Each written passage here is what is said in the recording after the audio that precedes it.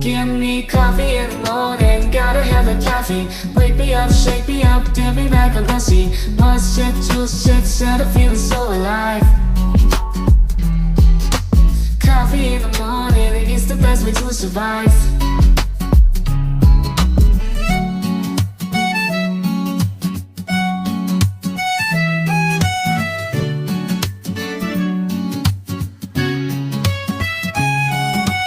Woke up in the morning, sleepy eyes yawning. Jumped out of bed, started the day, opened the curtains. Felt the cool breeze, the sun shining on my face. But something was missing, I needed my job to chase. Give me coffee in the morning, give me coffee in the morning, gotta have the caffeine. Wake me up, shake me up, dip me like a lassie. Must shit, juice shit, set a feeling so alive. Coffee in the morning, it's the best way to survive.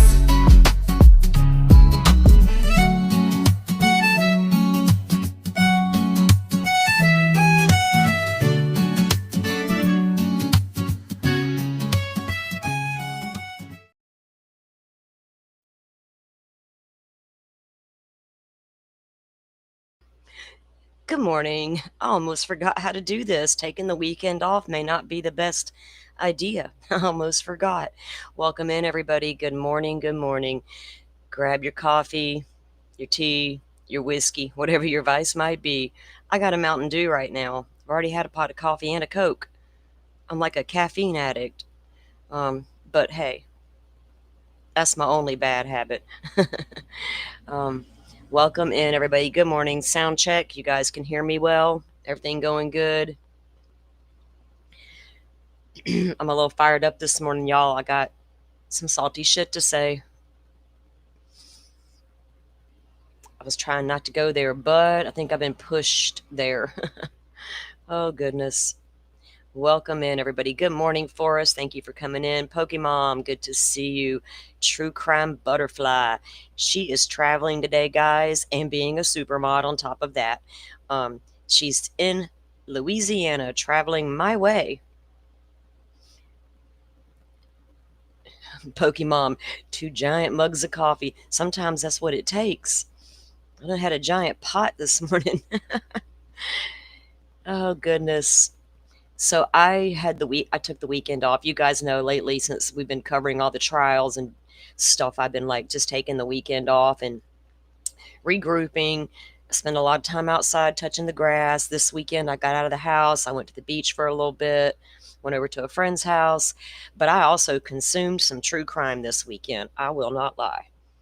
Sometimes as a creator, you can't always consume the stuff because, I'm busy doing this, but this weekend was a good weekend for viewing some stuff out there, and we're going to talk about that a little bit. Got your coffee? Did you stop and get you a big cup of coffee somewhere, girl? Get you a big ass coffee for the road, right? Motion to scream, what the fuck, granted. I just love saying that name. Listening while you work. Oh, we are so happy to have you here, ma'am.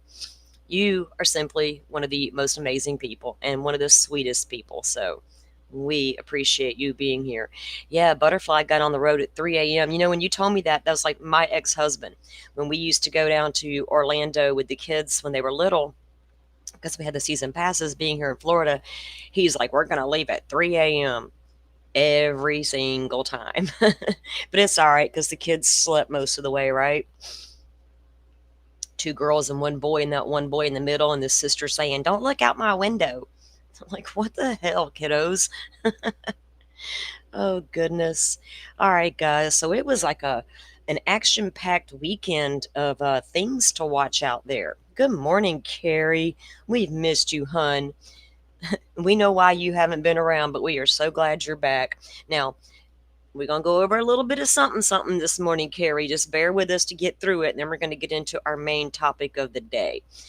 So, Butterfly has some links she's going to share with you guys. The first one I want to talk about. Wow. Runkle. He brought it.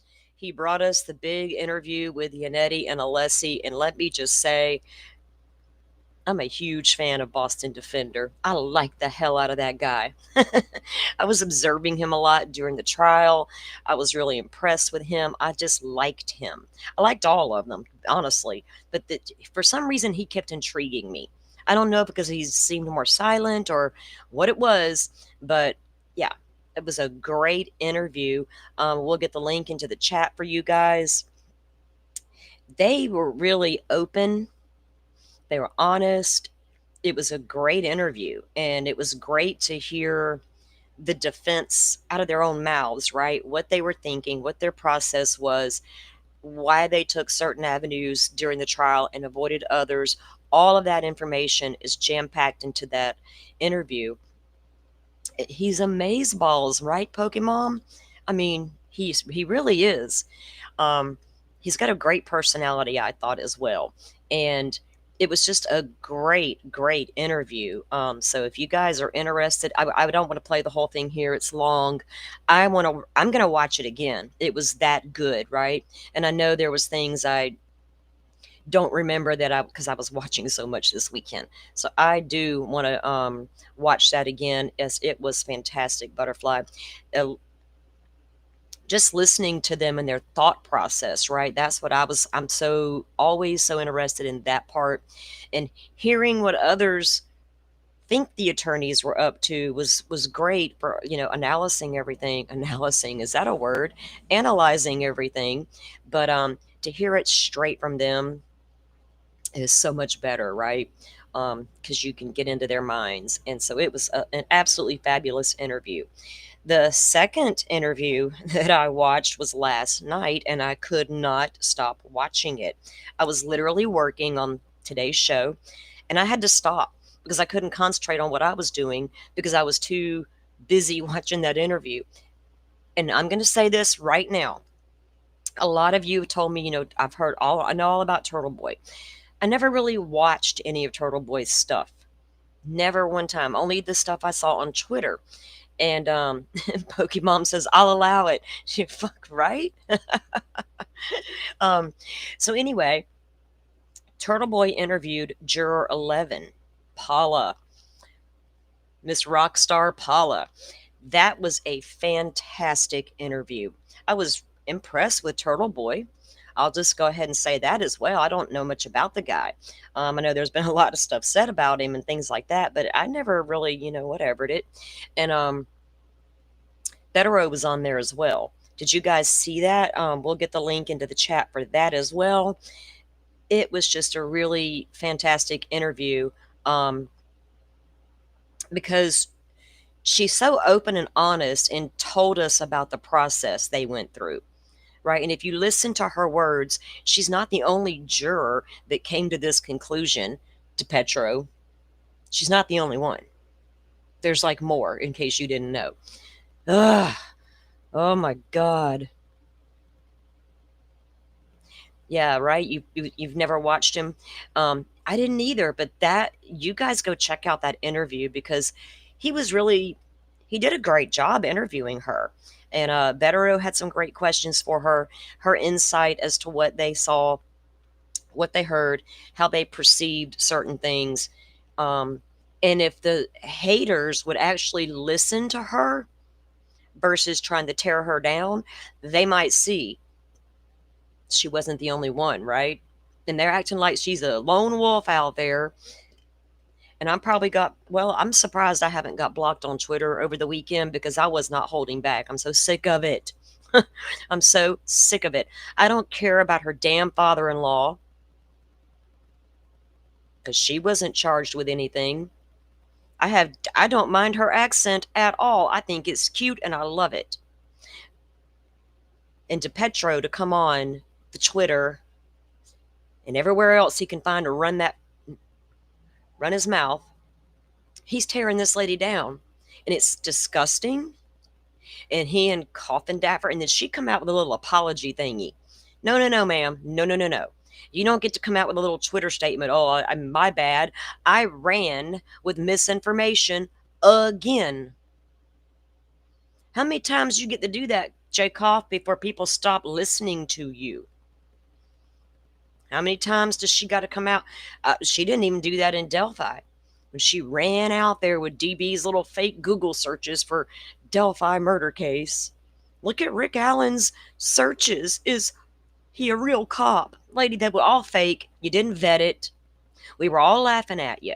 And now you're going to take a jumbled up, clipped up video that somebody sent you that you trusted, quote unquote, and you air it, and then you come out with a little apology next. Well, go straight to the source and apologize to her, ma'am. How about that, Jacob? Have Paula on your little YouTube stream and apologize to her in person. How about that? Story of her life. That lady, man, they've been irritating me, guys, this weekend. It's one thing to come out like when Casey Anthony was found not guilty. I don't recall people going after the jurors in the way they did this juror. I don't even know if any spoke out after that Casey Anthony verdict. Shit, if I was them, I wouldn't have. I know what people were going to do, right? Karen's case was different. There was like half and half, people, oh, we support them, oh, we did all that shit. Y'all know. But for them to come out and attack her in the way they've done is wrong. You can come out and disagree with the juror and statements, but to come out and just literally attack her for being a Brazilian and having an accent, that shit's weird.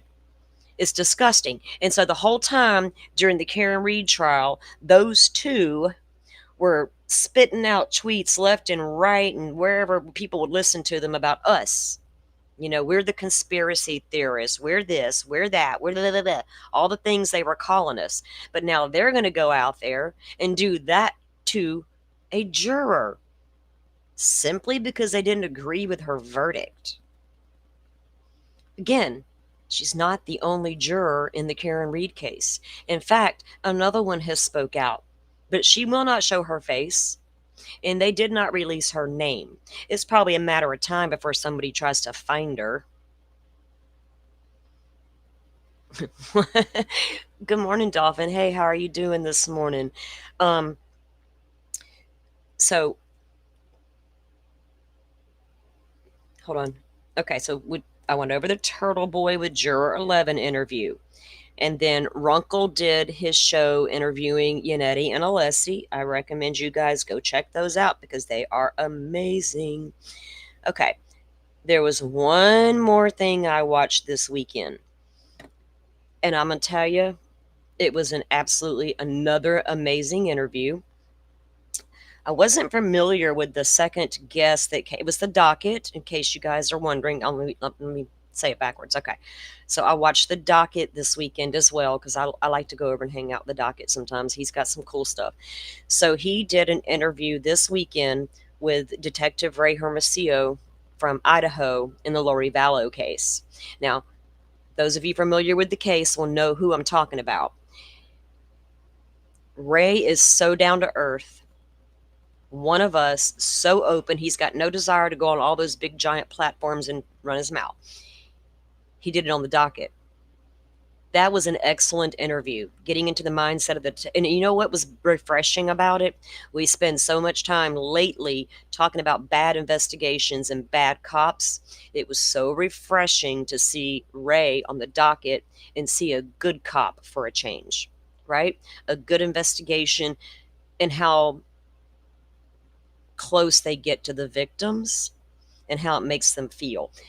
And in one part of the interview, Ray got a little choked up, and it was like everybody paused and gave the man the moment he needed, including Eric at the docket.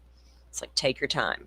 So that was another great interview, and I recommend those. So those are the three things that I watched this weekend, guys, that I thought were excellent, and I just wanted to share those things with you guys so you can go over and check them out as well. We are not going to watch them all here today because, my God, we'd be here all day and half the night, and we got a lot to unpack today. But that was just some great weekend true crime stuff going on, and so they were just really good interviews. Everybody go check that out. Now, before we get started on our main topic today, I do want to share. Okay, so I sent out a tweet this morning to boycott This morning's Court TV opening arguments, because that lady just irritated me to no end. And the way she's platforming Petro, whatever the heck his name is, was really even irritating me more. And I got, whoa, sorry, I didn't realize that thing was on. My phone hardly ever rings, and when it does, I don't like it. And if I don't know you, I do not answer. Let me turn that off. Sorry, guys. Okay, do not disturb me. I'll forget that's turned off later. One of my kids will try to reach out to me. But anyway, okay, so Brennan released a statement. And I'm not going to play Court TV's piece on it because I called for a boycott this morning. So, yeah, I'm not going to watch it. I reviewed a small portion of it this morning, and I can't. If I play it, I'm going to rip into them both. And I'm probably going to get in a lot of trouble on the YouTubes. So, y'all just know. Well, y'all know. If you know, you know, right? So, let me pull up how I'm going to read. I'm going to read it from the Defense Diaries Twitter post because I just like him better. And I'm not going to give downtown, I call her Downtown Julie Brown. Y'all know that old girl from the MTV? That's what she is reminding me of, Downtown Julie Brown. And I can't anymore. I'm really, I don't even care if I get blocked on the Twitter by some people, because sometimes you deserve what you get. You're going to run your mouth. If you go on Twitter and you make a post, expect comments, right? Expect comments.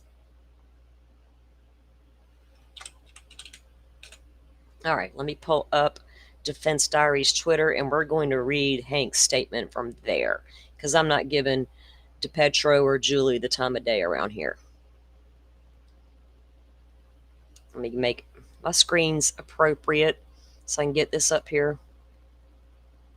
Yes, Pokemon. Okay.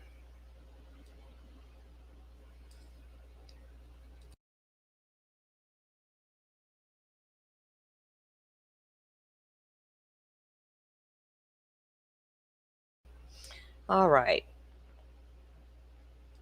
Okay, I'm going to read this to you guys, and this was the statement from Hank Brennan. And I guess they released it this morning, early this morning. Now, Court TV claims it was exclusively to them, blah, blah, blah, blah, blah. What's all over the Twitter, honey? With nothing exclusively Court TV. His statement reads, I am disappointed in the verdict and the fact that we could not achieve justice for John O'Keefe and his family. District Attorney Michael Morrissey appointed me, giving me full discretion to independently assess the case and follow the evidence no matter where it led. After an independent and thorough review of all the evidence, I concluded that the evidence led to one person and only one person. Neither the closed federal investigation nor my independent review led me to identify any other possible suspect or person responsible for the death of John O'Keefe. The campaign of intimidation and abuse that has been waged, funded, and promoted in public and on social media is the antithesis of justice. I'm sorry, guys. I'm trying not to laugh because, Hank, catch up to the times. I've been screaming it for 2 years since Idaho 4 popped off. Social media, y'all better get used to us, and you better learn how to handle it. Because we're not constrained by the confines of Court TV, just the YouTubes. I have to watch my words. If this type of conduct becomes a commonplace, it will threaten the integrity of our judicial system, affecting both victims and criminally accused. You talking to Ann Taylor? We cannot condone witness abuse causing participants to worry for their own safety or that of their families. We cannot condone witness abuse. Is he talking about Turtle Boy? It is my hope that with the verdict, the witnesses and their families will be left alone. Sir, do you realize they are being left alone? Mainstream media is the one platforming them, and social media is now tearing down one of your jurors that you helped pick. Where's that in this statement? The harassment of these innocent victims and family members is deplorable and should never happen again in a case. I can agree with that. Okay, victims and families kind of, we saw it with Idaho 4, right? They just it's, what are we going to do? We can't stop people from being them and doing the weird things. I don't know what he plans to do about that, but it is what it is. My heartfelt condolences to the O'Keefe family and faith that over the coming years they will find peace and closure. He doesn't mention a darn thing about the process and, judicial process, the jurors, anything. He's just, all about these, not really much about the families, but these witnesses. Your witnesses weren't abused.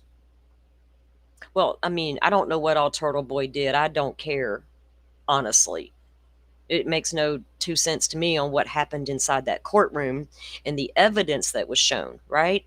If Turtle Boy shed light on what they were doing over there, then so be it. But it was still up to me to determine if I believed the man or not, if I wanted to follow any of it or not. It was real messy, so I was like, ooh, I'm over here busy in Delphi, but I'll just check back with all that later when it calms down. It never calmed down. But yeah, right, he's saying, is it okay to abuse jurors, but not anyone else? Okay, and then Bob, of course, has his thoughts. He says, I have quite a few, and we'll start with this. After conducting his independent and thorough review of the evidence in this case, Hank Brennan stood in front of the jury and held up John O'Keefe's hoodie and indicated that the holes in the back of John's hoodie might have been caused by road rash as a result of John being struck by Karen's vehicle. Either Hank's review wasn't thorough at all, or Hank intentionally attempted to mislead the jury in order to secure a conviction. Can't have it both ways. I think we all feel like he did that shit on purpose. You're supposed to be this propped up, highly regarded attorney, special prosecutor. Shit, Julie's over there talking about, oh, he defended Whitey. You mean the mobster, ma'am? You're propping that man up for defending a mobster killer. But he made that kind of mistake in court, and hey, we're just going to turn our heads. No, that was a complete freaking accident. You don't accidentally do that. Okay, in Hank's own words, if this type of conduct becomes commonplace, it will threaten the integrity of our judicial system, affecting both victims and the criminally accused. Right? Hank doesn't talk about that little mistake he made in court. And then Bob says his second thought is Hank Brennan's choosing to double down on the shielding of the witnesses, all of whom should have been properly investigated at the time of the incident, in lieu of addressing the current harassment of jurors in some of the most unprosecutorial conduct I've ever seen in a high-profile case. Thank you, Mr. Defense Diaries, because I think we agree. That statement is just, it's not even worth, you know what I mean? Hank's not worth my damn time anymore. Julie at Court TV, you are so not worth it. And DePetro, my God, little man. What? And then he claims he went to the damn Target where she worked and went in there and talked to people about her. Is that some kind of stalking or surveilling? What's the law there? Huh? What you doing inside the Target? Was you just shopping and you happen to go to the one you think she works at? Are you following this lady? She's not in America where we have freedom of speech, right? Where she can come out and talk and say what she wants.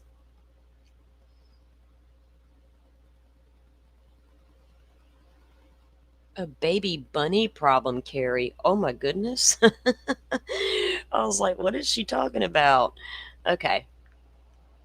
I guys, I'm sure all of you have seen, if you hang out on the Twitter, you've seen the nasty posts going around. But I'm going to tell you what, Paula has stood strong. She has epic freaking comebacks to these people. People are like, why is she engaging? You know what? Sometimes you can't help it. If I came out and spoke and I was a juror and I said things and people came and attacked me, guess what's going to happen? I'm coming right back at you, and you better come hard because I'm probably going to come harder. So make it good, make it worth your while, right? And that's what so people can go, oh, well, she needs to shut up. No, why? Why are we trying to silence strong minded women in this country? We just need the man to come out and mansplain it all like little DePietro over there to come out and tell us the business. Ooh, I can't with this shit. I can't. Oh no. Carrie, I had to rescue my neighbor's little chickens this weekend. We had a rainstorm pop up out of nowhere, and she's got these little baby chicks, and she's got the cutest little chicken coop back there. But she wasn't home this weekend, so I was kind of keeping an eye on the place. And it was just storming like out of nowhere. We live in a wind tunnel. It just came out of nowhere as usual, blah, blah, blah, Florida. So I go to the back door and I'm looking out, watching the wind, and I'm like, oh, shoot. And my son's like, what's wrong? I'm like, the little chicken coop flew over. It literally blew it over, and little chickens were running around everywhere in the rain. Yeah, I had to grab my rain jacket and run out over there in the rain and collect her little chickens back up in her coop for her. It was all good. They're cute. They grow fast. Good morning, Sajoy. Welcome in. Welcome in. Okay, guys. So,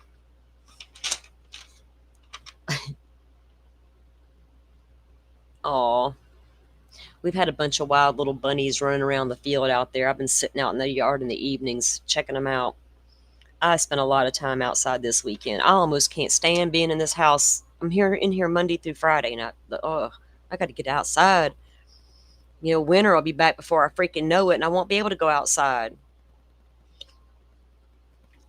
I can't stand winter. Okay. So okay, guys, this week here on our channel, the visual, you should have seen me out there. And my grandson ran out to help me, and he's like, well, these chickens bite. I was like, they'll probably peck us, and we're both like chicken to pick up the chickens. Luckily, when I lifted up their little coop, we were able to herd them all back underneath it. I was like, good Lord. Yeah, y'all should have seen it. It was quite the sight, trying to chase little chickens around. And I'm like, I'm not a chicken person. My brother used to have a bunch of chickens, but I didn't like them things. They were rude, and they just ran all over his yard. It's like, you chickens go back in your little house, laying eggs all over the place. Okay, so we're not going to cover a trial again here until we go into the Idaho 4 trial. So with that said, I'm going to start an Idaho 4 series, I believe, on Thursday. And we're going to go back to the beginning of the case. And we're going to start with the PCA. And then we're going to work our way up through the case. I've had some ideas I've been kicking around for a while. I've talked to Dauphin about a few things. It's such a big case, and there was so much there in the beginning to unpack. And I'm not talking about all the rumors and all the crazy. That will come up in conversations, obviously, because it's part of the story.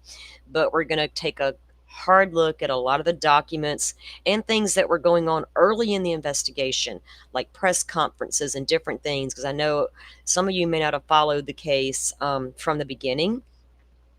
And so we're going to play like a catch up, really, and get thoroughly caught up on the case and what is going on there before the trial starts. And it's going to take a while to move through a lot of that. So I'm going to start that probably Thursday. I'm thinking I'm going to take Wednesday off, maybe, to get a lot of things together, or, get the show together for the first show. If I'm bored Wednesday, I'll come on for a little while. Y'all know me. I get bored. I got to go talk. So we're going to do that. Tuesday, tomorrow, though, here on the show, we are going to dive into those Stearns documents and get him out of the way. His trial is still scheduled to start in just a couple of weeks. So I checked the docket. There's still no information on the judge's decision on the motions to keep out the cell phone stuff. None of that's been happening yet, but they do have they have it set on the docket, so we'll have to see. We're going to start that in the morning and knock that out of the way so we can move into our Idaho 4 series, okay? Were they salty little chickens? Yeah. They didn't want to go back in their little coop at first. They're like, we're just going to run, make you chase us in the rain. And my son was going, get back in your little house before you drown. And I was like, oh, yeah, quite the moment up here in the country. Back like when we first moved here, I saw something like move across the front window out the yard. And I was like, what in the world? And it was big, whatever it was. So I jump up and go to the window thinking our dog got out because we didn't have the back fence up yet. We had just moved in and we didn't have her fence up yet. And I was like, oh, shoot, did the dog get out? I don't want her to run to the highway. I look out my window, y'all, and there's this big giant ass cow in my front yard. Like he just broke out of the cow pen and came down here and was strolling. These guys in these big old pickup trucks, they come out and they start herding cattle back. And I'm like, okay. I've had random pigs come up in the yard. It's fun living out in the country. Okay. Enough of that. We got a lot to get to today. Before we start, though, there is an update. Guys, I've been following the Crystal Rogers case since... Hold on. Let me get that lady out of my ear. Okay. So the Crystal Rogers case, I've been following it since she disappeared. And a year into her death or her disappearance, because she's never been found. And it's been years. Her current boyfriend at the time and father of her youngest child is about to stand trial for her murder.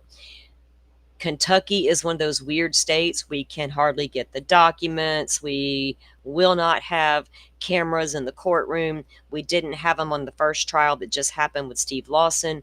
Now Brooks and Joseph Lawson, Stephen Lawson's son, are co-defendants in the murder trial for Crystal.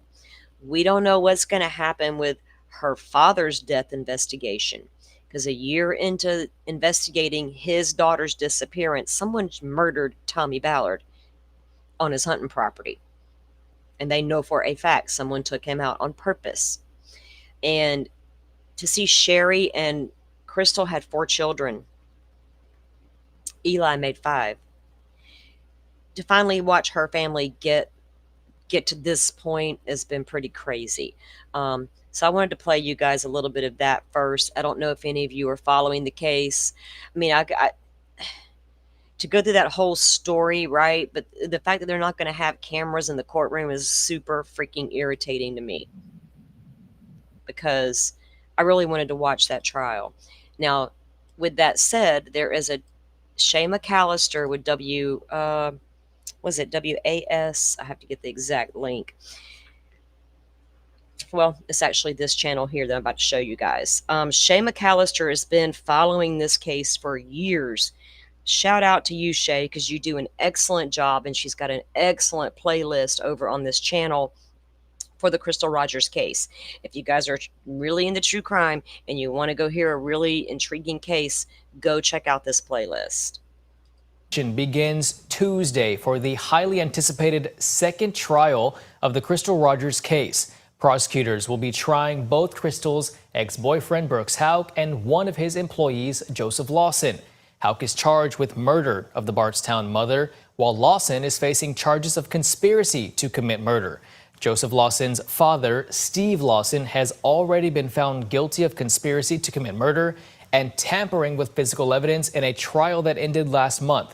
WHAS 11 legal analyst Nick Mudd tells us the quick verdict is an indicator of just how strong the prosecutor presented this case.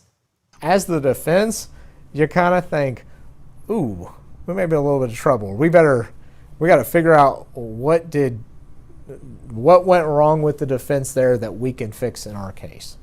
So if you're Brian Butler and you see this, you might be a little bit more nervous. Absolutely.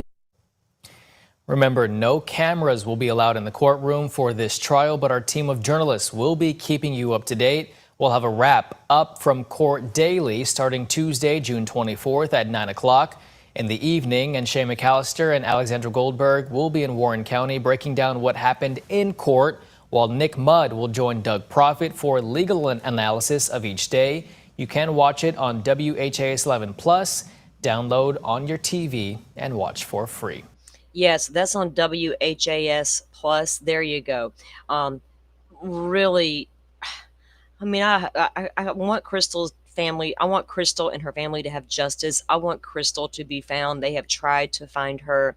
They have dug up properties that the Houck family owned. No Crystal anywhere to this day. Only thing found was her car on the Bluegrass Parkway with her phone, purse, and keys still inside, and a flat tire. Her brother said Crystal was known to drive a tire completely off the rim to get somewhere safe to pull over. She would never pull over on the highway like that. And he said he noticed immediately Crystal was a big woman. She was tall. She would slide her driver's seat all the way to the back and lean it back a little bit. That's how Crystal drove. When her brother found her car, the driver's seat was pulled all the way up to the damn steering wheel. He knew his sister had not driven that car. It's been way too long, Butterfly, and they need to find her so they can lay her to rest, right? Just so they can lay her to rest finally, and get that closure. That not ever knowing cannot be easy to live with. I mean, it honestly just can't. I think a lot of us feel that way. We're like, no. It's just a horrible. I wish that we could get a court feed on that trial, because I want to get to the bottom of where Crystal's at and who killed her father.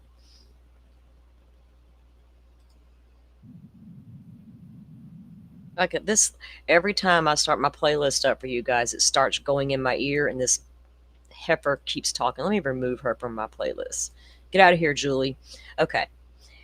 I'm going to play you guys a little. This is not long at all. This is the other juror who spoke out. This is the last thing we're going to do on Karen Read today. So this juror spoke out as well, which I hope DePetro realizes that Paula wasn't the only damn juror, sir. So I don't know how you're going to go after the rest of the jurors. You only went after the one who had the balls to come out and put her face in the public and speak to the public about a public trial, right?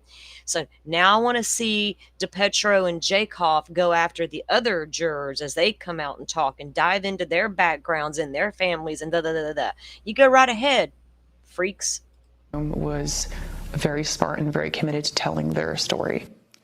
Another juror from the Karen Read murder retrial coming forward tonight, speaking only with NBC Boston. During our sit-down interview, she explains the process of coming to that decision that Read was not guilty of killing her Boston police officer boyfriend, John O'Keefe. Not guilty or guilty? So say you, Mr. Foreman. This jury member in the Karen Read retrial says she'll never forget this sound. The crowd outside the courthouse in Dedham last Wednesday erupting after the verdict. Read found not guilty of murder. It was overwhelming. There was so much grief and so much joy in that moment, and you really felt the weight of everything that we had done that day. The juror wanted to remain anonymous. In fact, she says at first she didn't even want to be seated on the jury. I love my job. I didn't want to not be there for a long time. Also, it's a huge case that everyone has really made their mind up on. But this juror didn't, she says, until deliberations started more than a week ago after closing arguments. Everybody in that room was very smart and very committed to telling their story and their version of the story, which more than anything led me to walk into that jury room with no opinion. After about 2 months of being on the jury together without being able to share an opinion. I think we started making a lot more progress when I got like huge poster board paper and then worked with other members of the jury to write down the definition of every charge. At the end of the day, this was an absolute tragedy for the O'Keefe family, and I hope that they find justice. And by the way, you can find much more of our conversation with the Man, see it. They all these jurors got in there, and Paula really talked about more in depth with Turtle Boy about the process they took, right? And she clarified things that we were all wondering. Like one day, that one juror had to move, and everybody's like, oh my God, what's going on there? The juror couldn't hear. So she got moved. One day, court ended early, and I guess Paula has now seen people talking about the judge, oh, court's ending early for no reason. Apparently, jurors had appointments, but we just weren't told all of that. There's a lot of stuff she was able to explain about what was happening that we were like, what the hell's going on here? Right? And we are still on recaps from the weekend. Oh, yes. You're just in time. Yes. Bluebird, welcome in. We hope things improve for you soon, sweetheart. We're glad to have you here. Welcome back in. I really do hope things start getting better for you. We're all sending you good vibes, ma'am. Y'all all send her some good vibes. Get them in there. I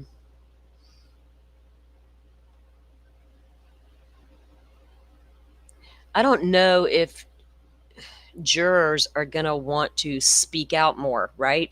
Going forward, are they ever going to want to come out? It's already been a challenge for jurors to come out and talk.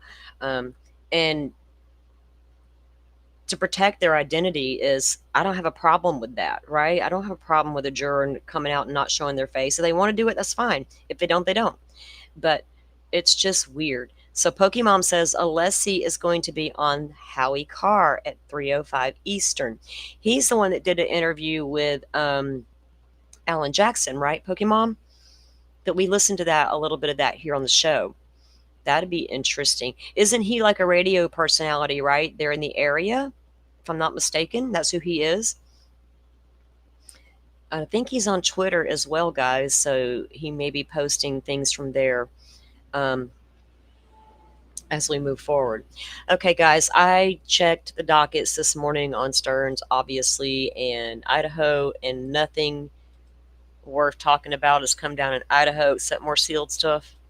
Witness list, ex parte hearing, sealed document, nothing we can read, so I'm not even going to talk about all that stuff. I'm so tired of them damn documents. And nothing on Stearns yet. We had mentioned that in the beginning. Okay, so now we're going to get into Susan Morphew. So this has been a long case, right? Been a lot going on in this case, and I had not visited this case in so long. And my good buddy over on Twitter, he has a YouTube channel as well, MB Inc. He really keeps Susan in the forefront. He always has, he always does. And I super appreciate him and his friendship and the documents and the things he's sharing with me. So I want to give a huge shout out to MB Inc. Thank you, Butterfly. She just dropped the link to the Howie Carr show for that interview later, guys. Go check that out. So,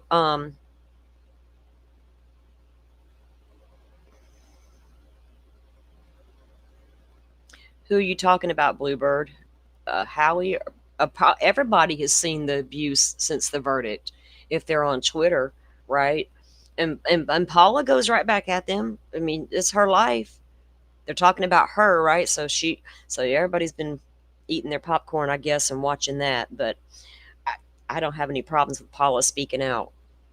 That's what she wants to do. I have a problem with all of them going after her in the way they're going after her. You can critique her words, not the way she says them, but the words themselves. You can critique the jury all you want, but to tear them down and attack them in the way that I've seen happening, it reminds me of how the victims in Idaho 4 have been torn down. It's the trashing that happens is completely, it's inexcusable.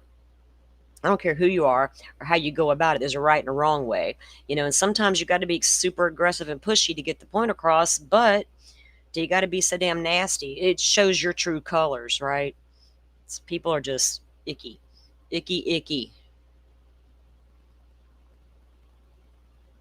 Oh, you're good. You go ahead and scream it, girl. Scream it. We hear you. We're right there with you. It's been a little frustrating. And I couldn't keep my mouth shut on the Twitter anymore. I'm like, no, dude, no, you putting this out there, people are going to comment on it, and I'm going to be one of them because I just got a mouth like that. I just got a mouth like that.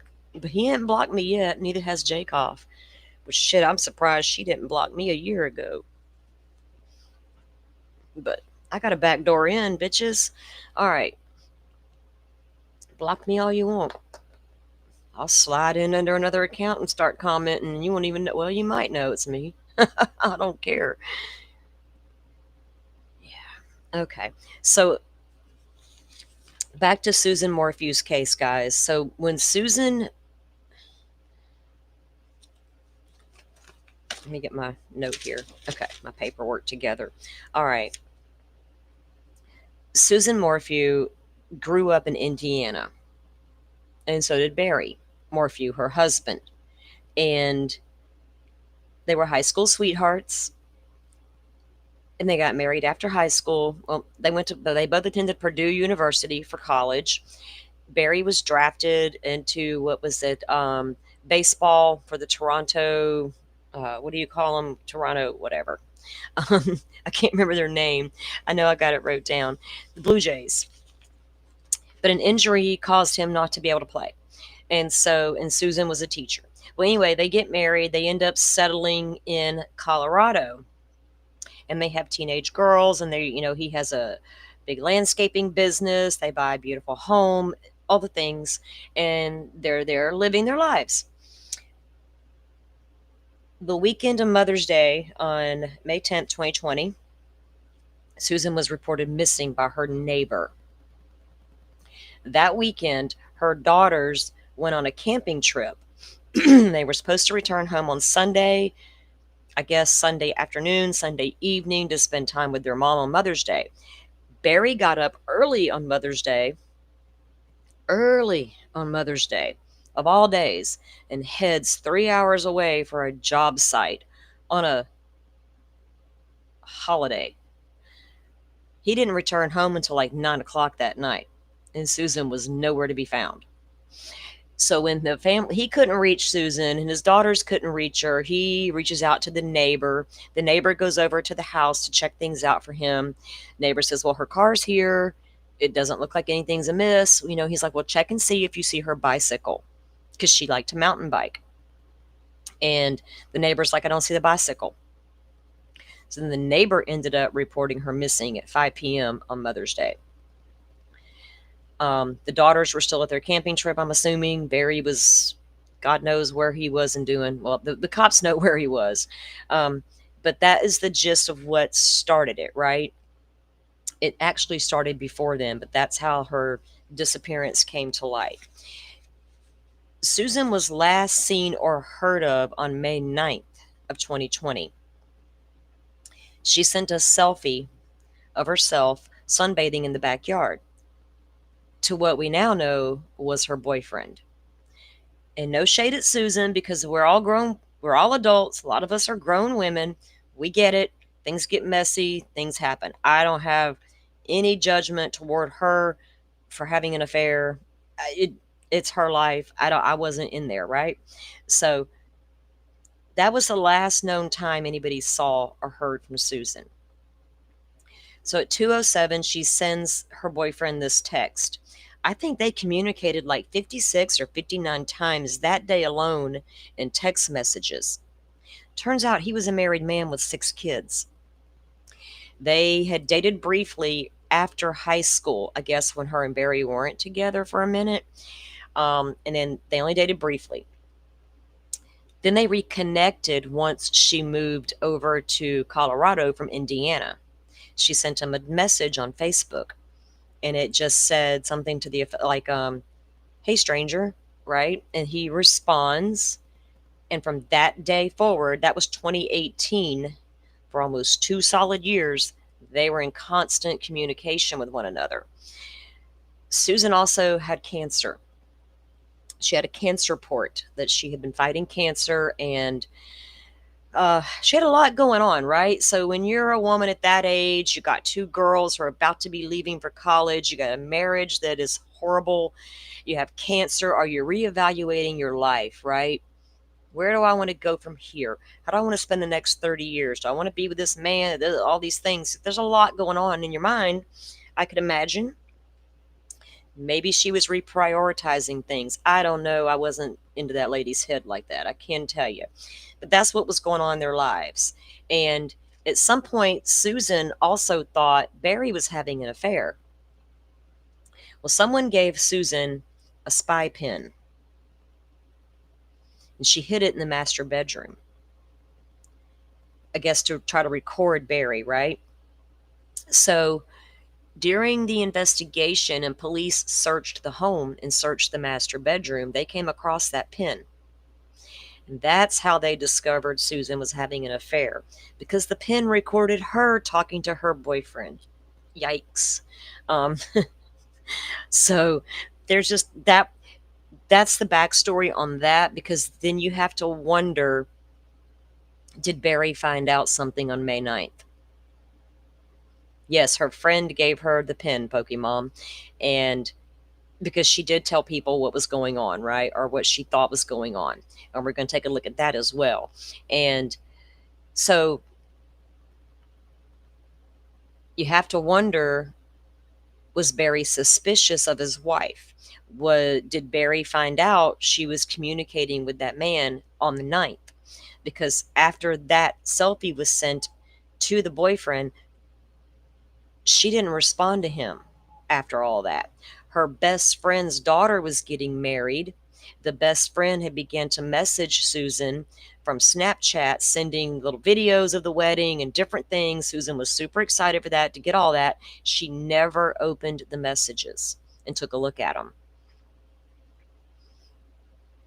Sheila Oliver, is that I've seen interviews with, I think I've seen one interview with her, Pokemon, or her talking.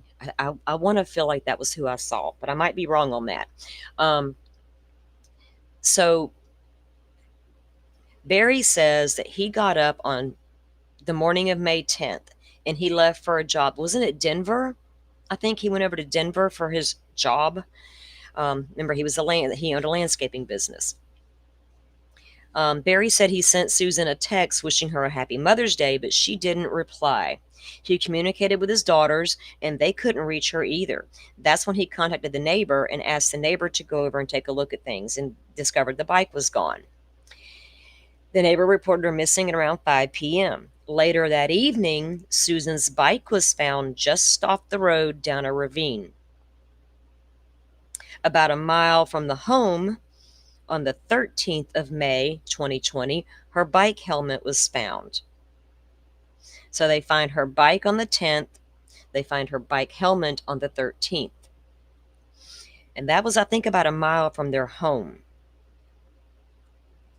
Barry was originally arrested the first time, May 5th, 2023.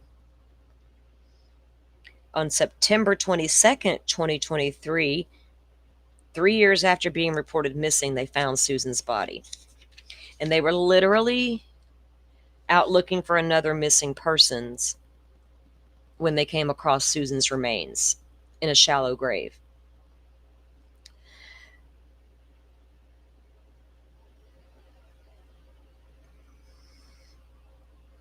Like I said, you guys, they were from Indiana and moved over to Colorado in 2018. They both attended Purdue. They were married in 1994. Barry was the baseball player. Susan was like the homecoming queen prospect. So they had, that young life. He opened his landscaping business, and Susan became a teacher. And then she became a full-time stay-at-home mom. On May 9th, Suzanne's sister, Melinda, received a text from Suzanne 2 days before she disappeared. They were lengthy and revealing, and they shared her anger toward Barry. We're going to look at some of those text messages here in the show today.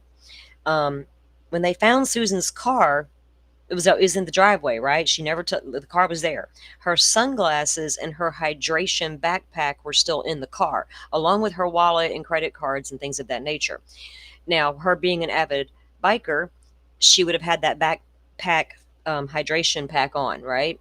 But she didn't. It was all there at the house, and everything, phone and everything. Who takes off on a bike ride with mountain lions around without their phone and at least some water? Um,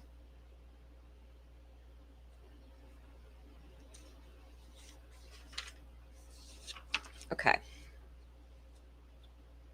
Her boyfriend, they find out he lives in Michigan. It took them apparently like 6 months to find this guy because he deleted all his social media accounts that he used to communicate with Susan. He was nervous. He was like, oh, this is not good. Susan hid the affair extremely well as well because it took them 6 months to figure out who Jeff was, right? Um, on the recording from the pen they found in the home, that they knew Susan was having this relationship with, but they finally found him, and he began to cooperate with the authorities. Hey Joe, welcome in. Welcome in. Not in Colorado. What wasn't?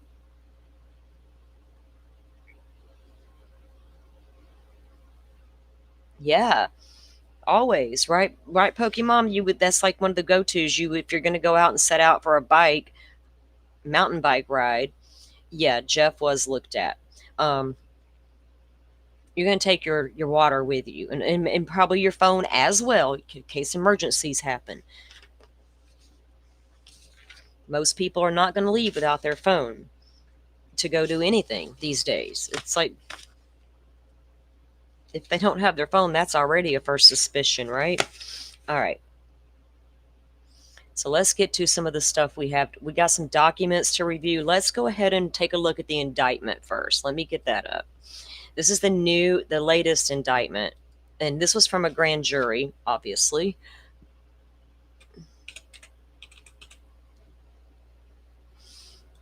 Because we're going to get to it, guys, but he was arrested and then charged. They had a preliminary hearing. Eventually, the charges were dismissed. An investigation was launched into the prosecution.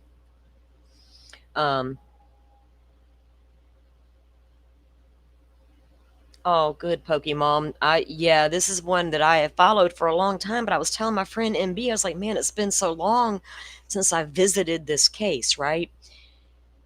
He's like, just fine, take your time. There's a lot to unpack, so I appreciate his support during all this.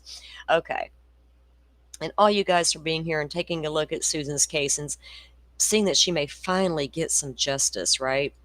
So we're going to get to Barry's first arrest in a moment and what happened there. But right now we're going to take a look at the new grand jury indictment. Let me get the screen up so you guys can follow along. Barry over there chilling in the Maricopa County Jail. I'm supposed to get word the second he is transferred back to Colorado because Barry is not fighting extradition from Arizona back to Colorado. Enjoyed your night at Maricopa County, I hope. I hear it's fine accommodations, according to Lawyer Lori. Did you have some good slop last night, sir? Jesus.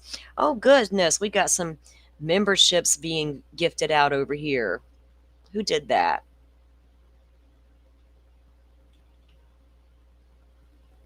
Oh, goodness. Forrest, thank you so much. He gifted 10 memberships, fam. Bluebird, welcome in. Renee, my thing is jumping all around. Misty, Anna.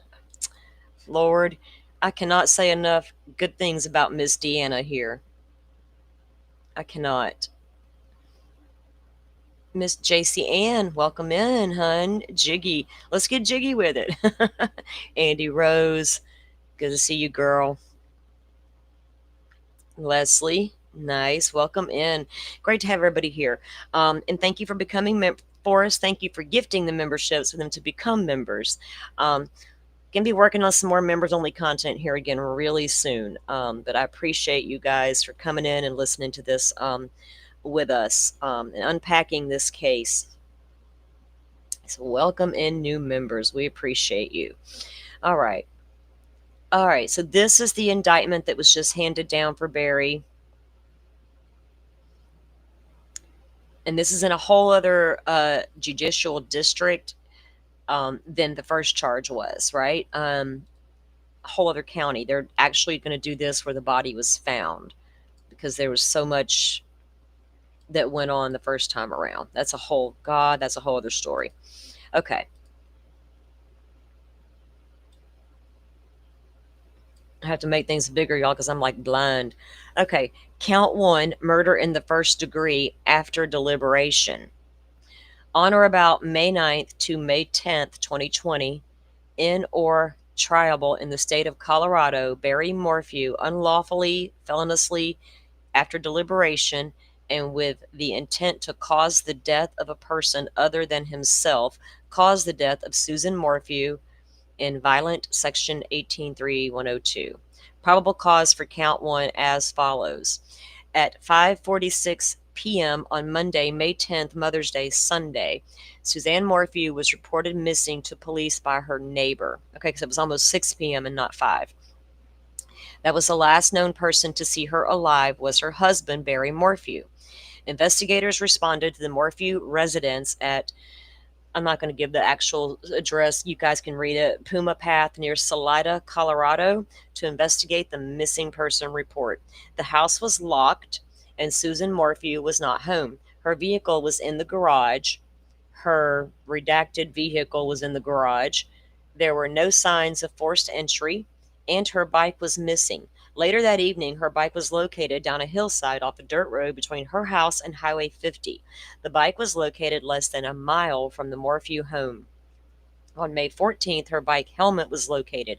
Okay, so my notes had the 13th from the other document that I read. Interesting.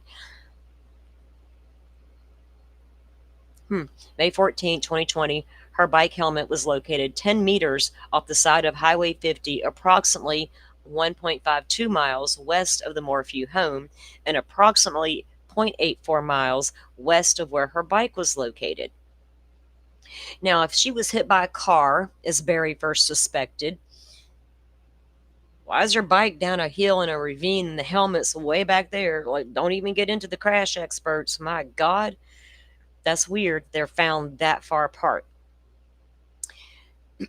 Barry Morphew was interviewed and told police that he set his alarm and woke up at 4:30 on May 10th, 2020. He told police that he left at 5 a.m. on May 10th, 2020 for a pre-planned work trip in Broomfield, Colorado. According to Barry Morphew, Susan Morphew was still asleep in bed when he left the house at 5 a.m. on May 10th. He told police she planned to ride her bike that day. Barry Morphew stated that upon arriving in Broomfield that morning, he checked into a hotel before leaving shortly after the job site. Was he planning on staying overnight? On Mother's Day? Asshole. I'd be like, well, you can just stay your ass over there in that hotel room then. He checked into a hotel before leaving shortly after the job site. He told police that he received a call around 5 p.m. on May 10th from his neighbors while physically at the Broomfield job site. The neighbors told Barry Morphew that his daughters were concerned because they could not reach Susan all day. Barry instructed the neighbors to check the house and specifically look for the bike. So you're going to tell me that you weren't concerned, because the other document, that's not what it says. But if these daughters of yours were so concerned about their mama, why weren't they calling their daddy? You're old enough to go on a camping trip without mom and dad. So that they get back and they can't find their mom and they're like, we're not even going to call dad. We'll just call the neighbor. Well, I'd get the neighbor too, but I'm calling my daddy. Mama's missing. Wow. Weird. They were concerned because they couldn't reach Susan all day. Barry instructed the neighbors to check the house and specifically look for the bike. The neighbors reported to Barry that neither Susan nor the bike were at the house, and Barry then instructed them to call the sheriff. Police interviewed one of Barry's employees scheduled to assist him with the Broomfield job. The employee told law enforcement that the employee and Barry were not planning to leave Broomfield until the evening hours of May 10th. So you got a hotel for the day? Did you need a place to eat lunch? I mean, you got McDonald's. They were supposed to drive together. Instead, Barry left without telling the employee. Barry called the employee at approximately 11:18 and informed the employee that he had left without him. When the employee arrived in Broomfield on Sunday evening, the employee noticed that Barry Morphew failed to bring the proper tools with him for the job and the necessary materials for the job, and not yet arrived at the job site.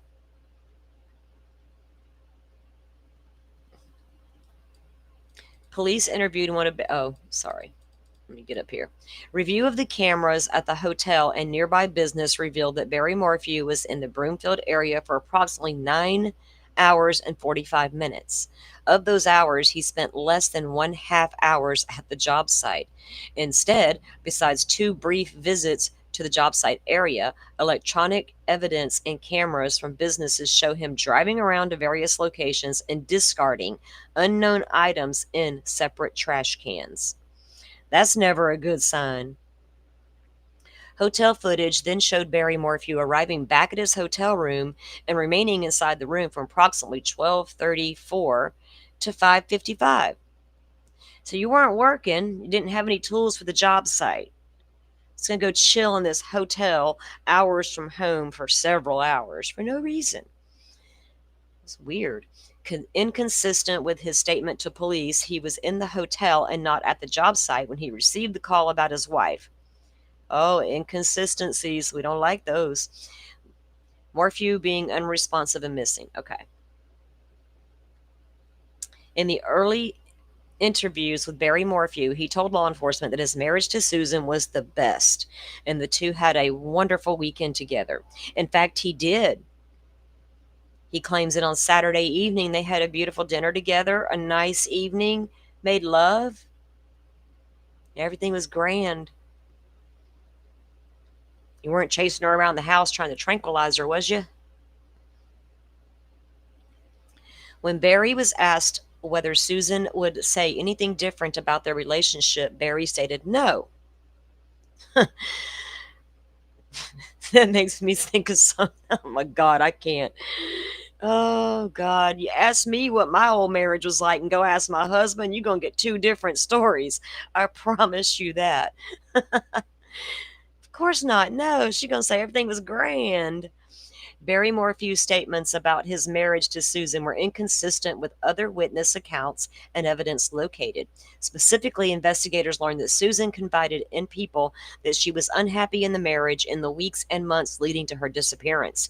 She discussed plans to divorce Barry Morphew with her close friend. She maintained documented notes of problems in the relationship recovered from electronic devices in the physical search of the Morphew home. Susan Morphew had been having a secret affair with an old acquaintance who lived out of state. She communicated with him daily over LinkedIn and WhatsApp. Susan's last known electronic message to anyone was to this person on May 9th, 2020, 2:11. Okay, that's a different time than we had. We had 2:07.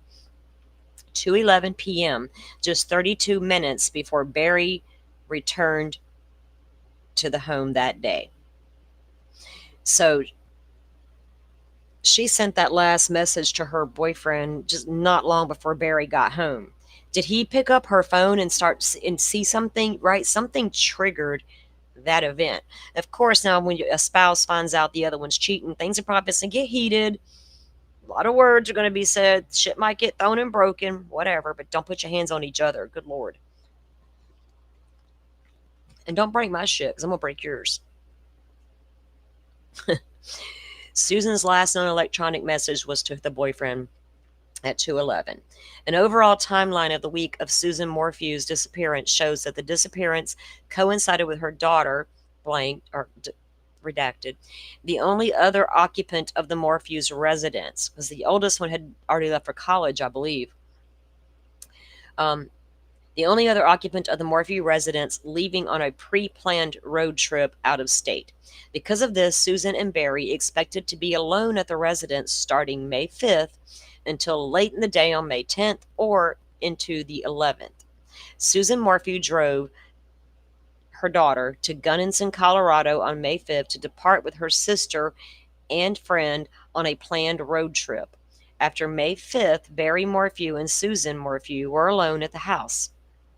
A forensic download of Morphew's cell phone revealed that Barry Morphew had deleted a text chain with Susan from which an image of a single text remained. Why would you delete a thread between you and your wife? A screenshot of this single text was saved on Barry Morphew's phone on May 6, 2020. That image revealed a text from Susan that stated, "I'm done. I could care less what you're up to and have been for years. We just need to figure this out civilly." Well, that may have triggered him.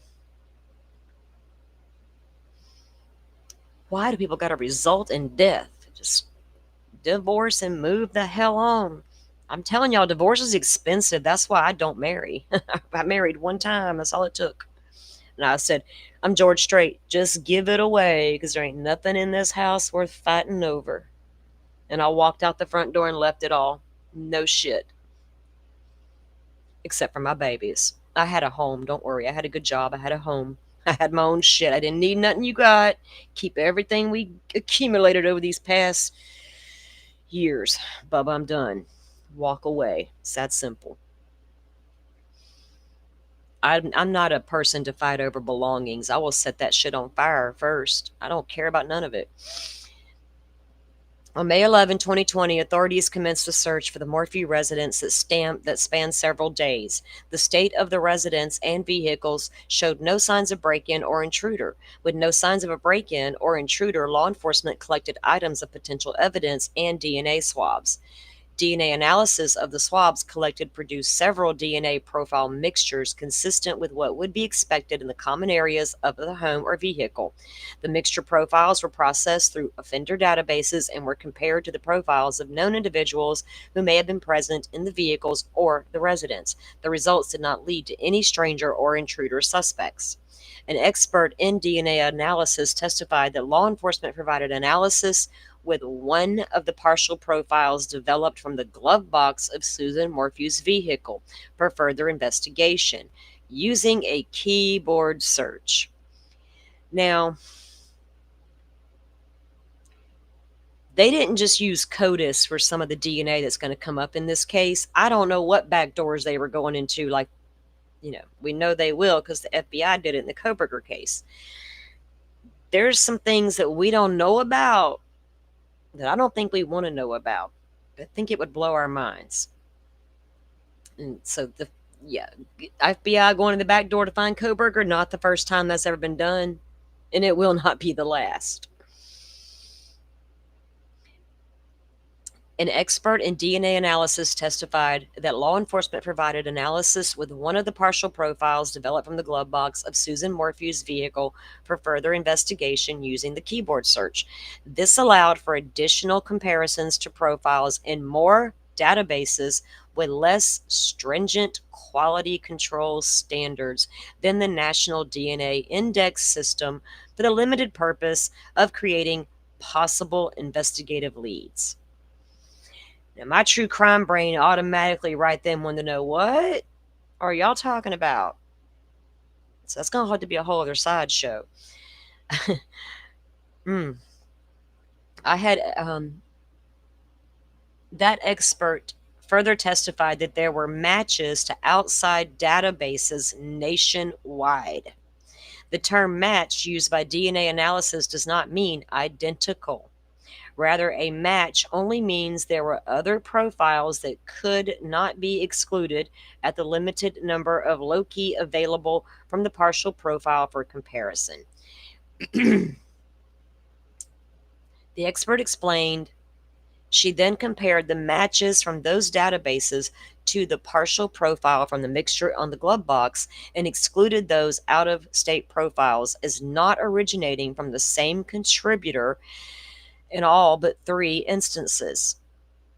It gets weird with this DNA in this case, guys. Finally, the expert explained that just because the profiles from the database matched at the limited loci available for comparison, it did not mean that any of the people from the out-of-state profiles were the same person that contributed to the partial profile, to the mixture in the glove box. My God, they got hits on 3 different people from 3 different states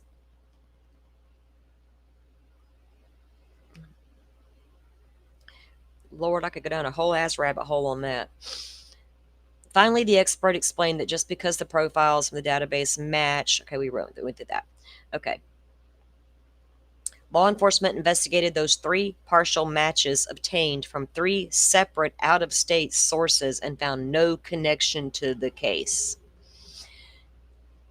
What do y'all think about that? How do these partial, limited, low-key availability comparison stuff go to pick out 3 people from out of state, and then they're like, we can't even explain it? Is that touch transfer DNA? They were just like, how did it get in her damn glove box? That's a whole other question. Law enforcement located a lot, and I'm not saying there's shade in this case because of those DNAs. I'm just saying that's really interesting about DNA, period.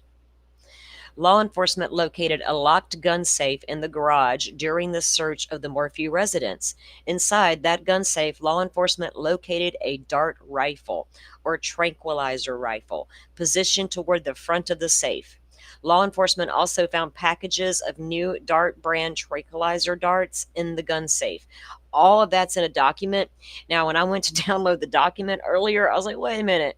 For one thing, this thing's long, and whoever uploaded them, everything's turned upside down and sideways. So I got to do some work on that document. If I went to present it, you guys had to turn your head sideways to see it. And I just wasn't doing all that this morning. All the evidence they found in the home are in that document. But there's quite a few documents to go through in that case. Law enforcement found, okay, Mika, the dart tranquilizer. They found the new Dart brand tranquilizer darts in the gun safe.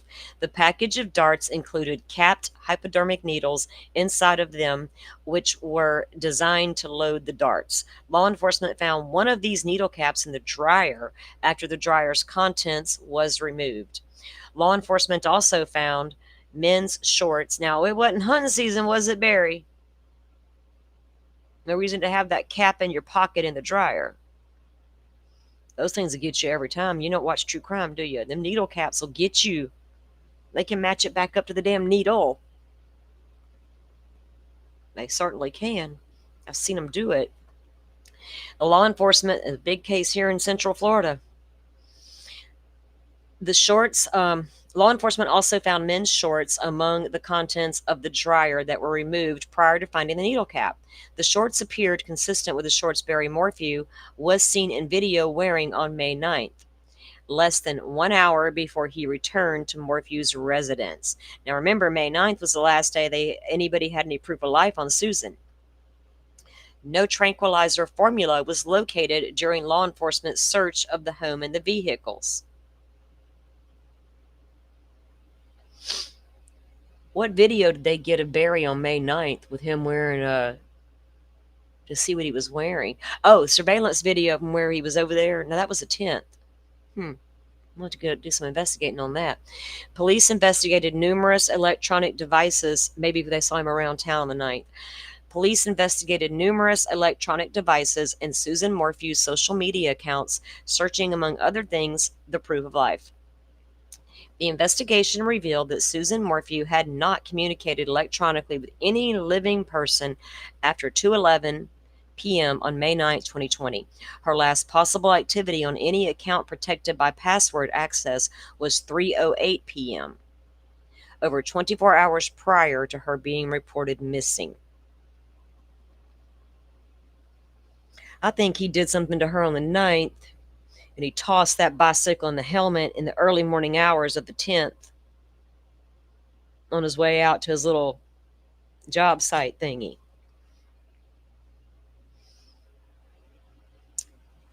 Did they not have Ring cameras all over the place in 2020? I can't remember. I don't know when the damn things came out. Records showing her typical use of electronics and social media demonstrated that this was inconsistent with her typical pattern of life in the days leading up to her disappearance. Additionally, witnesses indicated they attempted to communicate with Susan throughout this time frame, but received no response from her. These witnesses indicated that her lack of response was out of the ordinary. Barry Morphew's electronic devices were also analyzed. A download of the information system on Barry Morphew's truck, infotainment. We love them infotainment systems. On Barry Morphew's truck recovered telematics data. We ain't gonna read no black box stuff, are we? Oh my God. Morphew's truck recovered telematics data showing the location and activity of his truck at certain times on May 9th and 10th. You know what that gives me vibes of? Alex Murdaugh, right? His truck told us so much.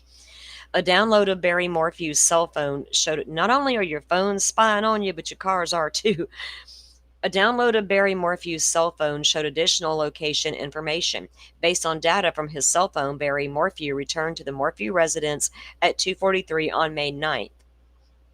The data did not show his phone or truck leaving the residence again until the morning of May 10th. That's when he got up and left to go to the job site. I gotta fix my screen. I can't.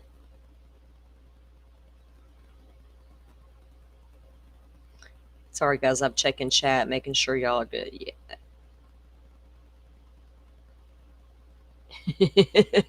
Pokemon. Oh, Lord. Hawkeye says, I'm in Colorado. I will be there. I knew he was guilty 5 years ago, I think. Not far from me. Awesome.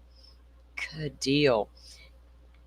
Yes, they've already come out and said, too, that these hearings will be televised, all that. So go Colorado. And they got us a nice little website set up like Idaho and Florida to go look at the documents and make it super easy, because I'm not paying for your public documents. I won't do it.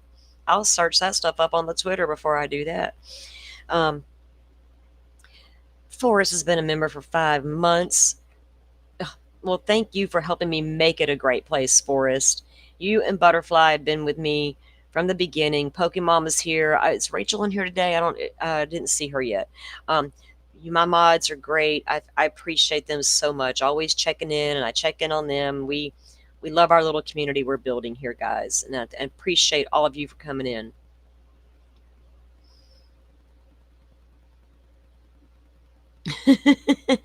Bluebird says her blow-up pool. I need to get me a blow-up pool, girl. I'm in Florida. The humidity is kicking right now. We are on fire, but it's all good because I'm not going to complain. I don't complain in the summer, people. Y'all will hear me complain all winter long. Not really, because I hate complaining, but I don't like winter. I'll take that heat and that humidity all day, every day, because I can sit in the air conditioner and I can go outside in the evenings and enjoy it. But it's nice to have a pool out there when you want one, right? Okay.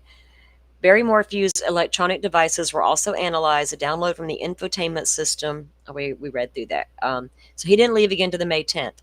The download of Barry Morphew's cell phone registered events related to his phone.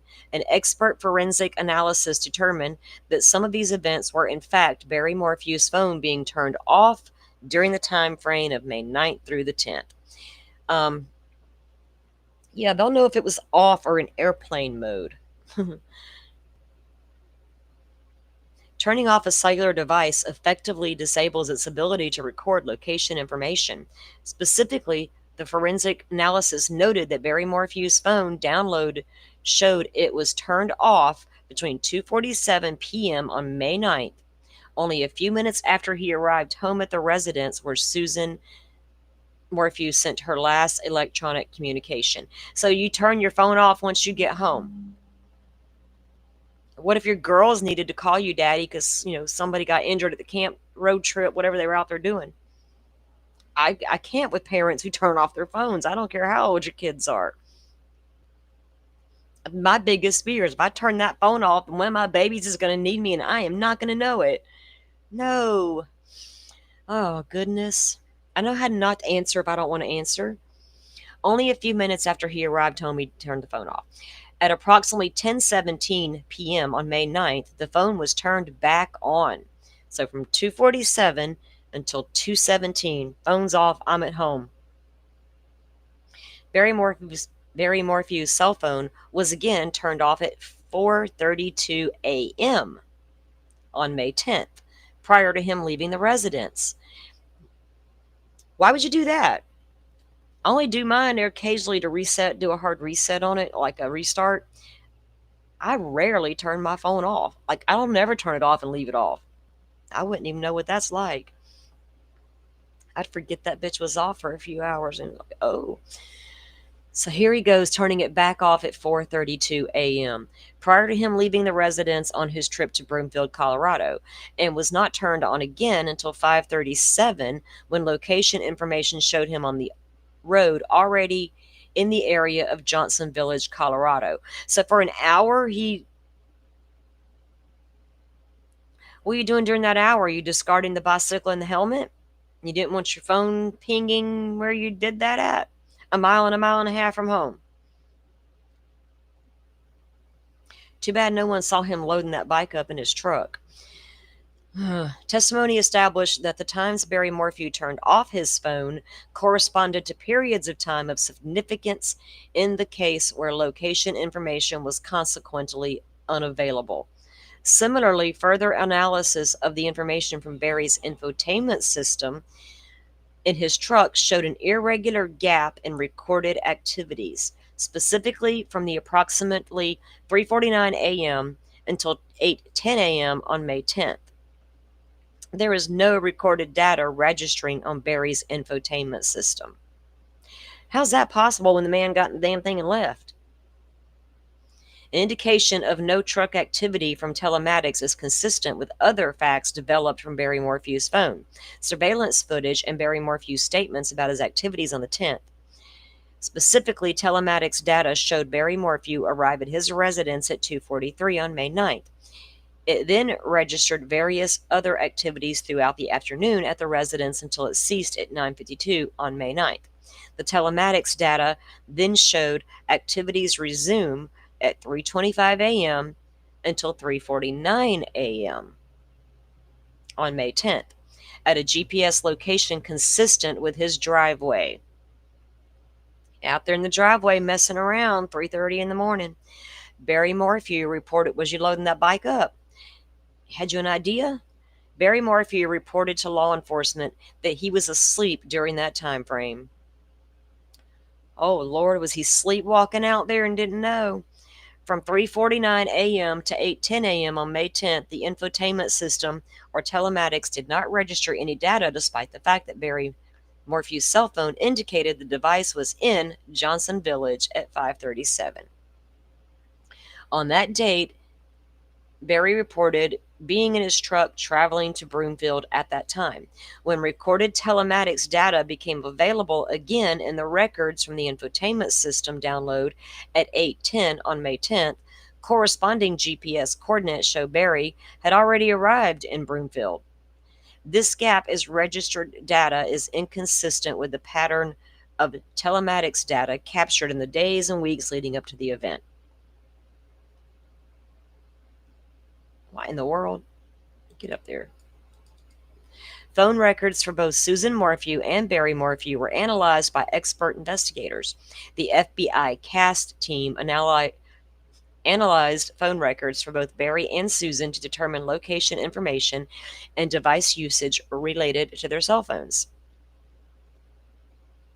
In Susan Morphew's records, there was no indication of any user-initiated activity after the time Barry had returned home at 2:43 on May 9th. Susan Morphew's cell phone device continued to connect through RTT data with the cell tower that services the Morphew home throughout the night of May 9th into the early morning hours of May 10th. These automated data connections, however, were consistent with the tower reaching out to the phone to determine its location and not initiated by the user of the device. That's super interesting. That tower's like, I'm going to reach out and touch you. Are you there? Wow. After 4:23 a.m. on May 10th, Susan's phone ceased to connect at all at 4:23 a.m. Isn't that consistent when Barry up there is offline for a whole hour? Suzanne's phone ceased to connect at all, ever again. Wow. Just 8 minutes later, Barry Morphew's cell phone data showed his phone ceased to connect starting at 4:31, consistent with the cell phone download showing it powered off at 4:32. Susan Morphew, so that within just 10 minutes, her phone stops reporting and, Lord. Susan Morphew's cell phone never registered on any towers other than the tower consistent with the Morphew residence from the time Barry Morphew returned home at 2:43 on May 9th to the time it ceased activity altogether at 4:23 on May 10th. Despite searches for the device, Susan Morphew's cell phone was never found. It's probably over there in Broomfield in one of them dumpsters. You know they had to go check out every dumpster they saw him throwing stuff away in. I guess they didn't find it. He probably buried it at the construction site. I don't trust dudes who are construction workers and their wives go missing. Or own a construction company land. Any kind of thing to do with the land. I don't, that's red flags. Go search all the land they're affiliated with. Police interviewed people that knew Barry Morphew prior to his home from Indiana to Colorado and prior to his move from Indiana to Colorado in 2018. These witnesses told law enforcement that Barry Morphew was a deer farmer in Indiana. A deer farmer? They have deer farms in Indiana? That's crazy. Here they just run wild. Several individuals told law enforcement that Barry Morphew used a specific tranquilizer gun called BAM to sedate and transport deer on his deer farm. I'll tell you what, my daddy's an avid deer hunter and he don't own no tranquilizer guns. But then again, he's not a deer farmer either. He shoots them to eat them. Barry Morphew admitted to using BAM in both Indiana and in Colorado. Specifically, he admitted to using BAM in Colorado as recently as April of 2022, stating that at the time he had tranquilized a deer from the breezeway of the Morphew residence. No, sir, you had a deer wander up and you tranquilized him in your home? Dolphin, you hear this mess? This man's over here tranquilizing the deer. Okay, for guys that don't know, BAM is also known as if I can say these words right, butopropanol, azaprone, and medetomidine. They are chemicals to immobilize and sedate wildlife and exotic animals. Remember the tranq dart in the dryer cap, the tranquilizer gun, all that. On September 22nd, 2023, human remains were found in an area around a shallow clandestine grave in Saguache County, Colorado, near Highway 17. The remains were found a few hundred feet down a dirt road off Highway 17.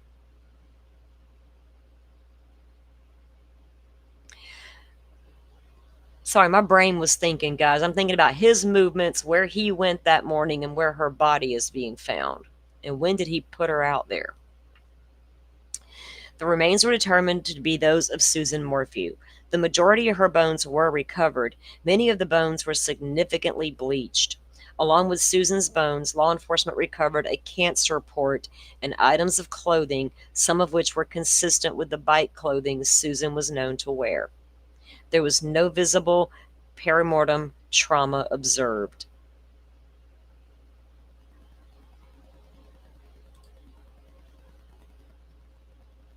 Sorry, guys, I had to get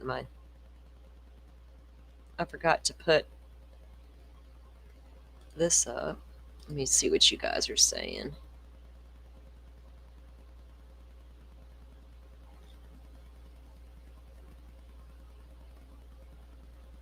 Oh, there is footage of him in those shorts. I figured there was. Well, Hawkeye says you found me from Joe Schmo. Well, I'm glad you did. We do go over there and hang out with Joe Schmo. Joe had a big show this weekend, too. I think it was this weekend. they unpacked the all the data. I don't even like saying her damn name anymore. Lawyer Lori's bullshit case. Okay, Pipsqueak. Pipsqueak would be like, don't tranquilize our damn deer. They might have attacked me, but they need to be tranquilized, right? Oh. Okay. A board certified forensic. Oh, I made my screen big here so I could see chat, and then I couldn't see this. Okay. A board certified forensic anthropologist and a botanist and an entomologist all analyzed the remains, and several observations were noted. There was a distinct lack. The guys were talking about true crime stuff here, content, viewer discretion advised, all that. Things get heavy here sometimes, and things we talk about will always be that way here in true crime. I feel like we're all adults. Y'all know what you're going to get. There was a distinct lack of bug activity in which was consistent with the remains having decomposed at that location. The clothing items lacked evidence of decomp, which was inconsistent with Susan Morphew wearing the bike clothes at the time of her body decomposed.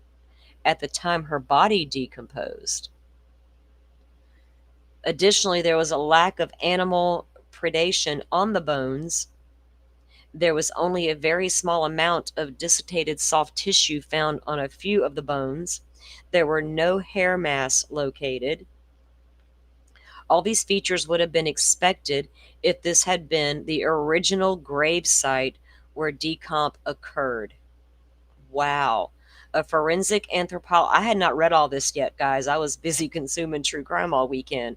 So this is kind of like I'm reading it with you guys. And that's what I love to do here for the most part.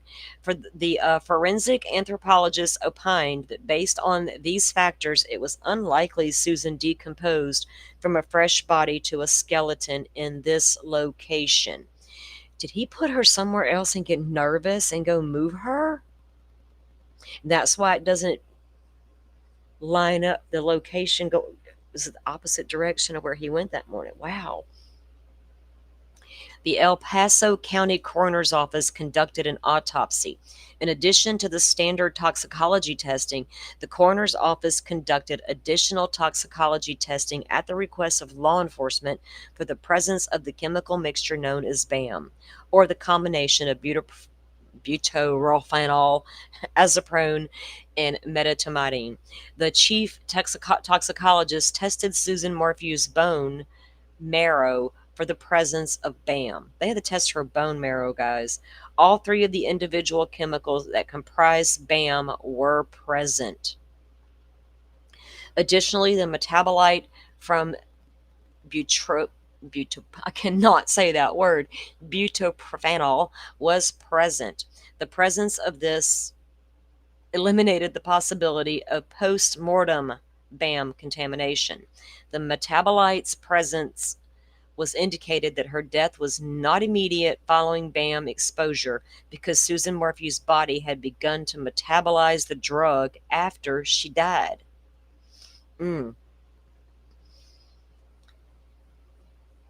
After. So I read that wrong. Morphew's body began to metabolize the drug before she died. Okay, I was like, after? What?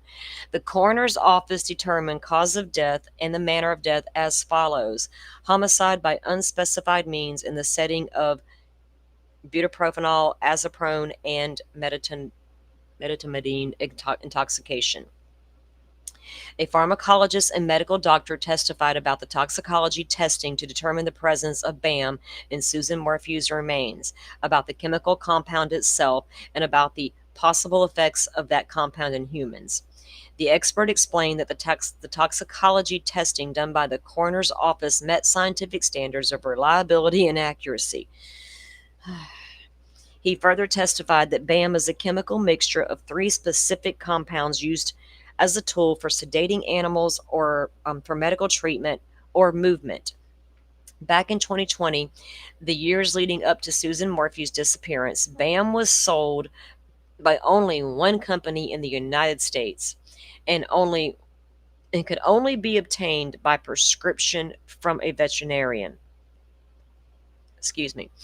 BAM must be administered into the bloodstream through intravenous and intramuscular injection to be effective, as the skin and GI tract do not absorb it effectively. BAM does not cause sedation instantaneously, but takes several minutes to take effect. BAM is designed not to be lethal and comes with several agents in the prescription kit. However, BAM is not FDA approved for any human use. For that reason, there are no scientific studies available that address the possible side effects the compound would have on humans. The pharmacology expert testified that the compound would render the recipient wholly immobile, vulnerable, and unable to resist any constrictions to the recipient's ability to breathe. What did he do to her before he injected her? I mean, did he go at her with a syringe and she had to fight for her life? And I mean, that is so, poor lady. That's scary. Records were obtained for BAM prescriptions related to Barry Morphew. Records were also obtained for BAM prescriptions for all persons within the counties and adjacent counties to where Morphew lived and where Susan Morphew's remains were located. Those records show that Barry Morphew obtained and filled several prescriptions for BAM while living in Indiana. Barry Morphew's last purchase of BAM by prescription was in March of 2018. So he held on to that for a while. Barry obtained multiple kits that each contained multiple doses just a few months before the Morphews moved to Colorado.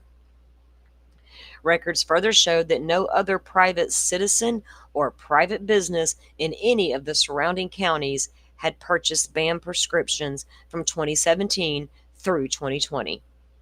Colorado Parks and Wildlife and the National Park Service were the only entities that received prescriptions of BAM in those counties from 2017 through 2020. So he brought it with him from Indiana, and he held on to it. Investigators learned that each of these government entities enforced tight regulations to monitor the BAM prescriptions' storage and use. None of the BAM from the agencies was unaccounted for. Ultimately, the prescription records show that when Susan Morphew disappeared, only one private citizen living in that area of the state had access to BAM. It was Barry Morphew. All offenses against the peace and dignity of the people of the state of Colorado. Signed off by the judge in the 12th Judicial District after a grand jury convened and found there was probable cause for an arrest. Again. Barry's bond was set at a $3 million cash only. No leaving the state of Colorado. Now, because Colorado's taking the case. The docket is up. We have the link to all their case stuff ready. They're ready to go with this, right? They're ready to run. $3 million cash bond. No leaving state of Colorado, GPS unit, surrender passport, compliance with mandatory protective order. As of this morning, Barry was still in Maricopa County awaiting extradition. I believe they're probably getting all the paperwork ready today. They were probably doing it over the weekend, honestly. And I hadn't gotten word yet that he was transferred. Actually, let me check that real quick, because I'm supposed to get a notification about that. I don't know if he'll have a first appearance over there as well. We're about to take a look at his little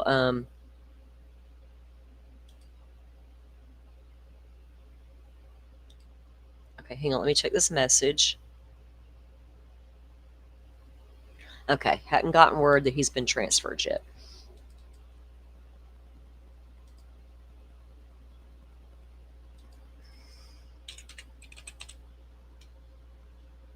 Okay, we're going to take a look at his hearing that was held in Arizona.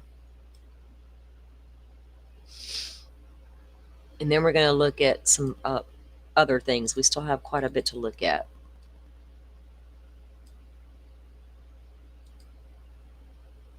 And get my screen up here. Let me get my chat back up.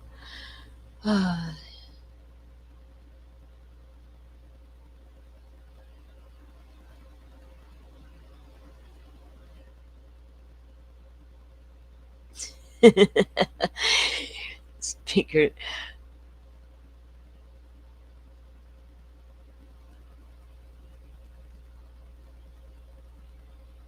All right.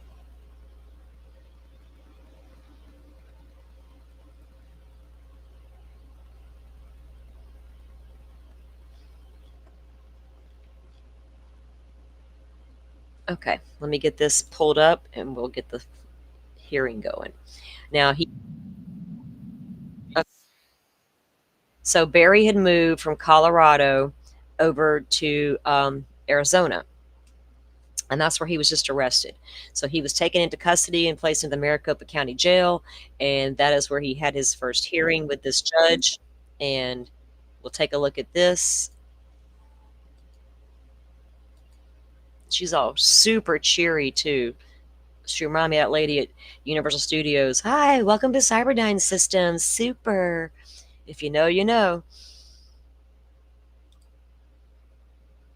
Sir, can I get your name and date of birth? Barry Morphew, 10/17/67. Thank you, sir. And it does look like you are here today on a warrant from the state of Colorado, and they have indicated that they want to extradite you back to the state of Colorado. Did you get an opportunity to review that laminated card that was given to you today? Yes. Okay. So you have a choice to make here today. You have two options, and we're going to go over what your options are. So first, let's discuss what you're here for. There is, again, a warrant from the state of Colorado. They've indicated they do want to extradite you back to the state of Colorado related to an offense charge of homicide. In this case, you have the option of stating, I am ready to be returned to the state of Colorado. If you were to choose to do that, you would be waiving your rights to any hearings here in Maricopa County. You say, I'm ready for Colorado to come pick me up. If you choose to do that, you would be held here in the Maricopa County jails, non-bondable, for up to 30 days, giving Colorado 30 days to come pick you up. That 30 days would start tomorrow, so long as you do not have any local pending charges here in the state of Arizona. In the alternative, I could set a hearing here in Maricopa County on June 30th, 2025 at 1:30 in the afternoon. In this case, you would be stating you want to have an extradition hearing, and before you're extradited back to Colorado, you're demanding that both governors, the governor of Arizona and the governor of Colorado, sign a warrant requiring you to be extradited back to Colorado before you do that. That process takes about 60 to 90 days. That hearing that I would set here in Arizona is civil in nature, meaning you would not be entitled to court-appointed counsel, but you could hire an attorney at your own expense if you would like to for that hearing.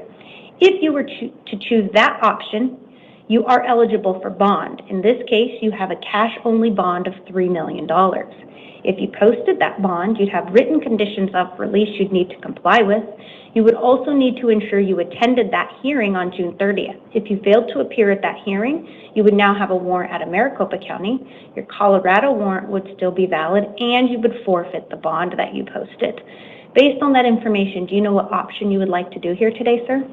I'd like to waive. You'd like to waive your rights here today and go ahead and say you're ready for Colorado to pick you up? Okay. Since we are waiving some important rights, I'm just going to go ahead and ask you some important questions before we do that, and then we will get some of your signatures, okay? So, again, I just want to confirm you did read the waiver of extradition paperwork, which was that laminated card? Yes. Okay. And you do understand that you do not have to sign this paperwork? Yes. And you do understand that you have the right to an extradition hearing. That would be that hearing on June 30th? Yes. And do you understand that you have the right to hire a lawyer at your own expense? Yes. And do you understand you have the right to demand that a governor's warrant be signed by both governors of each state before you're returned? Yes. And do you understand that you would have a right to bail, in this case, a cash bond of $3 million? Yes. And do you want to give up those rights and sign this paperwork? Yes. And have anyone threatened you or promised you anything to get you to sign this paperwork? No. And have you had any drugs, alcohol, or medication within the last 24 hours? No. I find that you are knowingly, intelligently, and voluntarily signing this waiver, and I am also going to sign it. I am directing the Sheriff's Office to notify the requesting state that you are ready to return. The requesting state will have 30 days from tomorrow to pick you up unless you have local charges pending. If you have local charges pending, then the 30 days will not start until the conclusion of that case. Did you have any questions, sir? No. Okay. In just one moment, we are going to ask you to step up here. We're going to need a couple of signatures from you to indicate you are waiving those rights.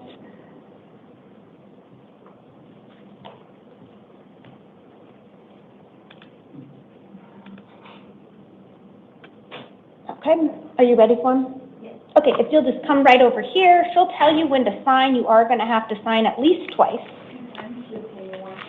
We will get that paperwork printed and brought out to you, okay? Thank you. So much. Of course, this is a huge break in a crime. He's just all nonchalant, standing there with his hands in his pocket, like, okay. It's weird. I mean, I guess, you know, what else you going to do at that point in time? He's going to run out, and is he going to get his old lawyers back?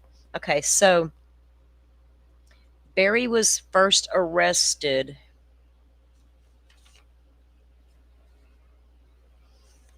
and then the charges were dismissed. And then an investigation into the prosecution. I know that at one point, I want to think, I know Linda Stanley did a podcast, and I can't remember if it was Profiling Evil or if it was another podcast she went on, and she said some things that ended up getting that podcast subpoenaed.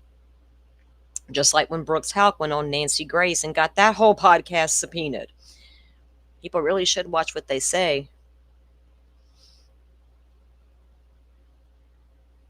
His lawsuit did tank after, we're going to take a look at that too, Shelley.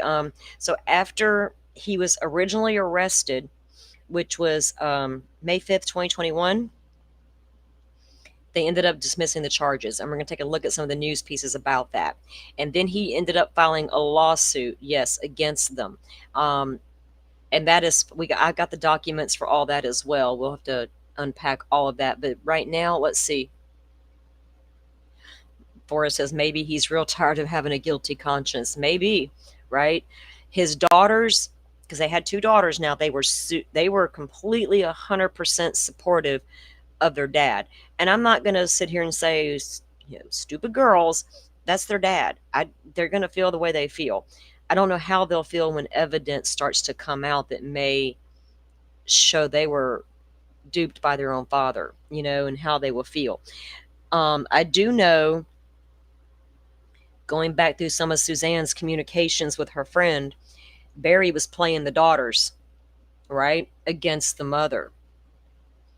Why parents decide they need to take these kids and use them as pawns in their adult bullshit games is beyond me, because I cannot stand that out of anybody. I don't care how bad your marriage is. I don't care who you're screwing on the side. I do not care about your personal adult life. Stop dragging your babies into it. They're along for the ride until they turn 18 and get away from your narcissistic ass. Oh my God. I gotta watch myself. I'll be ranting and I don't even know what I'm ranting about at some point. They never looked for their mom. It's when the family went out, Susan's family was out conducting searches, right? I got a clip. There is a clip out there. It's not a clip, it's a whole ass video we're gonna watch of Barry. There was a podcaster. I didn't know who this guy was until I started looking into this over the weekend, and I found this. We're going to take a look at that video in just a moment. Let me show you guys this. Okay, so and it's going to go into a little more about what happened with that first charge there. Yeah, he trying to turn the kids against the other parent, you know what I mean, to gain sympathy from them and all that. All that was going on before she ever disappeared, apparently. And then I guess when it comes out, oh, your mom was having an affair, they're like, oh my God, Dad, you were right. No, dude, you probably drove her to that. I know that people like to have a partner in life and all the things, but I'm the opposite of that. I'm not about to jump out of the fire into another fire, right? But hey, do you, booze? Do you? All right, let me get this pulled up. This is going to be like an interactive. This gives us a good backstory and timeline of what went on up till now. Okay. This is from KRDO 13 there, and we're going to take a look at what they got to say. Saga that's been ongoing Oops, for more that than is as loud as I 3.5 get it, guys. years, but we want to get you up to speed just in case you are new to this major investigation. KRDO News Channel 13's Emily Coffey is live in our newsroom tonight to break down a timeline that's began way back in May of 2020. Emily. Yeah, Sean, it seems that every year there's been some new wrinkle in this case. And while the recent discovery of Suzanne Morphew's body won't bring final closure to those following it, it's a huge step towards getting there. On May 10th of 2020, Mother's Day to be exact, Suzanne Morphew was reported missing, having last been seen going for a bike ride along a mountain road near Salida. That was according to her husband, Barry Morphew. He released this video just a few days later as public concern began to grow. Please, we'll do whatever it takes to bring you back. We love you, we miss you, your girls need you. That same day, searchers found Suzanne's bike alongside the highway that connects Chaffee County to Highway 50. And as months went by, investigators revealed that Suzanne had been engaged in an affair with an old high school classmate and that the Morphews had been having marital issues. Barry reportedly learned that she wanted a separation a few days before her disappearance. And that wasn't the only intriguing evidence that came to light. The cap from a tranquilizer dart found in the dryer. Investigators found evidence that showed Barry Morphew traveling to a number of hotels and dumping trash in various locations. Most puzzling of all, DNA evidence in Suzanne's car belonging to a man linked to 3 sexual assault cases. It was all enough for District Attorney Linda Stanley. That was the thing right there. Those partial DNAs they got. They even got some, I think, out of her bicycle helmet. And one of the matches to the 3 profiles came back to a sexual offender, right? But the guy apparently wasn't even in the state with Susan when her disappearance occurred. I don't know how to explain that. How that man's DNA showed up on her shit. I just don't know what to think about that. To move forward, arresting Barry almost exactly 1 year after Suzanne's disappearance and charging him with first-degree murder, evidence tampering, and attempting to influence a public servant. Fast forward again to April of 2022, Barry's murder case was dismissed just days before he was set to go to trial, citing problems with the way that evidence was presented. Barry walking away from the courthouse that day victorious with his daughters. Prosecutors, though, leaving the door open to refile charges at any time given new evidence. In May of this year, Barry went on the offensive, suing investigators and prosecutors in his case, seeking $15 million amid claims that the investigation was biased. He also wants the case dismissed with prejudice, meaning that he can't be brought back to trial. That suit still pending. A Salida council member reacting to Wednesday's news. It's really shocking. But again, we've waited for over 3 years to find out. So again, my thoughts are just with her daughters and her loved ones, and the community is going to be so impacted by this. Investigators won't reveal whether there was any other evidence collected on or around Suzanne's remains. For now, at least, it's not clear if prosecutors will try to bring Barry Morphew back to trial. If you'd like to review the case in even further detail, we have an interactive timeline for you to explore over at krdo.com. Reporting in our newsroom tonight.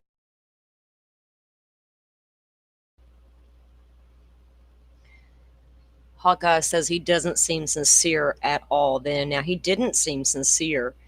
When you watch him, it's just, when you see family and that, because I'll tell you, I have PTSD because of Susan Smith.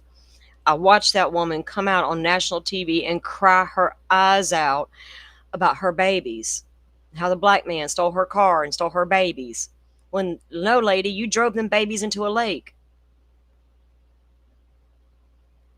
And then, of course, we can't forget Jennifer Soto, right? And Barry. So it's always, we're always like side-eyeing people when they first come out. And Susan Smith seemed to be all emotional. When everybody feels sorry for her, Barry's over there like, oh, just help. It's weird how people don't. I mean, I'm a pretty good controller of my emotions when things are like in the heat of a moment and something bad's happening. I can compose myself and get done in the moment, but I promise you I'm going to break down afterwards. I'm like, whoa, how did I just do all that, right? But sometimes you got to try to maintain your composure, but come on, to the point where you are just looking emotionalist, it's crazy. Let me make this larger so I can see, because I wanted to read you guys something. Okay.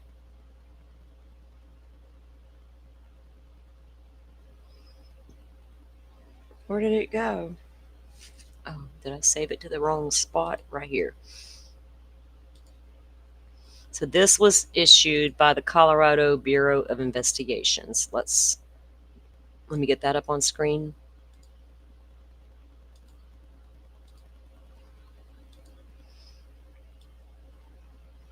Okay.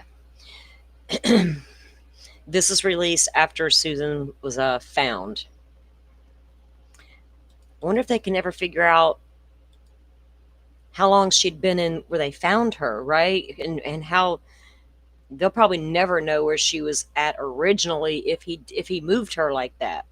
He had to have moved her before major decomp set in. And from the way that read, was she unclothed and then he clothed her? It's weird. Agents with the Colorado Bureau of Investigation, also known as CBI, located human remains during the course of a search on September 22nd, 2023. Those remains were positively identified as Susan Morphew, 49, of Chaffee County, by the El Paso County coroner on September 27th, 2023. Morphew was reported missing from her home in Chaffee County on May 10th of 2020. Investigators were searching in the area of Moffett in Saguache County. They finally put a pronunciation in their county on investigation not related to the Morphew disappearance when the remains were discovered. Like I said, they were out there looking for another missing woman, and found Suzanne. Specific information about the location and the state of the remains are being withheld at this time. No arrests have been made since the remains were located. Updates will be provided as information becomes available during this ongoing investigation. Family notifications have been made following the formal identification of Susan Morphew. While this case has garnered attention from around the world, it has touched our community and the sheriff's office deeply, said the Chaffee County Sheriff, John Spezzi. We have never stopped our investigation and will continue to follow all leads in pursuit of justice for Suzanne.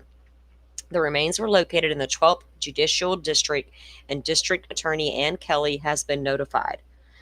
There will be no news conference or media interviews related to this development in the case. Although locating Suzanne's remains is a critical component of the investigation, and for her family, we are left with many more questions than answers. It would be a disservice to conduct news conferences at this time, the sheriff said. The public is asked to continue to report any information about the case, and they give the phone number to call.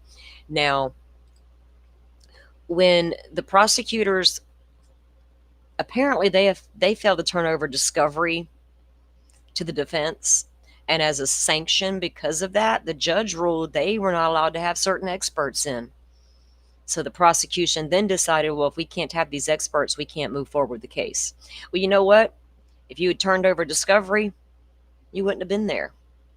Why not turn over discovery, exculpatory or not? And if you don't have enough to charge and convict, why charge yet? Not having the body sometimes is super hard to charge a murder. Crystal Rogers case, no body, but yet we have 3 people on trial for murder, right? Circumstantial evidence is all you're going to have in those cases. How overwhelming is it? Now, in Susan's case, they finally found the body, which is now going to help prosecute this man, especially with the BAM in her system and knowing he had access to it and was the only person to have access to it. That's compelling evidence. But without her remains, they would have never got to that point, right? Yeah, 2020. Well, in pandemic days.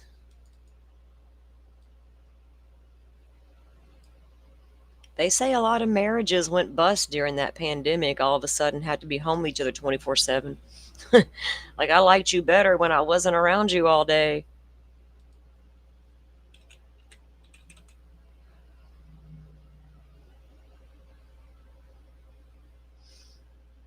Okay, let me pull up something else we're going to watch. And we have a couple more documents to look at as well. I've got the document that has the text messages between Susan and her sister as well. Okay, let's take a look. Hold on. Okay, so we're going to take a look at, where did he go? This is Tyson Draper. Did Butterfly? Hold on. I think I sent her that link this morning to share. I'm not sure if I sent her that exact one of what we need to share here.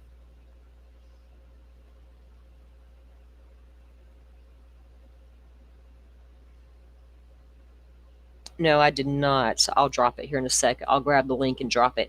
So this is a channel, Tyson Draper. I don't know. You guys may have heard of him. I had not heard of him. And he apparently went out there where Susan's bike was found, and he runs into Barry. And Barry just doesn't mind talking. Okay. I'm going to let this play, and I'm going to go grab this link so I can drop it into chat for you guys. I'm from Arizona. Okay. So, What happened? okay. Yeah, do you mind putting that in your pocket? Oh, not a problem. Not a problem. No, it's not on, bro. It's not on. We've had a lot of media Yeah. bother us. And obviously this is very emotional. Oh, absolutely, bro. Private from me. But we've searched. It's never going to hurt to retrace searches. So we've searched a 200-mile radius. What? Really? All of the mountains have been covered so far. But obviously, we're going to miss things. Now, Barry didn't know Tyson had his camera on. Didn't know he was being recorded either. Right. So let me show you what happened. And I do have a reward. There is a reward? $210,000 reward.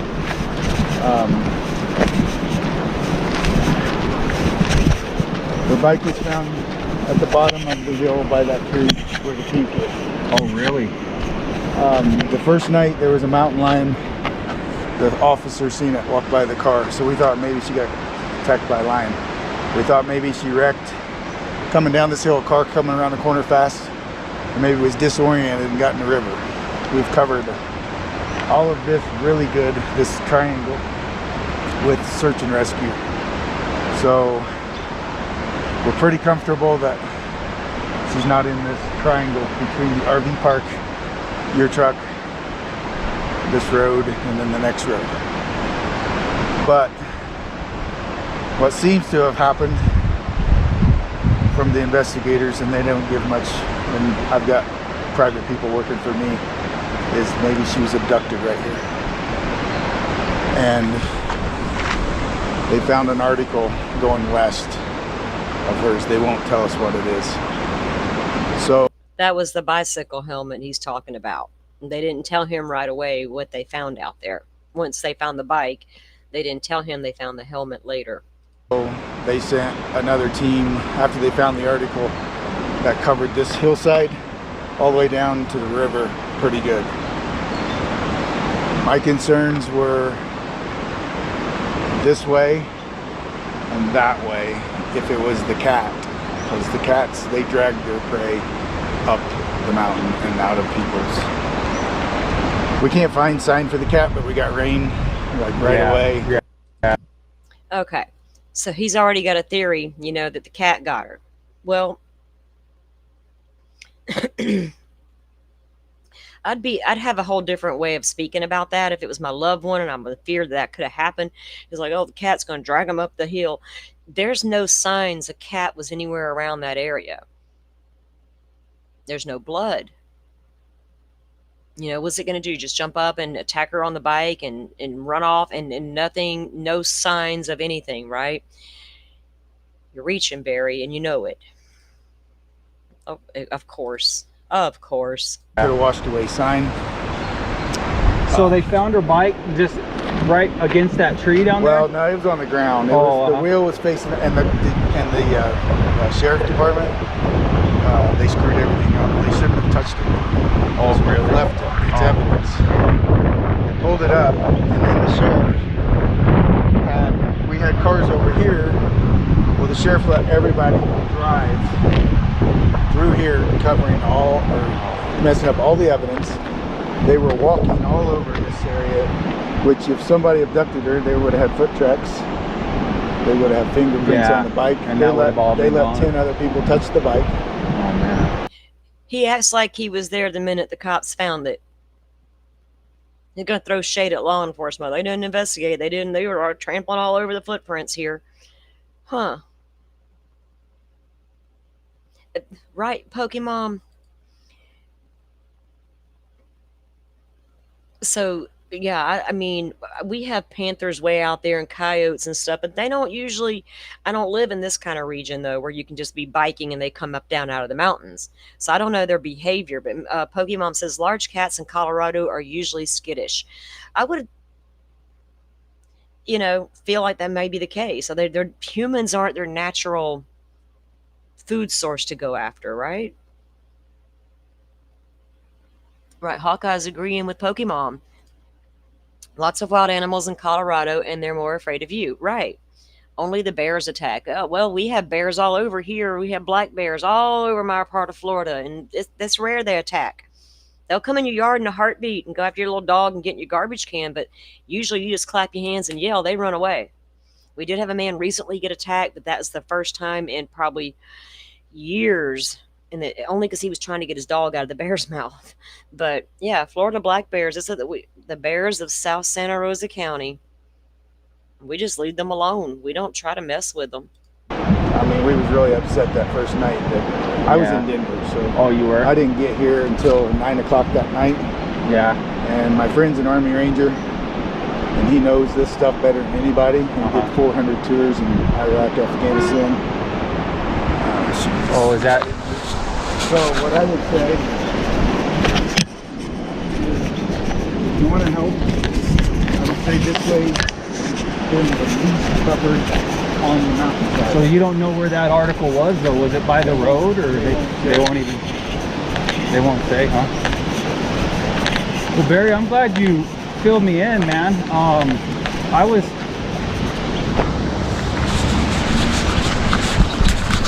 Oh, you had somebody behind you. I was hoping I'd run into you because I can't even imagine what you're going through.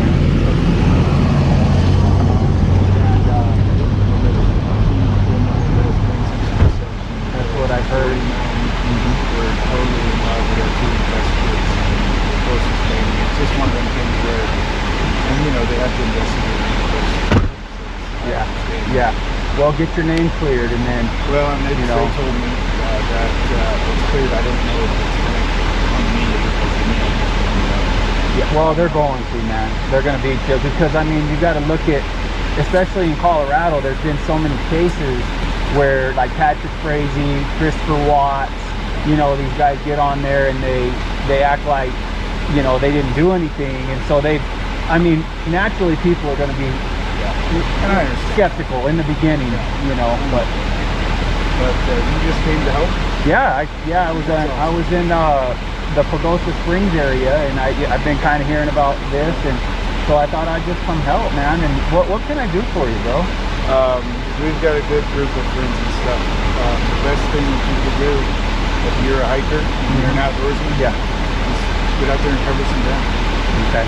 Yeah, find something. If you find anything, don't touch it. Take a picture of it, give it to the police, put it in there, let them come, because if there's an article, they need to DNA it without being touched. Absolutely. And we have found men's clothing. We found a group of men's clothes up by the lake, pieces that they DNA tested and they found So Fooses is up that way. You go up to the right, Yeah. and that lake's up there, and then the Fooses Trail, you can drive all the way to the trailhead. And this is the Colorado Trail, where they cross 50, where they park up top. Yeah. And that trail goes all the way to Denver.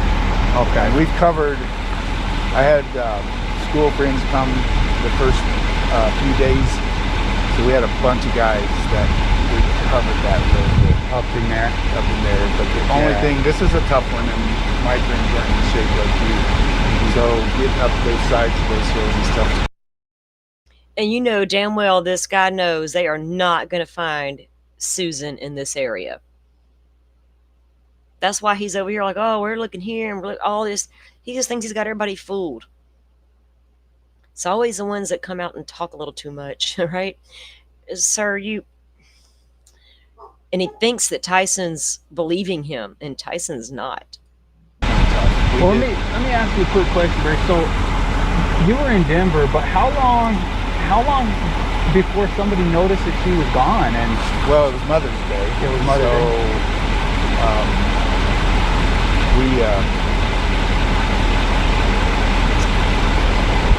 We had two daughters that were coming home from the trip. And I had that job in Denver that I wanted to get started on Sunday, set it up for my workers. My workers were coming in Sunday night.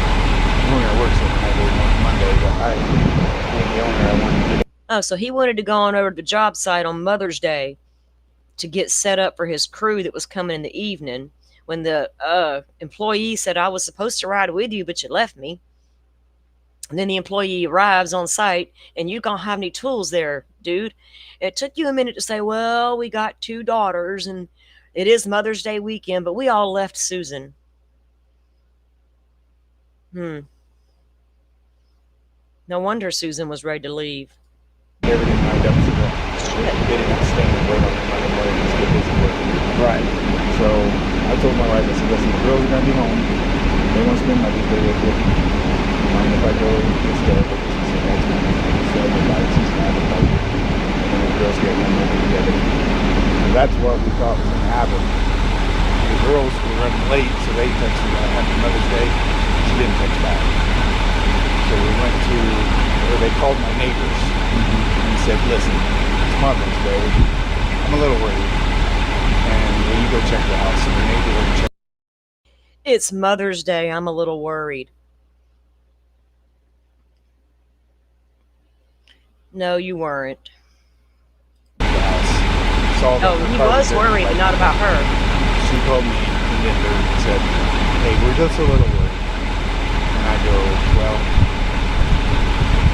I am too. Why don't we just call the police? Just be safe. And I'll get home right now. Yeah, that totally. Right, Pokemon? I don't got time to grab all these tools we're going to need for this big job, but let me load up this bicycle and this helmet. Oh, my God. Damn, bro, I'm really sorry, man. I can't imagine what you're going through, but it sounds like you got a really good support system. Yeah. And do you want me to leave my number or anything? And in case you need me, I'll be here for the next. And then give me your number. Write it down because my phone's charging in the truck. But just Barry, give me. Yeah, I'll text you. Yeah, text me your number, and then if I find anything, I will. I'll let you know. Go ahead. 480 431 53 Oh, hell. 44. He didn't believe out his number. TY, Ty.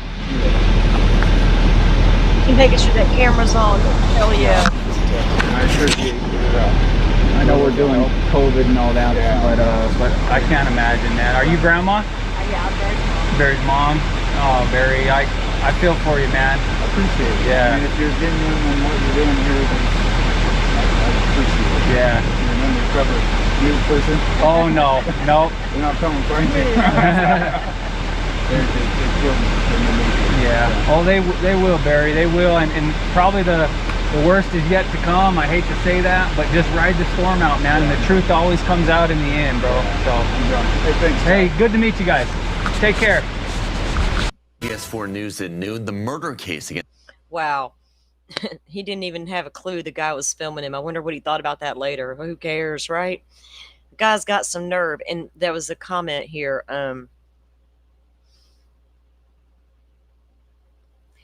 Right here. So, Joy, you nailed it. Isn't it amazing how far some people will go with their stories when they know the truth? And they keep digging in and they keep digging into it. They double down on that story, right? And I guess do they feel like the more I say it, the more they're going to believe it. It's weird how their minds work when we see that kind of behavior. It's weird to see how they just double down. It's like at all costs now, I got to continue this lie. And eventually it will work out in my favor. Weird. It's very odd. Okay, so I was going to take a look at.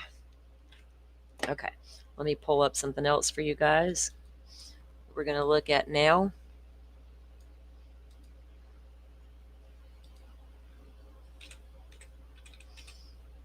That guy got lucky when he was there. Barry was there.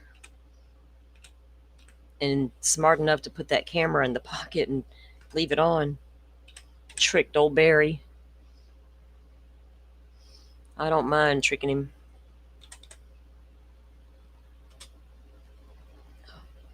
Okay. So this is one of the documents that came down. This is from like when he was first charged. Okay.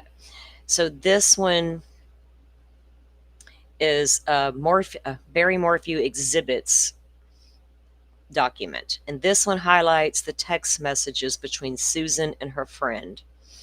Hold on, I had a piece of hair flying up toward my mouth. Okay.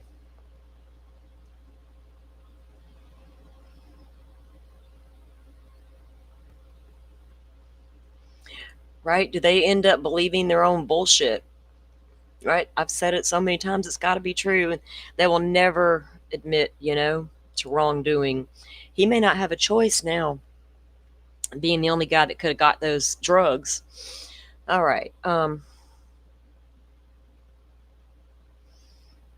Right? Would he have flipped out, Butterfly, if he just thought, wait a minute, guy, you are recording me and you said you weren't? What would he have done? Would he have lost his shit right there? All right. So this is dated. The date and time is 9/1/2019. A whole year before she goes missing. And this is Susan to her friend Sheila. And it says, Susan sent her this message. And it said, need your prayers for peace today. Been a tough day. How is your kidney pain? Better? At 9, on the same day, 9/1, Sheila returns the message to Susan. Okay, sweet friend, I will pray for peace with health or relationship. And then Susan comes back and says, relationships. He pulled Macy in again and left. My heart hurts for her. That's one of their daughters. Their names are already out there. Was it Macy and heck, I can't even remember the other girl's name. I don't study their names like that because they don't matter. The daughters, right? This one was Macy. So he pulled her back in again and left. My heart hurts for her. And I think she was the youngest one. Yeah, she was 16. The other one had just gone off to college. Again, on 9/1, Sheila returns a message to Susan. Those are such hurtful ways to help himself feel better. I'll pray for Macy too. This is a heavy. I got it. This is not going to, I can't hardly see. There we go. If I make it bigger. I'll pray for Macy too. That is heavy stuff for a 16-year-old girl. Have you spoken with the girls privately at all about this? Not on a deep level, but open the door for them to ask questions. It's such a hard subject, I know. And then again, on the September 1st, Susan replies, he's not stable. It's guilt and desperate measures he's taking. Again, this is 2019. Mallory, that's the other one. Thank you, Pokemon. I knew they were both M's. On September 1st of 2019, Susan sends another message to Sheila. Yes, she knows more than she should. So he's telling the daughters all the business of the adults going on. I believe in being honest with my kids. I just always have been that way with my kids. Even when things are bad, I'm going to sit you down and we're going to have a talk and we're going to learn the tools to work through this and figure our life out, whatever's going on. Kids can handle a lot more than people give them credit for. Of course, it's going to suck and it's going to hurt like hell when you find out your parents are not doing well, but to manipulate them is a whole different thing than sitting down and being honest with your kids. 9/1/2019, Susan to Sheila. It's sick. And then again, Susan back to Sheila. He looks for any reason to run. It can be small, and he blows up and takes off. I believe there's still another. I don't know what she meant by that. Maybe she was thinking he was having an affair. Again, still on September here, Susan to Sheila. I can't with him. He's too good at the manipulation. Oh, Lordy, he's one of those. Now, you got to think about this for a second. Susan and Barry began to date in high school. So he's pretty much all she'd ever known, right? How manipulative was he over the years, right? What did she go through over the years? And you know how it starts with that young love, and then you're just like, all of a sudden one day do you wake up and you're in your mid-20s to 30s and you feel trapped because this is not the same person I knew as a child. We were kids when we got together. That happens all the time. And then if you go that far into a marriage, you don't have ownership of the other person. She says, I can't with him. He's too good at manipulation. And then again, still in September, Susan to Sheila. I feel stuck. I can't let my health decline again. No, ma'am, you can't. Men are just not worth it. And walk away from the big fancy house. You will feel better. Don't stay just because you got a house to divvy up. Hell with them possessions. 9/1/2019, Sheila to Susan. Did he just get home from his trip? Probably feels guilty for missing her B-day. This way he can manipulate it into a situation where he doesn't look like the bad guy, but a victim again. Oh, heck. So he's missing birthdays of the daughters. He misses Mother's Day. And Barry just manipulates the situation where I'm the victim. I had to work, to put y'all in this $2 million house.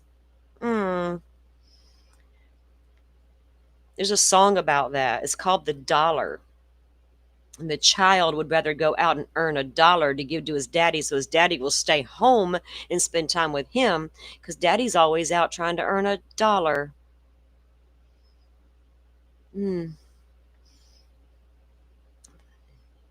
The root of all evil, that almighty dollar. 9/1/2019, Susan to Sheila. Yep. And then again, Susan back to Sheila. Does he ever do anything wrong?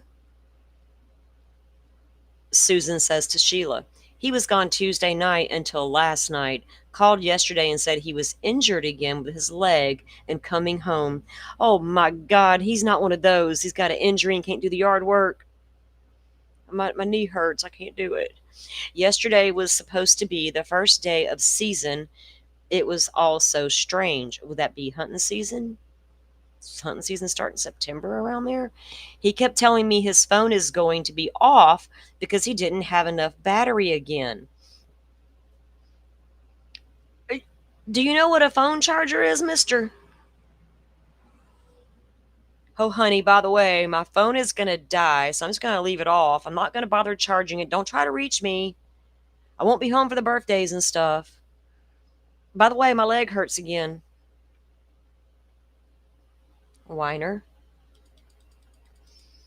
And then Sheila says back to her, that is really weird. And then Sheila says, I'm so glad you and Macy had a good week. I'm sure she can feel the difference when he's is there too. And then Susan replies, almost to clear his conscience, you can look me in the eye the whole time. Susan back to Sheila, he couldn't. Susan to Sheila, same this morning when he told me his stories, no eye contact. And then back on, it's still on the September 1st, 2019, Susan says to Sheila, I can't handle the unstableness. The day he cut his leg, he accused me of wanting to go back to town to get his meds and talk to someone. I came back with, I can't question you about another, but you can me. He literally opened his door while I was driving up the mountain like he was gonna jump. Well, shit. Push. Let me help you out there. Then he pulled the girls in and told them everything that day. I lost all respect for him that day. Wow.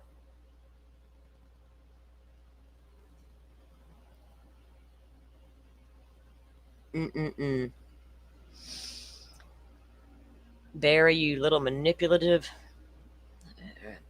Still, on September 1st, 2019, Sheila says to Susan, if he doesn't get everything, I don't think he sees it that way, though.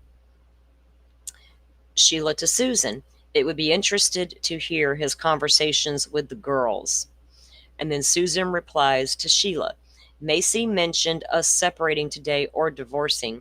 She wants us happy. She's tired of the tension. She said she should just go to Gunnison and live with Mal. My heart broke to hear her. Okay, so the girls would rather see y'all divorce and separate and go be happy than stay here in this tumultuous bullshit land that we all are living in. Because we got to fight over some land and property and stuff, right? Too messy to get away from it all. Walk away, honey, walk away. I know it sucks, but sometimes you got to do what you got to do. 9/1/2019, Susan to Sheila. He plays the hurt one. Sheila back to Susan. Does he have enough balls to talk to them with you there? Oh, I like you, Sheila. Susan says to Sheila. This kind of feels weird reading their private messages, guys. Susan to Sheila. Says he loves me and can't handle the pain from me not giving him love he needs. It's hard to love a narcissistic asshole after a few years. I mean, it wears on you and you don't care anymore. Susan back to Sheila. Doesn't mention all the damage he's done to me. Honey, he never will. Susan to Sheila. Physically. Mentally. Sheila to Susan. Makes me sad that Macy has to be put in that situation. How do you feel about separating from him?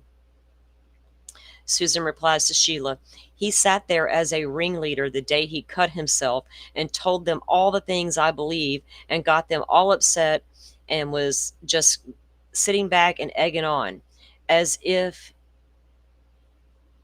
he felt justified and happy they were taking his side. What was he telling them? I wonder. Your mom's accusing me of running around on her and it's weird. What was he telling them? Susan to Sheila. I was sickening. Or maybe she meant it. Yeah, she did. It was sickening. Susan to Sheila. I told them I was hurting for 2 years and they never knew because that's what parents should do. Also, you don't want to teach your daughters this is acceptable behavior out of a man. Just like you don't want to teach your sons the same thing. They learn from what they've watched you go through. Susan to Sheila. I feel no peace when he's here. Oh, Lord, the vibe on that. I don't know. I guess that means I don't safe around him.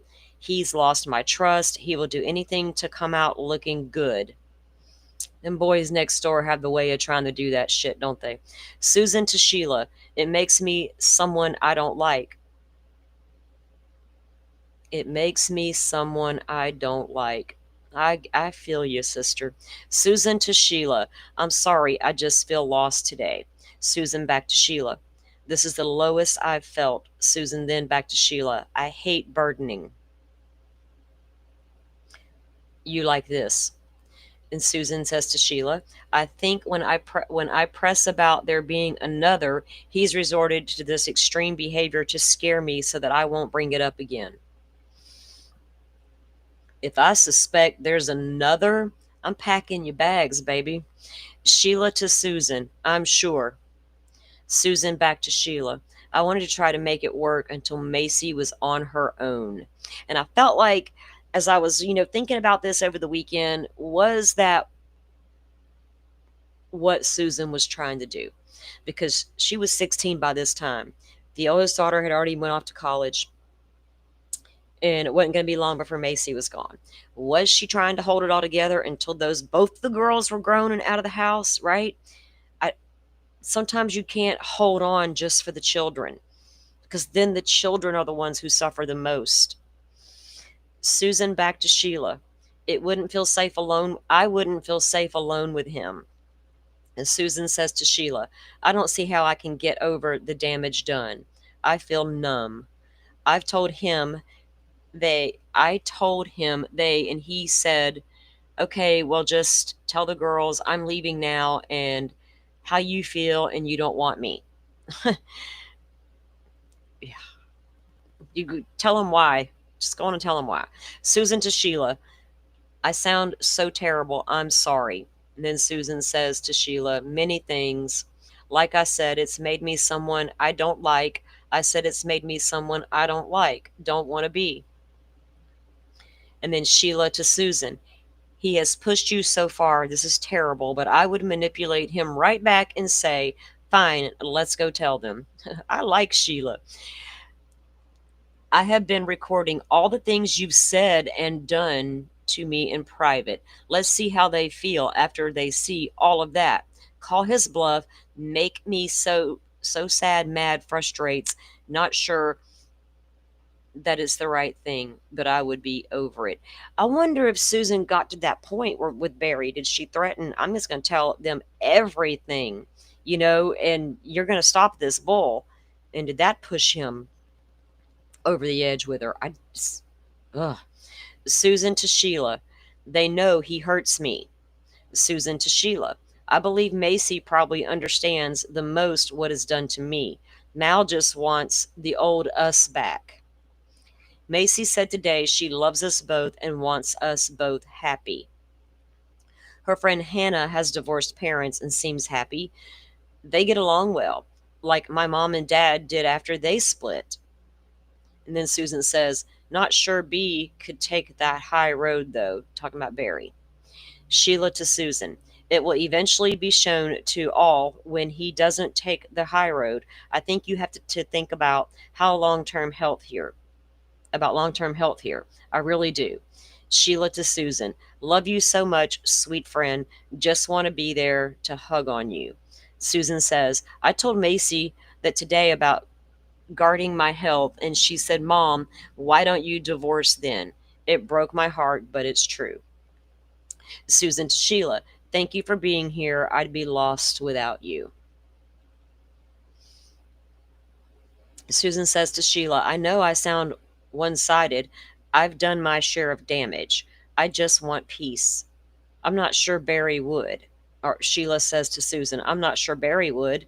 And then Susan says back, went from sad yesterday to mad today. Typical for me once I think things through. No accountability on where he is, and phone is off. That phone's being off while you're married, that's a red flag. And don't be telling me your battery's dead all the time. You wouldn't like it if my battery was dead all the time. Wow. I gotta go back up the sun.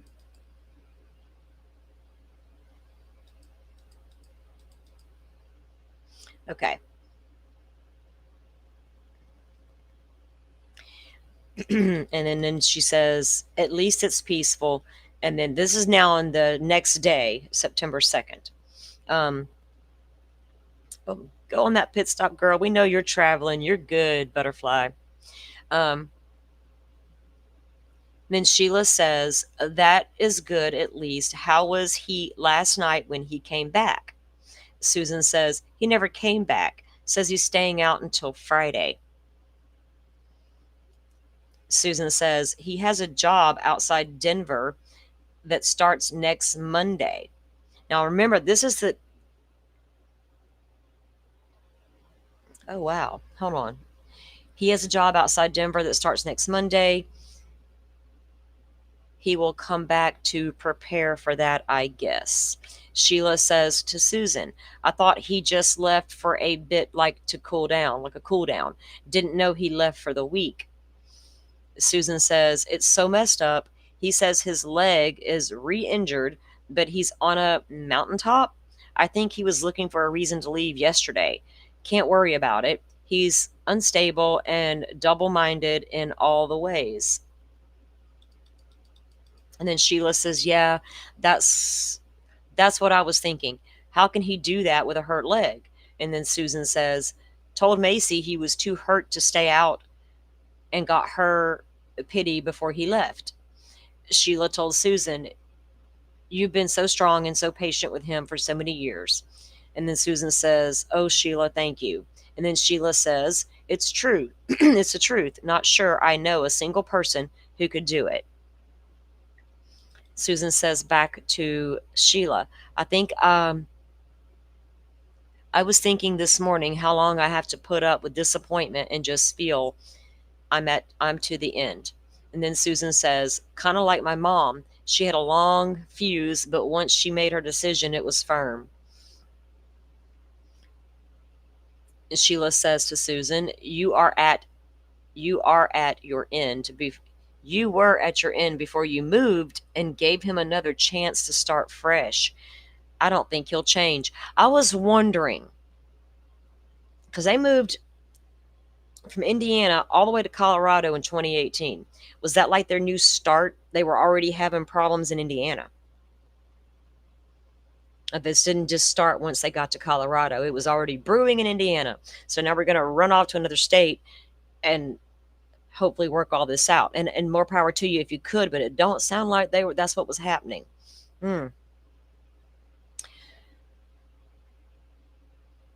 It's the truth. Not sure I know a single person who could do it. And then Susan replies to Sheila, I was thinking this morning how long I have up with disappointments, and I just feel I'm to the end. Oh, we read that part. Okay. You were at your end before, and I don't think he'll change. Susan says to Sheila, I know.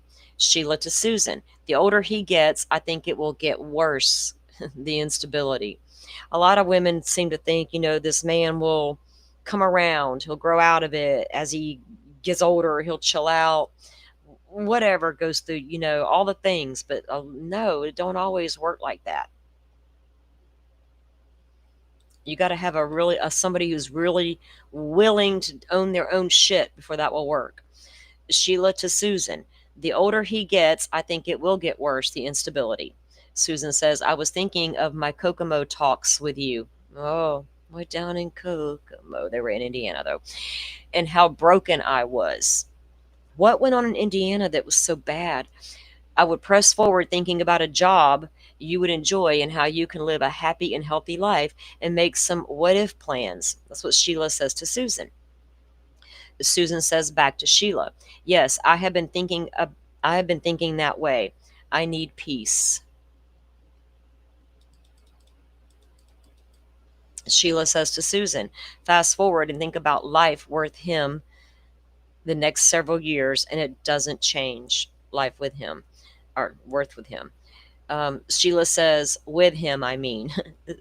Susan to Sheila, once Macy's gone, I won't be able to do it. So the daughter was there as a protective barrier and getting caught in the middle. Poor thing.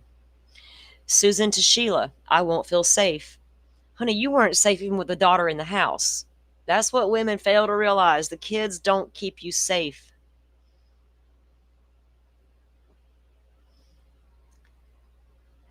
Suzanne to Sheila, I've tried to hold on for her, but even she's wary of it and asking why we don't separate. Exactly. It might take some time to plan and get through all of it. I don't think it will be an easy road with him, but once you are through it, I feel it will be so much better. And that's what Sheila says to Susan. And then Susan replies, I sort of wish he would just get fed up with me and leave. Susan says, does that sound bad? Sheila Sheila to Susan, being apart may be more of a blessing for Macy, and then she doesn't have to worry all the time. So Sheila is trying to encourage Susan to go on and make that move, girlfriend. Susan to Sheila, I feel so bad for her. And Sheila replies, no, but you know he wants to look so good. And Susan replies, yep, he wants me to be the bad guy. Sheila says back to Susan, well, if it means peace for you and the girls, you may have to. Susan replies, yes. Sheila says, Bees, or whatever that is, he control all of the financial stuff. I worry he's been stickpiling in case this happens, or does he control all the financial stuff? Sheila says, or Susan replies, I'm sure he has. It's a tangled web. Susan replies, I can't worry about that part. Susan says, I've decided peace is worth more. Right? More than that material bullshit.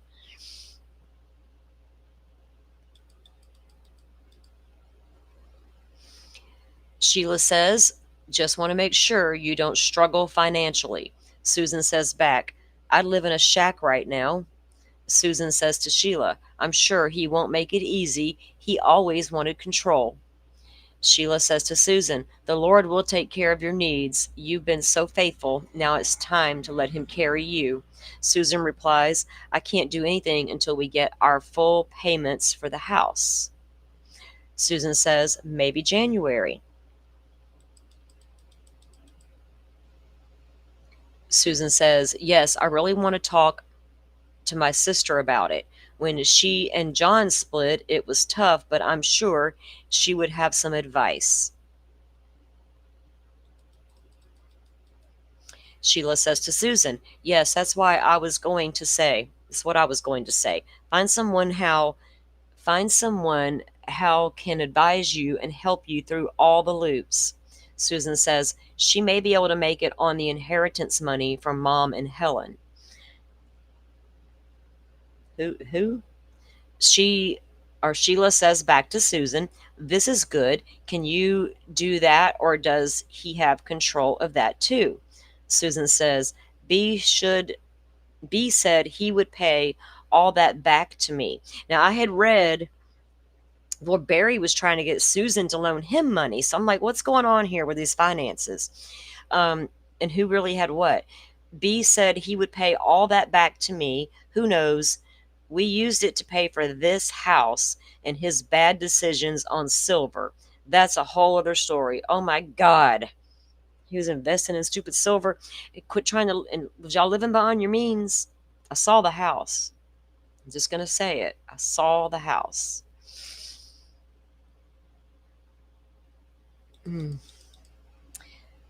Susan says to Sheila, very strange. He's held on to it for years, even when we were losing bank.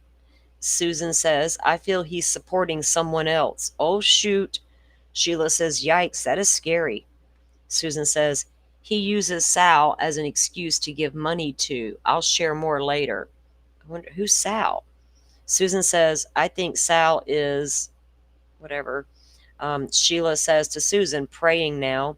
Sheila says back, unfortunately, you get different Barrys, one who is abusive and runs out, one who is manipulating, and now one who is wanting to make things right. Susan says, I stood my ground. He left again. So thankful you stood your ground, Sheila says. Sheila says back to her, praying for your strength. And this is now all the way up to the 3rd of the September 3rd. Susan says, told him I'm done, that I need peace. Not sure what's next. Sheila says, did he say anything or just walk out? Susan says, he said, that's how you feel, I'm leaving. If that's how you feel, I'm leaving. He tries to portray something he's not and hopes he will pull me back in. Sheila replies, that had to be hard to do on your own, especially knowing he is manipulating the girls. Then Sheila says, he probably never thinks you will stand your ground. Susan replies, told him when he involved girls, I'm done with respecting him. Sheila says he believes you need him so he can have the hold over you. Susan says he tried to use money as a tool and the girls didn't take the bait. Sheila says to Susan, I figured he would use the money. That's what I was afraid of. Keep a close eye on money. He may try to move it before you would file because that freezes everything. Susan says to Sheila, he said, so you want me to be on your, so he said, so you want to be on your own, want me to stop paying all your medical bills? Oh, wow. You bastard. That's right there is the kind of thing that, look, Barry, men, there's many stay-at-home dads as well. So in two parents married, one becomes the stay-at-home parent. One goes out and earns the family income. Guess what? You're both equally doing the same damn thing. I've got mad respect for stay-at-home moms. Mad respect for it. I've been both. I don't like being the working mom, honestly, because that means somebody else has got to raise my babies all day. I'm tired when I get home in the evenings and I still got to cook supper, make sure homework's done, everybody got to get a bath, and get in family time. It's a struggle. I preferred being the stay-at-home mom. Hell, there was a time when I was working, the husband became the stay-at-home parent. Didn't have a problem with that either. Because it's a 50-50 thing when you decide to have children. Having children is a decision. A whole ass decision. He's going to threaten her not to pay her medical bills anymore. Sheila says to Susan, that is just a scare tactic. He knows he can hold money over your head. Go get you one of them little attorneys, baby girl. Sheila says to Susan, that is just a scare tactic. He knows he can hold money over you. Sheila replies, is insurance through his work right now, or do you have separate? Susan says, we bought it separately. Susan replies, not cheap, but neither is the line of credit we pay every month for the silver he's dabbled in. So, Barry, you're over there playing money shuffle and playing around with everybody's money and losing money left and right and living beyond your means and all. Look at me, I'm fucking great. Can't stand it. Give me a tiny house all day long. I'd take one in a heartbeat. Just leave me alone. Susan replies, not cheap, but neither is the line of credit and the silver he's dabbled in. Sheila says to Susan, he will have to pay support, and I'm sure he doesn't like that. God. Support to who? Her or the child? Because that, I can't. Ugh. Susan says to Sheila, I told him if he got angry at all, I was filing a restraining order on him. That shocked him, but he kept coming together, though. Sheila replies, I'm wondering if that is tied to the stuff with Sal, like you said, bad investments and such. I'm assuming Sal's somebody he was doing investments with the silver, maybe. All that will have to come out if you decide to move forward. He can't hide anything from you or from the court or whatever. Now we're going to jump to January 8th of 2020. Before we do, I have to go run to the restroom and grab a Coca-Cola or a bottle of water. I don't want to lose my spot. Guys, if you don't mind bearing with me for 1 second, I'm going to take a break for a second and run to the restroom and grab a drink, and I'm going to come right back. Lord, Hawkeye says I finally got my divorce for 2 years of him wanting me back, right? Right, Butterfly. There's a lot of us women who know. Unfortunately, we know, right? We get it and we understand. I think we felt the same way when we had to listen to all them stupid Higgins text messages with Karen Reed. Jerks. All right, guys, I gotta go take a break real fast. I'll be right back. Y'all chat with each other right there. Like Shorty says, walk and talk, chat. Walk and talk. I don't even know what that means, but y'all do it. I'll be right back. Love you, Miss Shorty, if you're listening.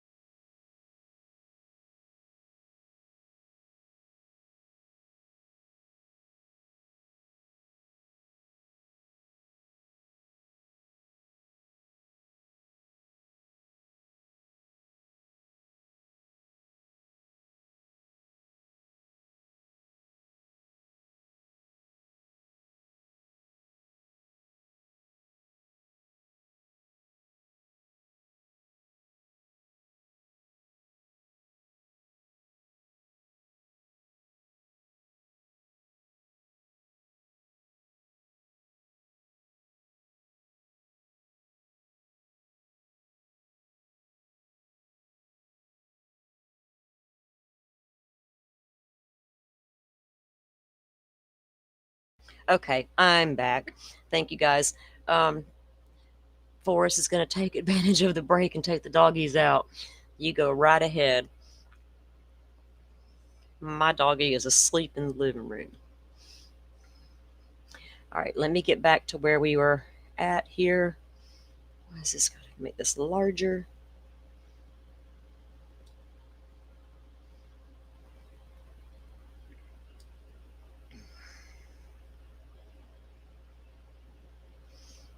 Forrest says that's a large house, a lot of house for 4 people. You know, some people know you. You know, they're the bigger house, the bigger cars, this and that, you know, makes you feel like you've accomplished life, I guess.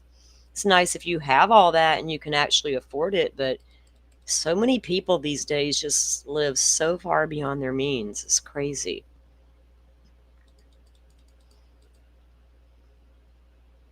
Okay, now we're back on track. Rachel got her some more coffee. Yeah, I had to go get a Coca-Cola.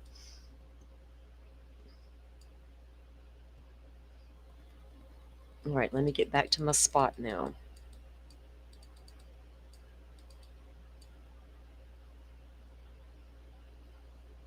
Okay, so then it skips to January 8th, 2020. Susan's Facebook friend request. Susan Facebook friend request. Barry's phone searched the Facebook help page. I can't reset my Facebook password because I can't access the email or phone number on my account. Help Center recovered from deleted web searches from Barry's phone. Oh. Okay, and then it jumps to February 25th, 2020. March 25th of 2020. Now, this is going to be just a few months before she disappears. Susan says to Sheila, could you use some extra prayer today? It's been rough here. How are your spirits? You getting used to remote teaching? So I'm assuming her friend Sheila was a teacher too, and that's what Susan used to do back in Indiana. Sheila to Susan, it's a new day. It's a new way of life, also crazy and sad, trying to stay positive. What can I be praying for, sweet friend? Susan replies, just strength going forward. Taking care of myself physically, it is in a stressful marriage. Macy and I had a very tough talk yesterday. Very needed though. She sees and is so perceptive. She's wary of the tension here. She knows how he is toward me and almost begged me to divorce him. It was so sad, Sheila. He's pulled Mal in. I worry about her. She wants to please him and feels responsible for his happiness. They have a way of doing that with the kids. It makes me feel some kind of way about Mr. Murphy. Like I just wanted to let it roll right now. I want to cuss him. Susan to Sheila. My heart aches for them both in different ways. And then Susan says, maybe a longer answer than you needed, but I appreciate your prayers and love. This is still March 25th of 2020.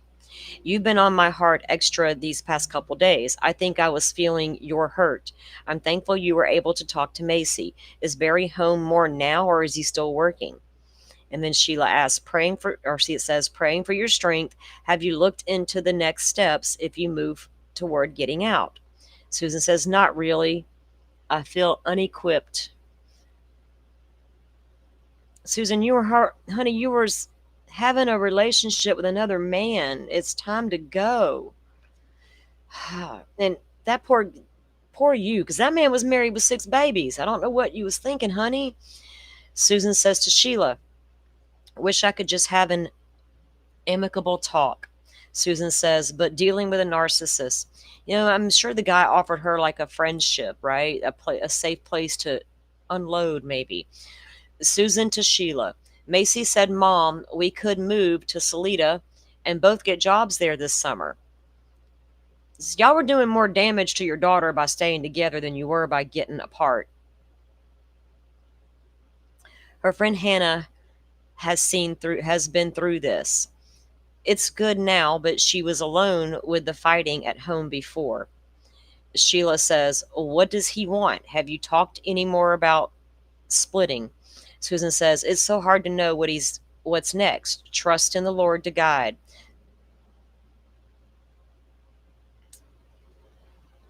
Jesus will give you the answer, Susan. Women, y'all pray. The man don't change. That Jesus is telling you what to do right then and there. It's time to go, baby girl. I will forgive this divorce. Susan to Sheila. He threatens, but I've never come out and said I wanted it today. He thinks I'm holding on till after Mace graduates. At least he probably thinks I'm not strong enough to do it, given finances. And then Sheila says, I don't want your mental health to plummet in the next 2 years. That is so long. Like, yeah, you could stay with a guy for 2 more years waiting on your child to get through school. God, you would have just destroyed the whole family. Susan to Sheila. She said, Mom, why don't you just do it without telling him? She knows his manipulative ways. Susan says, I don't either, and I feel it slipping.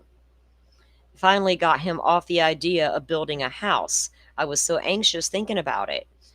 I think it was my inner self just know I shouldn't move with him along with the chaos. Because they did move closer to their oldest daughter's college, trying to make it work yet again. Susan to Sheila, you even mentioned a restraining order. And Susan says, I'm sick. I had a conversation like that with my 16-year-old. Sheila to Susan, I do worry about your safety and if things move forward. You would have to protect yourself. I'm not sure how much money you have quick access to, but I would try and find a way to set aside, if at all possible. Building a house would not be good right now. I think having those conversations with Macy are definitely hard. I know you don't want to have her to worry about all that. Think about you and your mom, though. You got through some hard times together. Susan says she's been so... They got it blocked out, whatever it is. Susan says to Sheila, laugh out loud. That made me laugh. Susan says, we are sisters. I need to laugh. I need some Sheila time. And then Sheila replies, ditto, sister. It's Jekyll and Hyde again, Susan says. He and Mel were together last night, probably switching it on when he talks with her. Ugh. Susan replies, I feel like I'm crazy. And then Susan says, I just have a conversation with him. Pretty much told him I can't be healthy and stay in this. And then she says, well, what did he say? And Susan says, he threatens to come home and pack. Well, let me start the packing for you, baby. My God. Susan to Sheila, ugh. Sheila says, where is he now? Susan replies, he will make a scene and use the players. And then she replies, he's working. Is Mallory home or at her apartment? Mallory would be the oldest one. Susan says they're both home, and this was March 25th, 2020. Sheila says to Susan, he's not going to be rational. Did something happen yesterday that brought on this, or is it just the everyday normal that is building up and wearing you down? Susan says, money stuff. It's sketchy. What kind of sketchy businesses was your husband involved with? Sheila to Susan, when was he planning on going with Mallory, or was that just a snag at getting someone on his side? Susan, I need to ask your opinion on it. Susan says, he also asked me if I'm talking to anyone about our marriage, like friends. Sheila says, make sure he doesn't see your phone. Keep it with you. Susan says, yes. Sheila replies, when will he be home? Look, Barry didn't want her talking about her friend to her friends about his marriage. Don't make me look bad. I'm that super nice guy that everyone just loves. Don't make me look bad. I'm multitasking right now, guys. I'm doing something. Hold on. Like, y'all are probably going, what in the world is she doing? Hold on. I had to fix something for the cat. All right, there we go. All right. Susan replies, probably late. Susan says to Sheila, ugh, he came home when girls are gone. He won't speak of divorce, begging for another chance. I'm so torn, but in my heart, I know who he is. Honey, he is never going to change. Sheila to Susan, isn't that what he always says? How long can you keep forgiving him? And Sheila replies to Susan, that was convenient timing. Susan says, that's what I told him. And then Susan replies, he threw the 70 by 7 at me. And then Susan replies, always using scripture when it's convenient. Barry knows scripture. Sheila to Susan, how are things on the home front now? And now we jump to April 2nd. A month later, Susan's disappeared. So now we're April 2nd, and Sheila says to Susan, how are things on the home front? Any changes? Susan replies, it changes like the wind, as usual. Long test this morning of apology and declaration. It's sad. I feel bad. I don't want to cause him to have to do this. There's just become a point that the reality of what's never been there is sobering. And remember, Barry told the cops they didn't have any marital problems. And Susan will absolutely back up what I say when you find her. We didn't have any problems.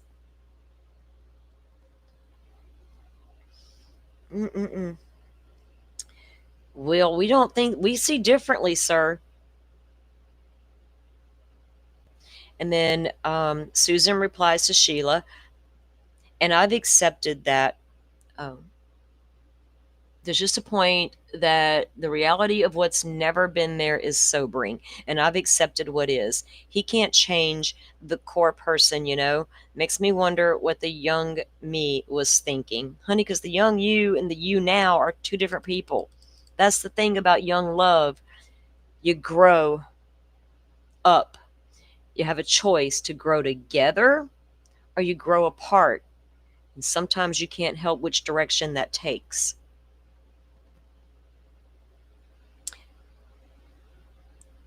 So back on April 2nd, 2020, Sheila to Susan, does he feel that reality too? Susan replies, it's a broken girl just looking for stability and no confidence in who I was. Susan says, he thinks we are great as long as he's getting what he wants. Sheila replies, the young us can't see past the outside of things. That's the wisdom they told us about that we would have till we got older. I wish there was a way to have more of that in our younger years. Susan replies, I have regrets, but Mal and Macy are the sweetest parts of this. Susan says, no mistakes there. Sheila to Susan, so very true, God's plan, every bit of it. Susan replies, thank you for asking. How's the remote teaching going? Sheila says, going well so far. I think our governor will announce that we are at the rest of the year. He's doing a press conference. Now, this is an outgoing Instagram. It says it's for 2020. Outgoing Instagram. First single track, Broke My First Chain. Methodist Mountain. You want to bet that's Barry? And then April 24th, Barry Morphew phone is on airplane mode. Oh, not the airplane mode, Barry. And then again on May 2nd, Barry's phone goes into airplane mode is off. So wait a second. April 24th, airplane mode on, and then they got it where it goes 8.2 days. Then the phone goes off airplane mode, 5/2.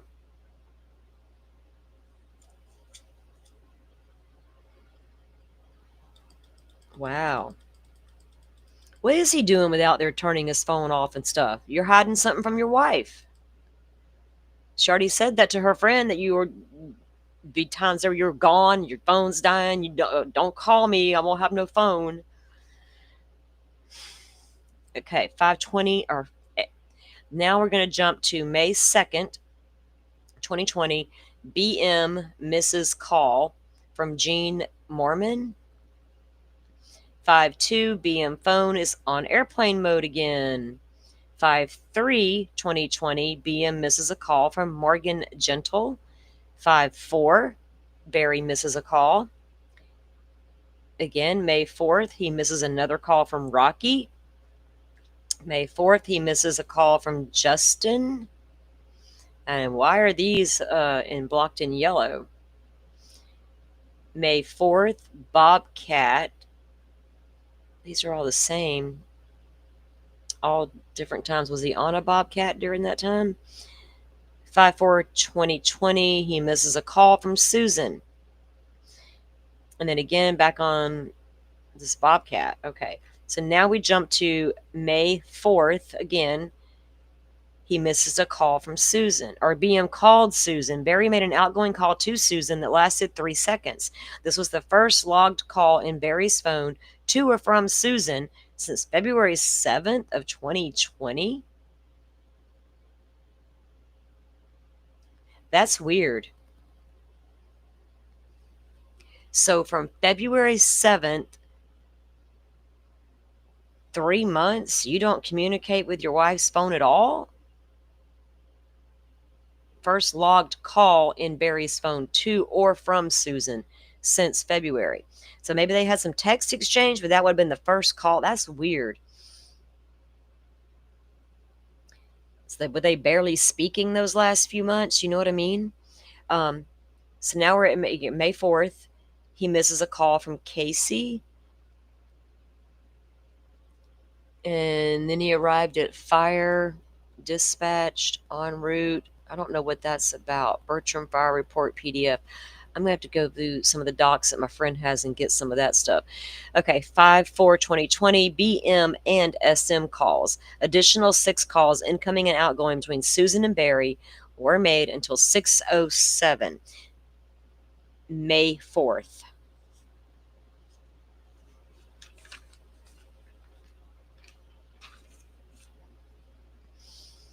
And then again with this stuff here. Okay, 5/5. Barry has an incoming call from Susan. A few minutes later, he misses a call from Susan. And then he missed a call from Trent Howard. I'm assuming he's out working on this Bobcat during all this time, maybe. Is that what that's saying? I might be reading that totally wrong. I don't know what that means. Bobcat 5643.4. We'll have to figure it out. 5/6/2020, BM called Susan. Barry called Susan 6 consecutive times between 8:06 and 8:13. So you're going to go months without calling your wife's phone.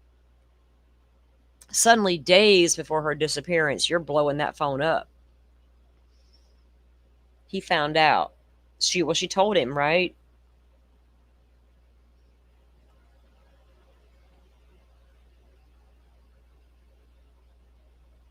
So now we got 5/6/2020. Susan messages Maisie.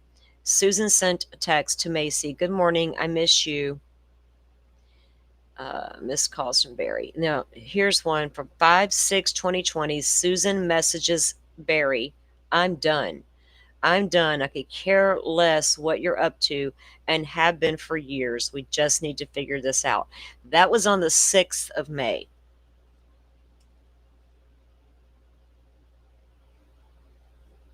And then the 9th was the last known signs of life. Now, they're going to get into Barry's truck movements. So they know that truck was parked in the it appears that truck was parked in the yard all night long on May 9th. But there was something going on out there with it. So at May 6th, door closed, driver door. They're going to be talking about Barry's vehicle. Parking lights off, started saving, finished saving. Now, this is all leading up to the day. 5/6/2020, BM gets an incoming call from his mom.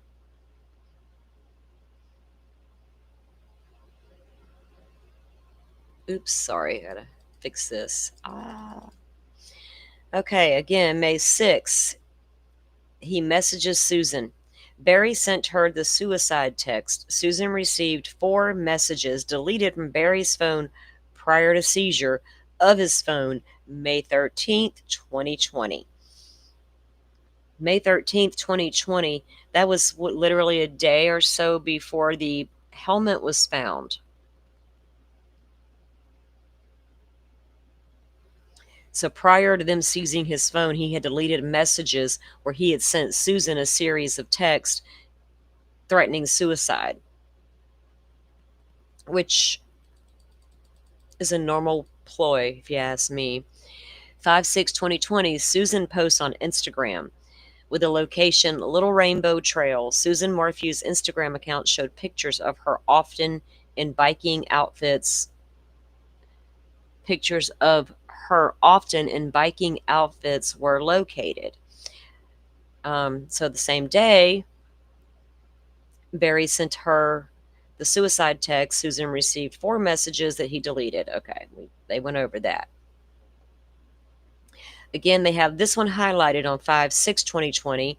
The door closed, the driver's door. And it goes to the events that the car was doing, right? How does it start saving but never finishes? What could you do to that to make that happen, right? It seems like they have lots of digital evidence against him. They do. That's how when they go into talking in more detail about what these phones or his phone was doing, the pinging all over the house. I got to get the document and really deep dive that with you guys, because it looks like their theory is he was moving all around the house erratically, but chasing Susan.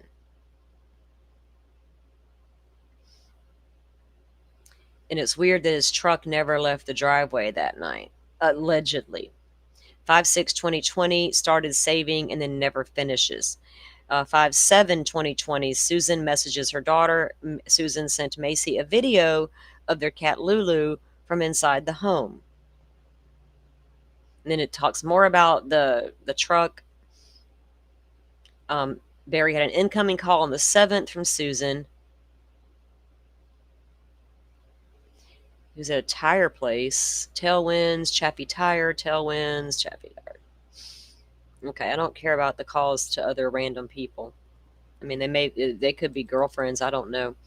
5/7/2020, Susan messages Barry. Susan texted Barry, studying all afternoon, going to bike now, got veggie soup on for supper.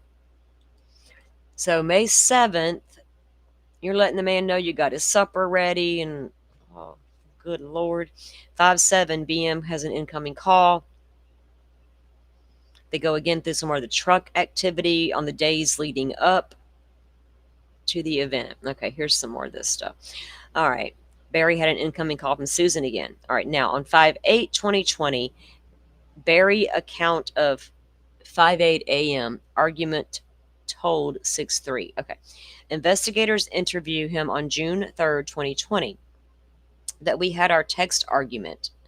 I don't even remember what it was about. She was in one of her moods. She was. Maybe she was.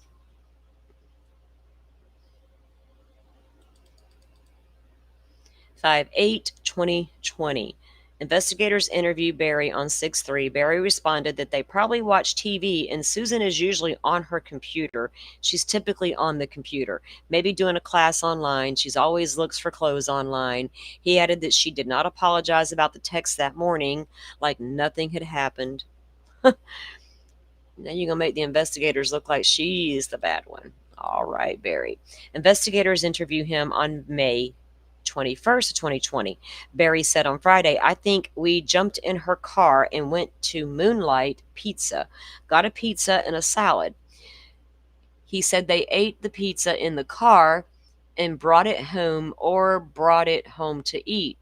How do you not remember if you ate the pizza in the car or not?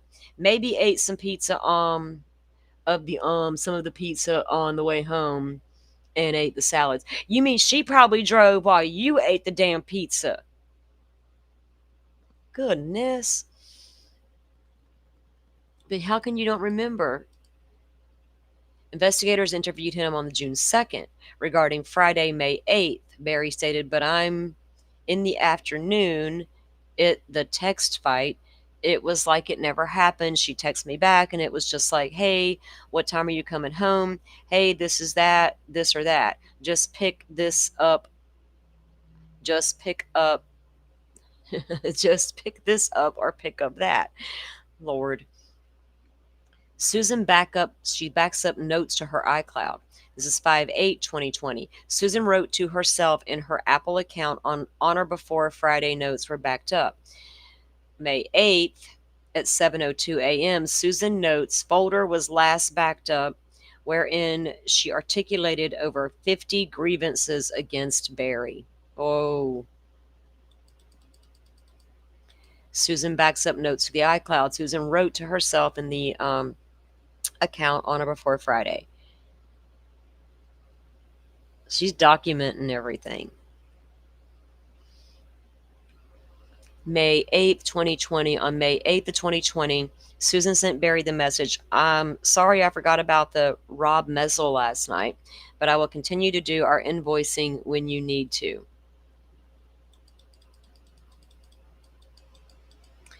Susan messaged Melinda on May 8th. On May 8th at 9:01, Susan messaged Melinda, it's hard dealing with the harsh abrasiveness and having to show respect. He's also been abusive. And then she messaged Melinda. Isn't Melinda, I think it's her sister. On May 8th, I may be wrong, 9:01 a.m., Susan messaged Melinda, it's hard dealing with the harsh abrasiveness and having to show respect. He's also been abusive. And it goes through more of what his truck was doing and the places he went to. Another outgoing call to Susan on the 8th, an incoming from Susan on. So now they're calling the phones again, but for a while there, he wasn't calling her phone at all. That's so weird. Barry's phone called Susan approximately 3 miles east of Barry's phone. The call was 73 seconds and lasted and recorded call for either device on May 8th. The call was 73 seconds and the last recorded call for either device on May 8th. Barry's phone is registered its last event of the day on May 8th. May 9th is when Barry did something to her. This guy thought turning off that phone and everything was just going to save him, didn't he? Outgoing call to Susan on the 8th. I want to see. Okay, so then we have another one here. May 8th, 2020. Susan Facebook request 20 males, 3 of them with the first name Jeff. Okay, this is like I was telling you guys, it took them a long time to find this Jeff guy, like 6 months from the news piece I saw. 20 males, 3 of them with the first name Jeff, through Jeff. I don't really want to say his last name. It's right there in the document, though. Jeff Libler was not on the list, and 3 females were new friends added to Susan's Facebook account on May 8th through Saturday, May 9th. From a cursory review of Susan's account dating back to January of 2020, these friend requests were out of the norm for Susan. Though Susan received over 20 friend requests from others in 2020, her Facebook account profile initiated no friends requests until May 8th. Wade Pullman called the Susan Morphew tip line. Pullman wanted to report receiving a Facebook request from Susan on Friday, May 8th, 2020, at 10:05, which he found strange because he has not spoken with her in 30 plus years.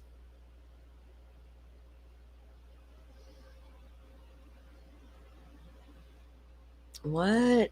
Shane Phillips became Facebook friends with Susan on May 8th.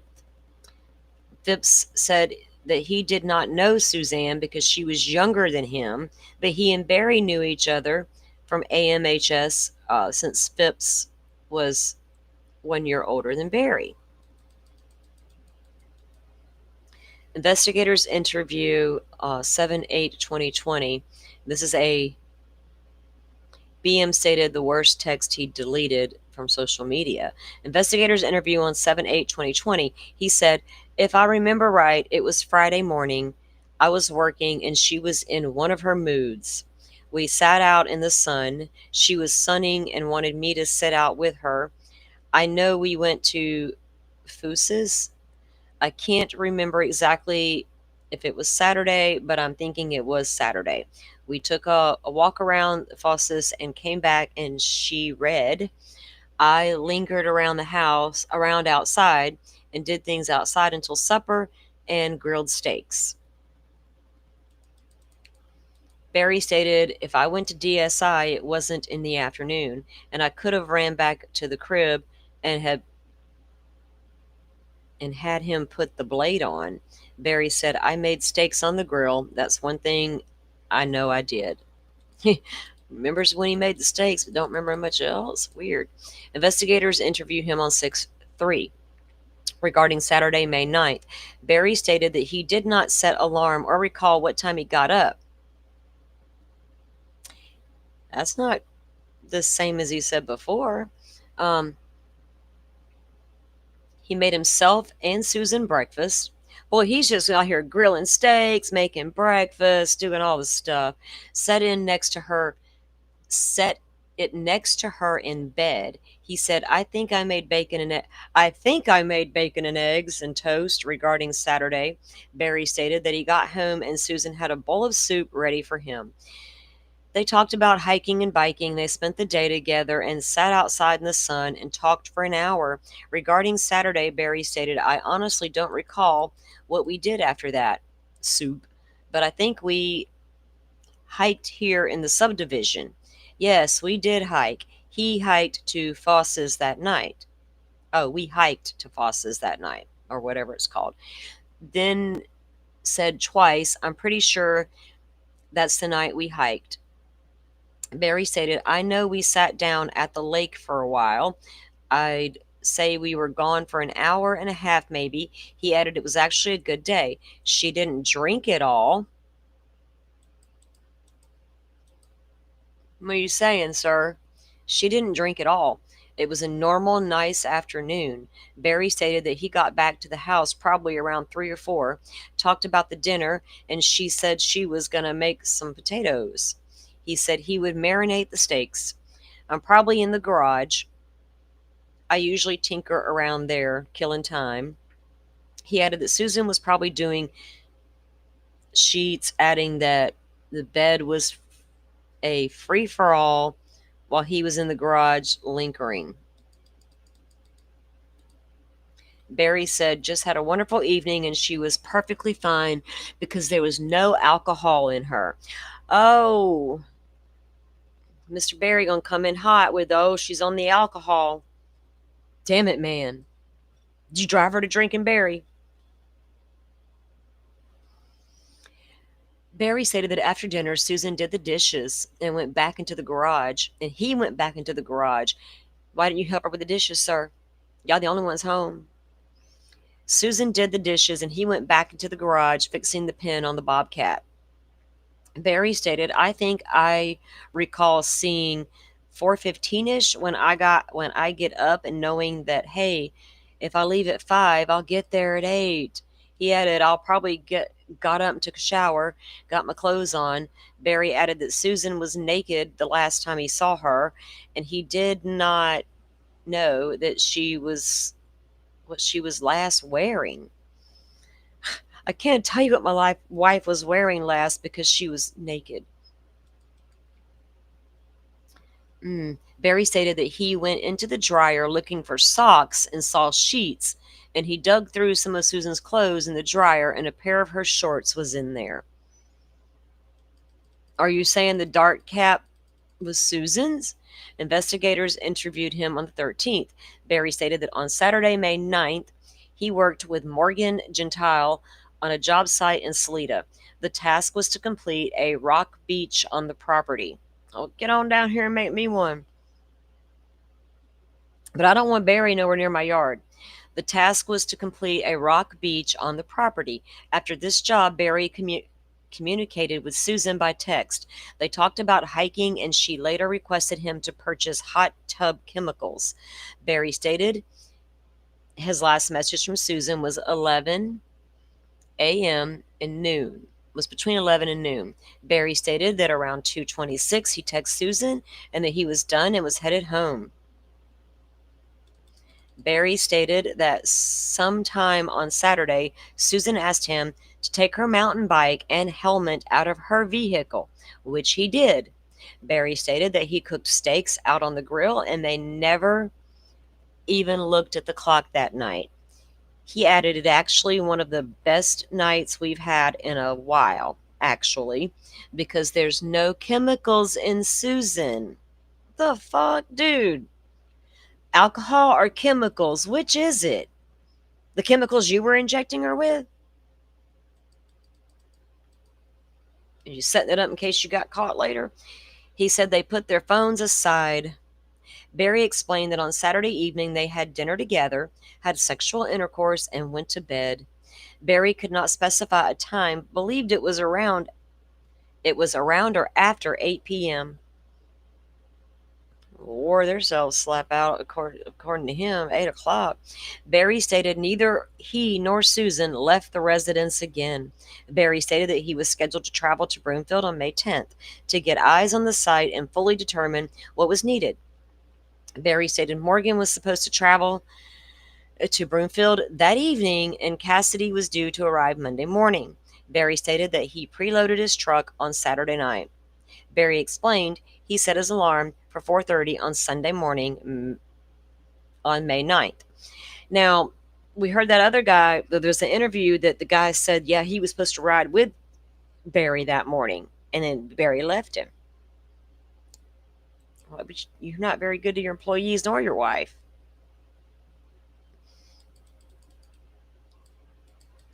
Isn't it funny how all of a sudden you're bad? Oh, we have a great relationship. Then it shows you don't. Oh, this particular night we were doing great though. This night we were good. Everything was good. No phones, no alcohol, no chemicals. We were doing good. Investigators interview on 5/21. Barry stated that on Saturday, May 9th, the morning he got up early, probably had to put a few tools in the truck.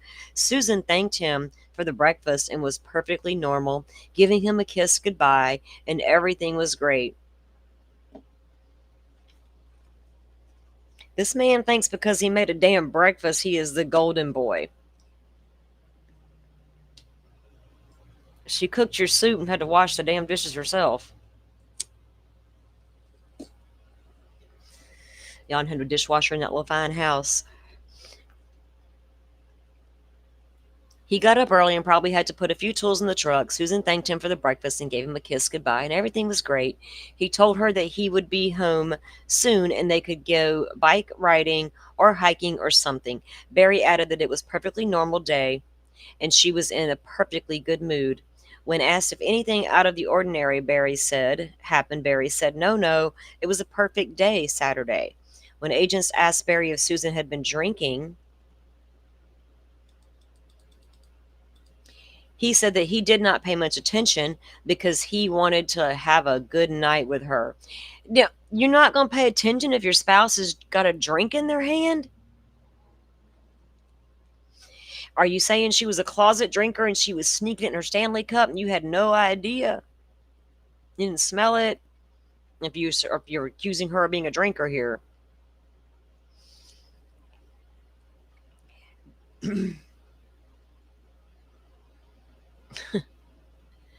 Wow. So the agent, I had a yawn out of nowhere. The agents asked Barry if Susan had been drinking. He said that he did not pay attention because he wanted to have a good night with her. As if paying attention and calling and saying, honey, is that a drink? Would that have started a fight? Barry said that they grilled steaks and did not leave the house after he got home that day. He said that he and Susan laid out on the patio in the sun. Barry said that she made soup for lunch. He left his phone alone because he wanted to have a nice evening with his wife. Susan talked to Barry that evening about purchasing a house in town for $800,000. Susan talked to Barry. That's what he's over here trying to tell the investigators. We all just got through reading the text thread with her friend where she's complaining that she doesn't want to buy this house. Why would I? I'm ready to bail on this whole marriage. I don't want to spend $800,000 on some house. He said that Susan was not on her phone that night that he knew of. When agents asked Barry if he and Susan went to bed together, he replied, I'm pretty sure we did. And later, I'm pretty sure we went to sleep together that night. What do you mean, pretty sure? Spent a lovely evening outside laying in the sun. Y'all had some steaks. You went and had the whippy upstairs. And now you don't know if you went to bed with your wife or not. Oh, he's got that bad memory recall. I don't recall. Susan did not leave the house after they had sex and went to sleep. He don't know what he did. When asked by agents specifically if Barry used his phone to set his alarm for 4:30 on Sunday, he stated that he just woke up on my own without an alarm.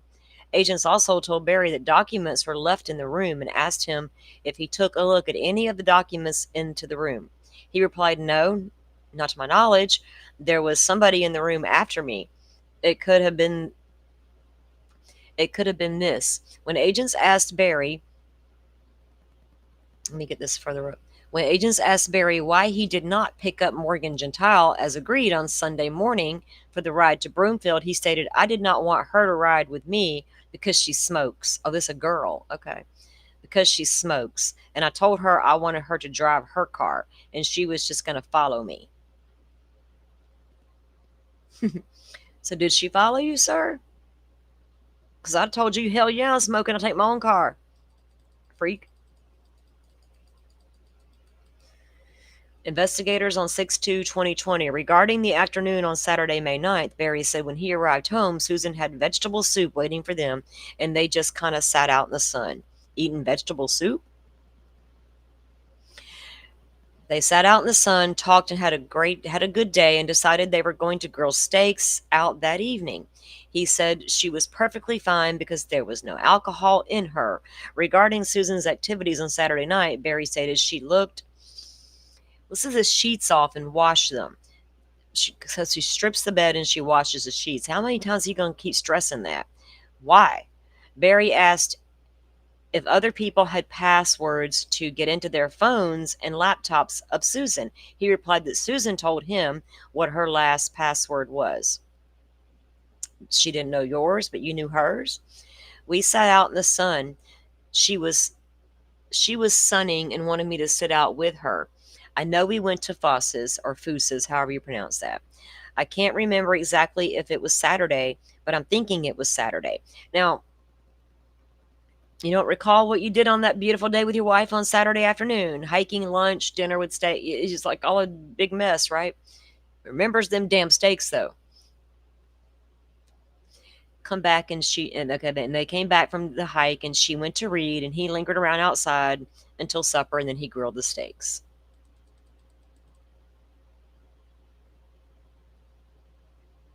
Yeah, right, Butterfly. Did he take some of his own tranquilizer with his selective memories? And then he takes the phone off of airplane mode.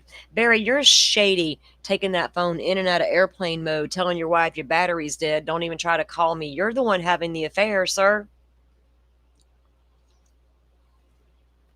She just found somebody willing to talk to her. Because you obviously didn't give a rat's ass. I mean, she wasn't even degrading you and her friends. She was trying to be nice about the situation with you. Barry's phone registered. Power on. Barry's phone was taken out of airplane mode. On 5/9, the last known day of Susan's life, proof of life, he's got his phone off and on in the airplane mode again. At 5/9/2020, his phone is at Tailwinds. Barry's phone registered locations at his Tailwinds work site near Poncha Springs. That was in the morning time from 7:22 to 7:39. So he was out working that day. Then he comes home and has the soup and the steaks and all the things. Susan's phone exchanged messages with her friend Sheila Oliver. That was also on the 9th. And then also continuing on the 9th, Barry's phone is at Tailwinds again. Barry's phone registered locations as at the Tailwinds near Poncha Springs. Ricky King became Facebook friends with Susan on May 9th. King had his phone with him when he received the friend request on the Saturday, May 9th. He accepted the request, though he had no real contact with Susan or Barry since high school. Was she sending friends requests to all their old high school buddies? Or was he doing it? Right? We already know that that was in the morning. So what time did he actually go back home? I'm wondering who's sending all these random friends requests to their old high school friends. Because I think Barry might already know about what's going on with Susan and her old high school lover.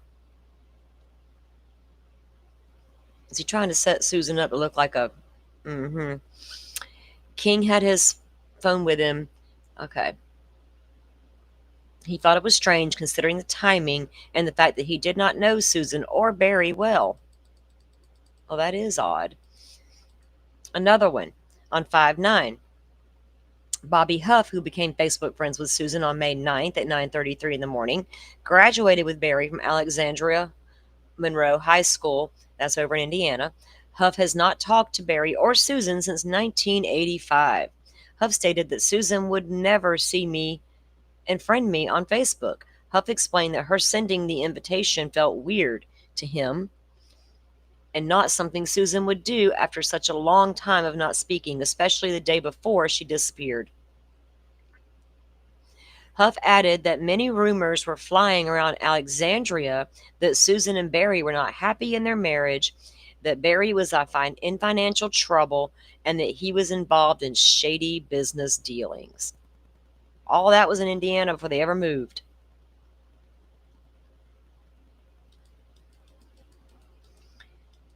She probably should have got out while they were still in Indiana. Bless her heart. May 9th, Susan messages Barry. Susan texts, "Want a hike?" I think he might have been a bit lazy, Susan. And they're going in more the truck stuff there. Okay. On 5/9/2020, Susan texts Barry, "Want to meet to hike?" Barry responds, "No, I'll come home." And then he has an outgoing call to Susan. Like she's like, "You want to meet to hike?" Like trying. He's like, "Nah." So 5/9, Susan's phone received a second password reset from Facebook. Now remember, he's over there Googling about how to reset the password. I'm on to you, dude.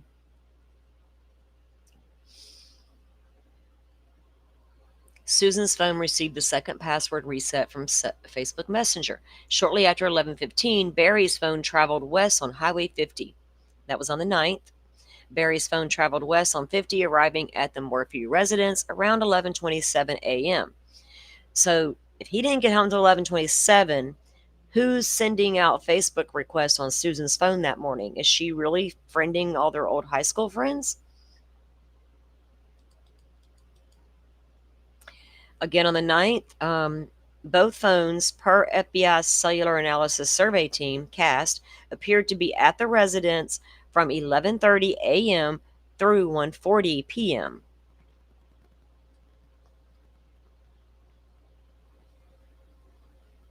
Oh, Iowa, backyard. Nice. Thank you for coming in. We don't mind the lurkers, and we love the replay crew. I didn't even say that right. Replay crew. Thank you guys for being here today. We need, seeing justice for Susan is just, especially when you see what she was actually living with there, and I just hope that, like when we did Maddie's story in the Soto case, the takeaways we can see. If you're in these types of relationships, no, they're never going to work, right? And take your losses. Don't hold out for everything because it's not going to work out. There's always one. Sometimes it can be an amicable thing, but a lot of times it cannot be, unfortunately. Both phones were at home from 11:30 till 1:40.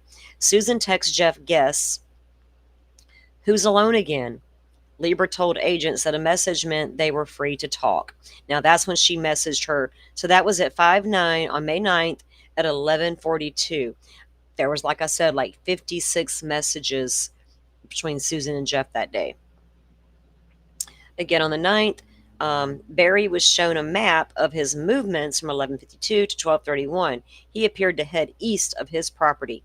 During the time, he's supposedly having veggie soup. Oh, he was shown a map like Stefan Stearns. Did he get all confused? Like, I don't know about maps. I don't even know this area. Even though I live here, I don't know where I'm going. What? So Barry claimed he was at home having vegetable soup with Susan in the backyard sunning, but no. FBI CAST says something different. On the 9th, Barry had an outgoing call to Susan. A little bit later, Barry was shown a map of his movements. Again, he appeared to head east of his property during the time he was supposedly eating the soup.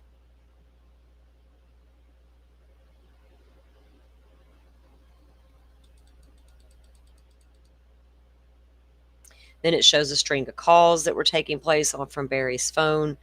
He called Susan again at 12:52. That was an outgoing call. He calls her at 12:45. He called her, and then he called her back at 12:52. I wonder if she didn't answer that first time. More about him messing around with the Bobcat, I guess. Okay, let's see. All right, again on the 9th, and this is at 1:40. Both phones per CAST appeared to be at the residence from 11:30 to 1:40. Barry asked via text at 1:46 p.m., "Are you around to look at backhoe?" And that's when he texted a message to someone. And then Barry's phone exchanged 2 messages with Tim. Barry's phone exchanged 2 messages with Tim. Okay. Barry also made an outgoing call to Susan for 2 seconds at 1:51, his 10th of 11 consecutive calls to Susan. What time? 1:51. She sent that text to her boyfriend at 2 something.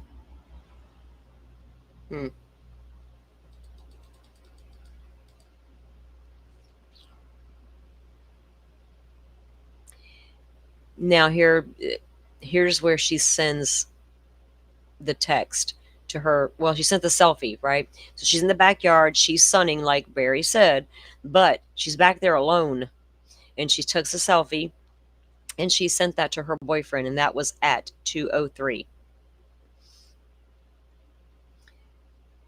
From LinkedIn, Lieber and Susan sent 59 communications to each other on Saturday, May 9th, with the last outgoing from Susan occurring at 2:11. Barry, I don't think you was at home having no dang soup. 5/9/2020, no further probable existence of Susan.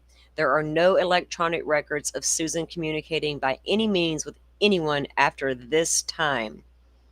5/9/2020 at 2:11.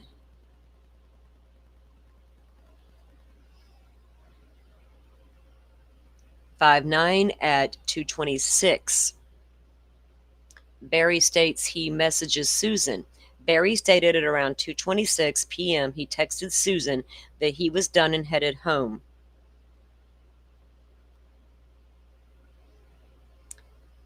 Then they have a video of him headed east on Highway 50 from a used car lot dealership.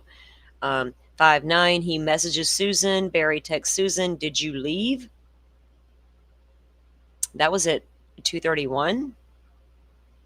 Then at 5/9 at 2:34, he's headed east on 50 from a gas station video.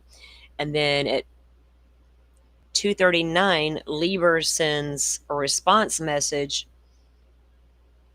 at 2:39, 2:46, and 2:47, and Susan did not answer. What was happening to Susan after that last 2:11? And all of a sudden, just minutes later, she's not even responding anymore. And he's claiming he's on his way home. It's got a phone location here, but it doesn't give information. Okay. This is more about his truck. 5/9, BM truck indicated he was home. So this is at 2:43. Barry's phone and F-350 per telematics appeared to be at the Morphew residence. And it goes through the door opening and closing, all of that. Susan did not respond to Lieber's return message. That was Lieber sends unanswered messages to Susan. That was at 2:44.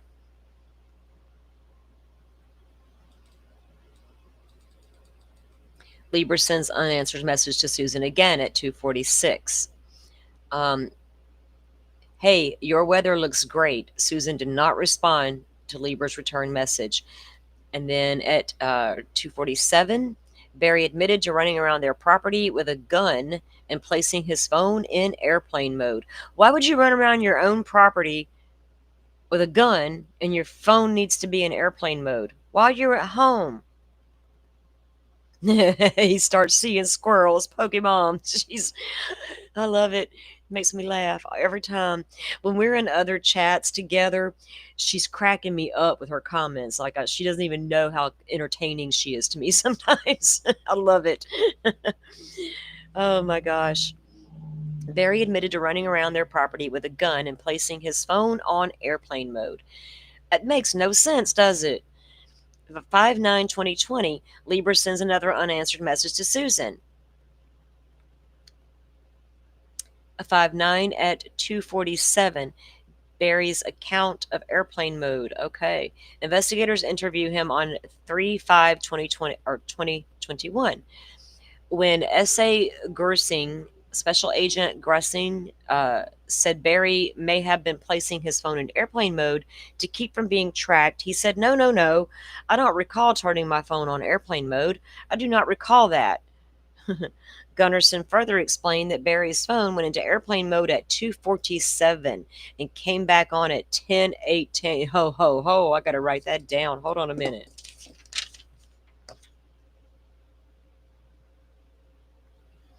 Y'all, I go through entirely too much paper. It's all good, though.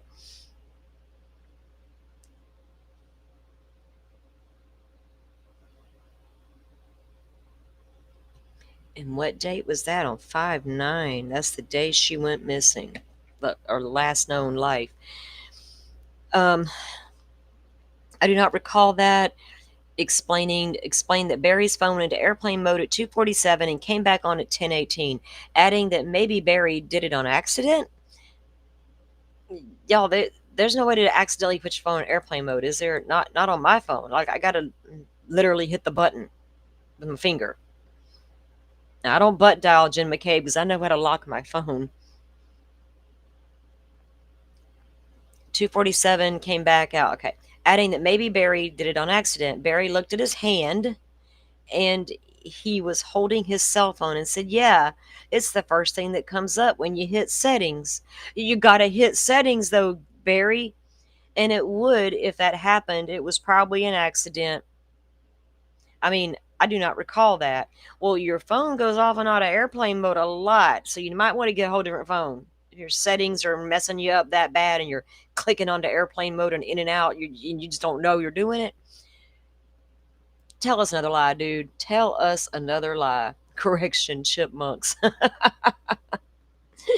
Alvin, Simon, and Theodore. How do you remember their damn names? I do not recall.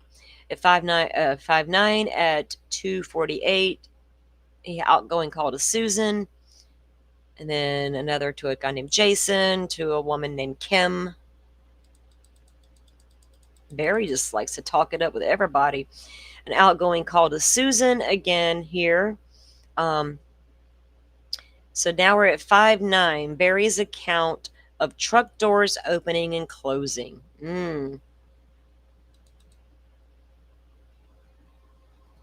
I gotta get a drink of my drink, guys. Hold on one sec.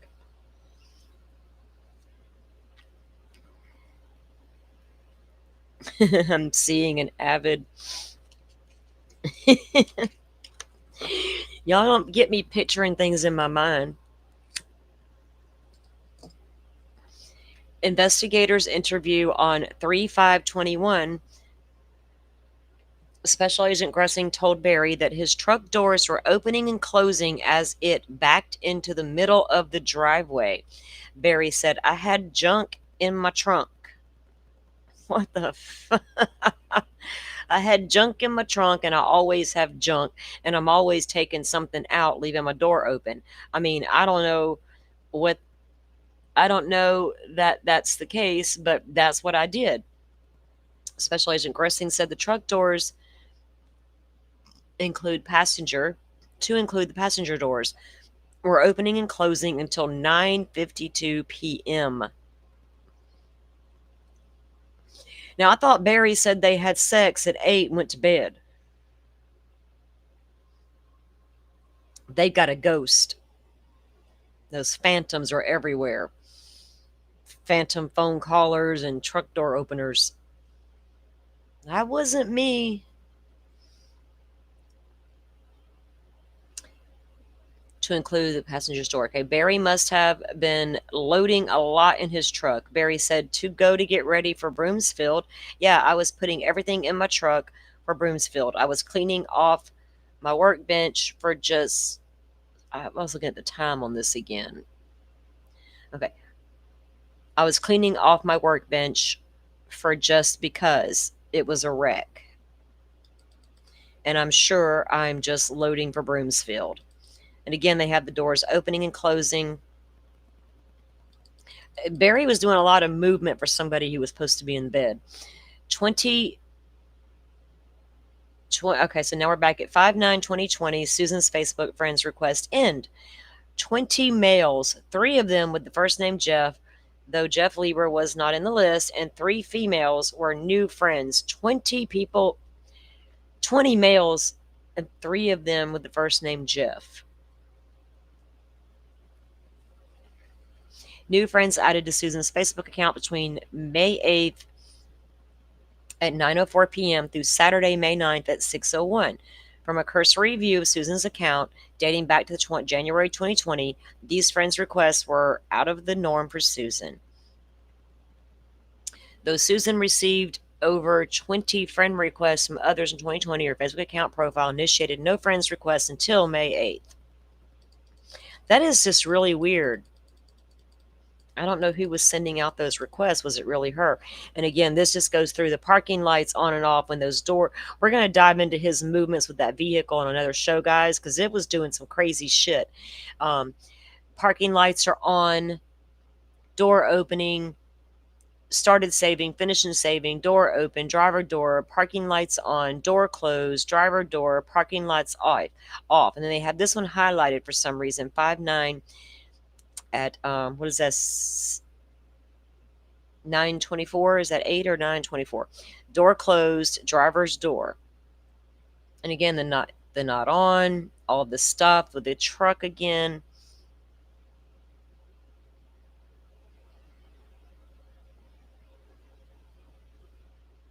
Okay. So now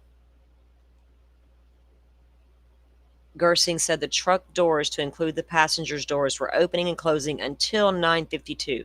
So they must have stopped all that activity around 9:52. Now, an airplane mode off event started on Barry's phone. Wow. So why you got it on airplane mode while you're out there moving all around? Because you did it by accident. 6 seconds later, that phone comes back on. Okay, so he turns it back on that same night. It's got all of his location stuff going on. Okay. At 5:10, this is the day that she was reported missing. BM comment about Mother's Day. Investigators interview him on 5:13. When asked about working on Sunday, he stated, "It's Mother's Day. It's not like it's husband day." Oh, you ass.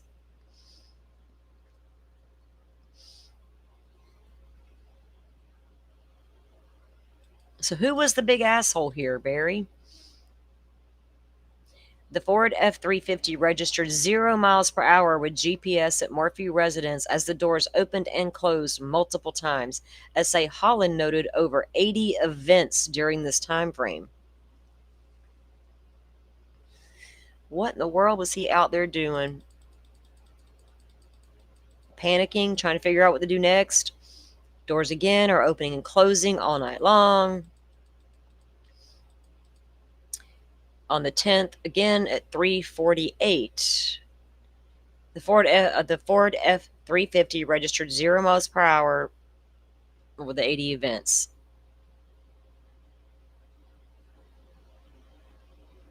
Yeah, what a gem. What are y'all talking about? I can't keep my thing to straighten up. Barry's brain was on airplane mode.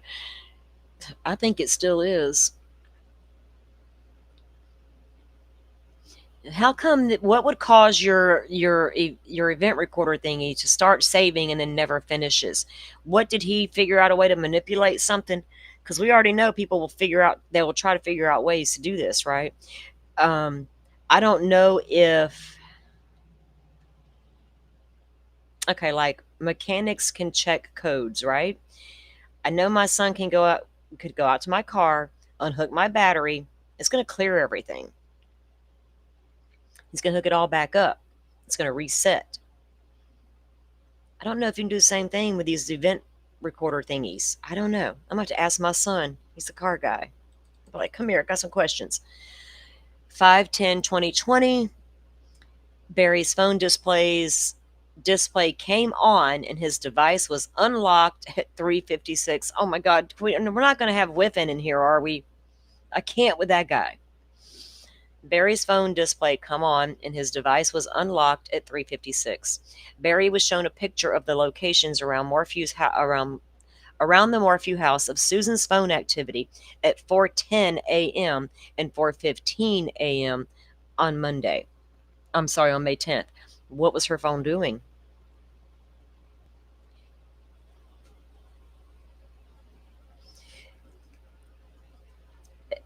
Five minutes later, Barry was shown a picture of the locations around the home with Susan's phone activity. The location data for Susan's phone last registered at a tower near the Morphew residence at 4:23 a.m. So that tells me he didn't get rid of her phone until after 4:23 a.m. You know, when he left going over to Broomfield, tossing shit out the windows and off the back of the truck down the ravine. Weirdo. Barry stated he woke to his alarm at 4:30. Barry explained that when he woke up, Susan was still asleep in the bedroom, in the master bed. Barry stated he heard her snoring. Dude, you just complain and complain.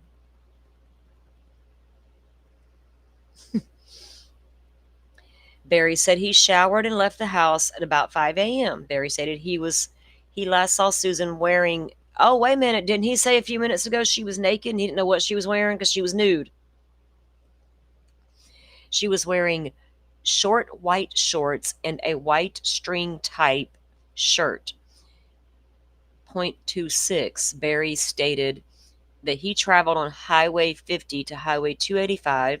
He traveled Highway 285 to east of 470, north to to I-67 or 76, sorry, and then on to the US 36. Barry stated that he went directly to the Holiday Inn and checked in. Barry said he went into the room for a short period of time and rested after the drive. He explained that when he went over to the work site. And then it says 27. After looking at the site, Barry called Morgan and requested her to bring another person. Barry stated that he was at the job site at 10 o'clock-ish.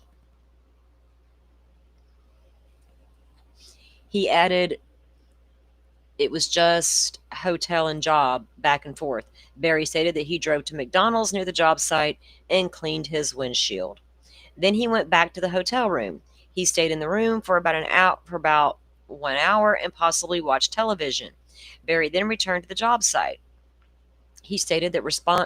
Barry stated in response to the question if he ate that day, I kind of looked for something to eat. He said that he always keeps granola bars in the truck. He said, I saw a McDonald's and pulled in there. I don't like crap food, so I thought I'm not going to eat here. So I just ended up eating granola bars. Oh, frick. If you're hungry, a little cheeseburger will do.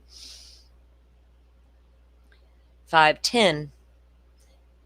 Barry's phone entered airplane mode again. Last time Barry said he saw his wife was at the residence at 5 a.m. in the morning.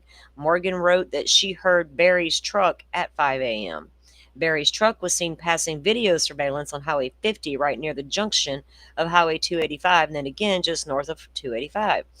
At around 5:14, 5:16, Barry's truck was seen passing video surveillance on Highway 50 near the junction with Highway 285, and then again just north of 285 at around 5:14, 5:16.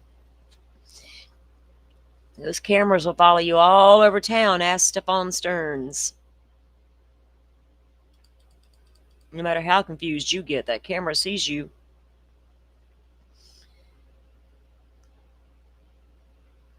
Surveillance, I guess. 5:10, 7:34. Barry arrived at the hotel. Looks to be carrying a beverage. What kind of beverage, sir? Wearing boots, white material on left side only, powdery white. Carrying large camping backpack and boots and light blue bag with possible light blue jacket, blue jeans, and a long sleeve collared type, no buttons, shirt with a teal or green colored undershirt. I don't know what this is with the parameters on here. Odometer stuff. Okay. 5:10. Let's see. And they got more of the car activity going on and off here. The passenger door opening, more passenger doors. All this is on the 10th, guys. You can tell all that phone's doing, or the car. Okay, 5:10 at 8:14, he's at the hotel. Barry's phone was at the Holiday Inn Express at 11401 Via Vera, Broomfield, Colorado. It wasn't husband's day, it was just Mother's Day, so I'm out. Peace out. The daughters are like, we're going camping. See you later. More of the car stuff going on and off. I want to know how they figure he was like trying to go after her in the house and running around the house after her. I haven't seen that in some of the other documents. 5/10/2020, 8:41. Barry texts Susan, I made it to Broomfield. Call me when you get a chance. 5:10. Barry walked into the hotel carrying 2 white trash bags, khaki backpack, and a pair of boots, a dark colored item, and a piece of clothing with blue teal coloring. Why is this man carrying around so many bags for a guy who just went to travel to a work site for the day? You know, to prep it and make sure it's good to go for your employees.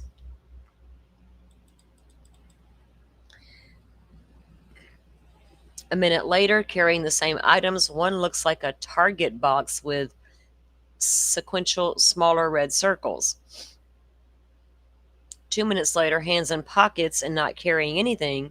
Boots appear to be the same that he entered wearing. Blue jeans look to be different from his entrance, and the blue shirt sleeve is the same as when he exited.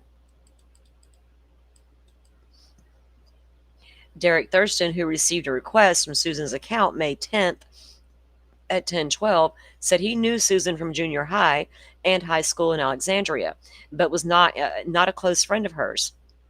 Thurston thought it odd that Susan decided to send the friend's request after not talking to him in over 25 years. He added that she did not seem like the type who was desperate to friend people whom she didn't know well.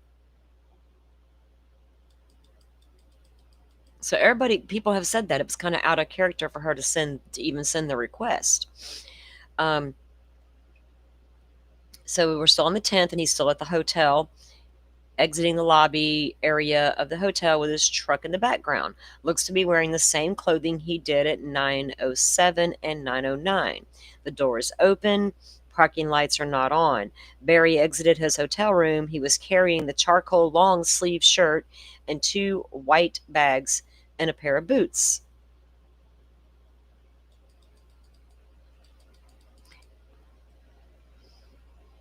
Barry is seen on video placing items into 2 separate trash cans located at the edge of the McDonald's between 10:19 a.m. and 10:41 a.m. What were you throwing away, sir? You can't eat their crappy food, but you can stop long enough to use their dumpsters. If they got him on camera throwing items into these random dumpsters, did they retrieve the dumpsters? Were they able to get warrants and secure them or did they just see it on surveillance once they started figuring things out and it was too late then? That's always a good possibility. The location of Barry's phone was near the lot of McDonald's, 625 Interlochen Boulevard in Broomfield. I don't know what this is. #REF. It doesn't say, it just says to neutral. Oh, but the vehicle, I guess. And then to park. He changes location at McDonald's. The driver door of the F-350 opened in the rear parking lot space of the same McDonald's lot at 10:22. Wearing the same clothing he had previously worn and the same white covered boots, carrying a black folder with a lot of papers unorganized. Barry is seen on video placing items into 2 separate trash cans located on the edge of McDonald's lot. I wonder if he was dumping paperwork about his shady finances.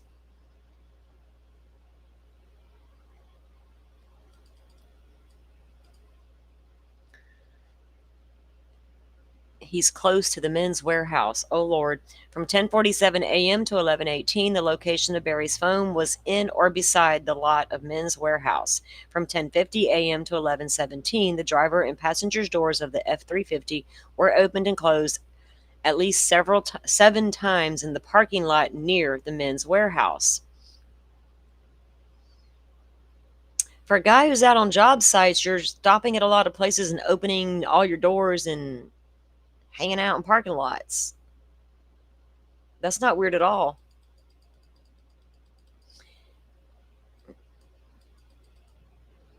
At 5:10 and at 10:56, wearing a different short sleeve shirt, same pants, and the same white stained boots, carrying a black folder with papers appearing to be more organized. And again, why does it start saving and never finishes? That is the system log. Did he have some kind of malfunctions? Started saving, finished saving, parking lights off, started saving, finished and saving. From 10:50 a.m. to 11:17 a.m., the driver and passenger's doors of the F-350 were opened and closed 7 times near the Men's Warehouse. From 10:47 to 11:18, the location of Barry's phone was in or beside the Men's Warehouse. Barry called Morgan and explained she needed to bring an additional person because of the amount of work. When Barry called, he was out of breath. That was at 11:18 on the 10th. So he calls her and tells her to bring another person, and he's out of breath. At 11:23 a.m., the location of Barry's phone and truck were at the Holiday Inn Express.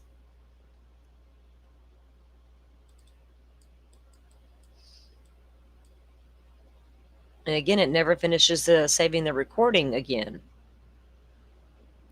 At 11:36 a.m., Barry walked into the hotel lobby wearing a black t-shirt, carrying under his left arm a black binder and disorganized papers. At 11:56 a.m., Barry exited the room wearing a white shirt and carrying the binder with the papers. From 11:57 to 12:25, Barry's phone was near the Via Vera work site for the wall. And then it goes through more of the car movements there. At 12:06 p.m., Barry made an outgoing call to Mallory. It's the daughter, the oldest one.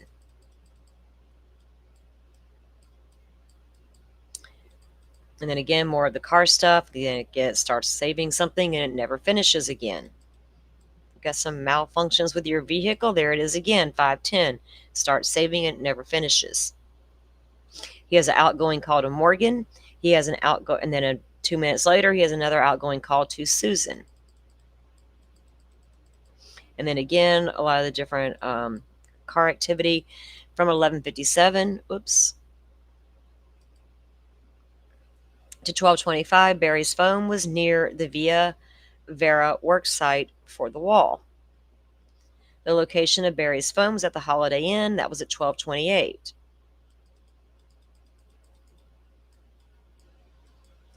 The location of Barry's phone was at the Holiday Inn Express at 12:29.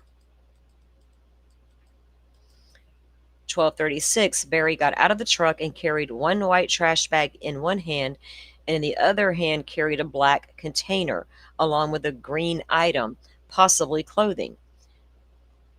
At 12:38, Barry placed bags, a black container, and clothing from his truck beside the curb. At 12:41 p.m., Barry walked across the lot towards the hotel lobby with nothing in his hands. At 12:42, Barry entered his hotel room. Barry does not leave his room, per the film, until 6:03. I wonder if he was he throwing away clothing? Did Susan have on clothing, and did she get hurt to her where she bled or anything like that? That's what I don't know how. We don't know how she was. We know she was tranquilized, but beyond that, I don't know. So we're still at May 10th, 12:42 at the hotel. 12:42, Barry entered his room. He doesn't leave until 6:03. He has an outgoing call to Mallory at 1:07. On May 10th, Cassidy Cordova had not heard from Barry, so he called him at about 1:45 to ask about the job. Barry asked Cordova to help with the job. At 3:30, Barry sent an outgoing message to Susan, "Call me." At 5:10, Macy texts Miles, "I'm just so sad, and Mallory and I texted Mom for Mother's Day, and she still hasn't answered, and I'm scared her and Dad probably got into a big fight." Damn. Sergeant Hesa Julian spoke with Jean Ritter, who confirmed that Mallory contacted her and Martin Ritter via telephone between 4 and 4:30. That might be the neighbors.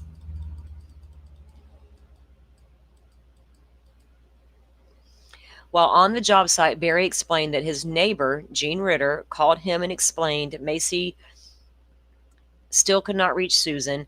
Jean, who has the access codes for the house, was asked to go check the house. Jean discovered Susan's car was there, however, her mountain bike was not.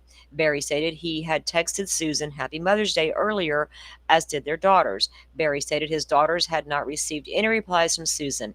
Also, Barry stated there was no cellular phone service at the house unless the phone is on the HughesNet Wi-Fi internet service.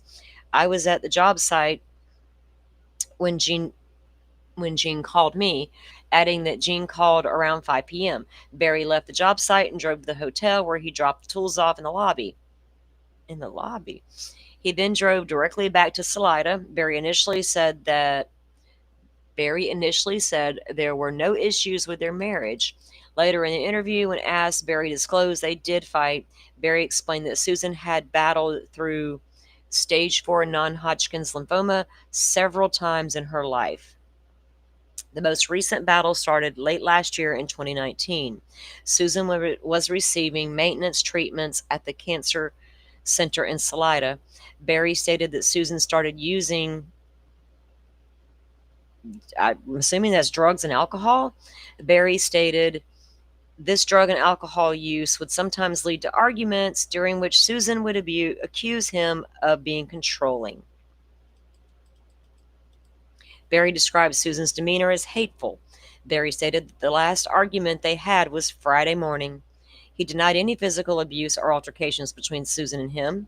There are surveillance photos of him being in his hotel room, none the job site. Then Jean Ritter called him at 5. At 5:15, Barry received an incoming call from Jean. At 5:45, Barry received another incoming call from Jean and Martin. At 5:57, the telematics of his F-350 registered GPS coordinates at the Holiday Inn parking lot.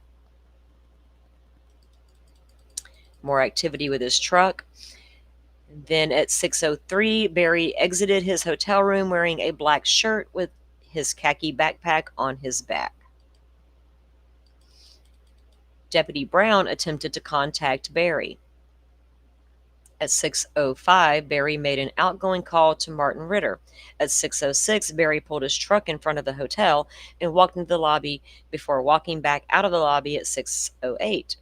At 6:09, Barry made an outgoing call to Morgan Gentile and said they had a family emergency.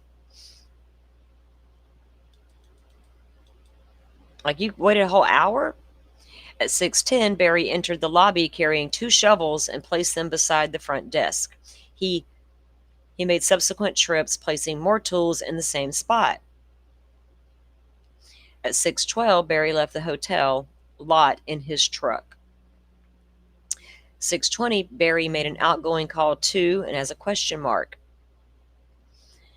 At 5:10, he calls Mallory. A little while later, he calls Martin. He calls Martin again. And I think that's his Ike. He calls someone named Ike. And then the same day, May 10th, Deputy Brown contacted Barry. Barry stated that the last time he saw his wife was at their residence at 5 a.m. on the morning of the 10th. At 7:10, Barry received an incoming call from, and it has a question mark.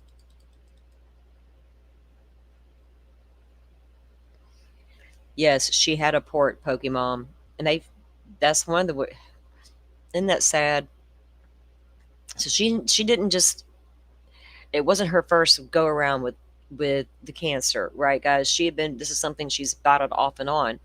So she had a lot going on in her life. And was he supportive? I mean, I could also see her getting super aggravated with life, you know?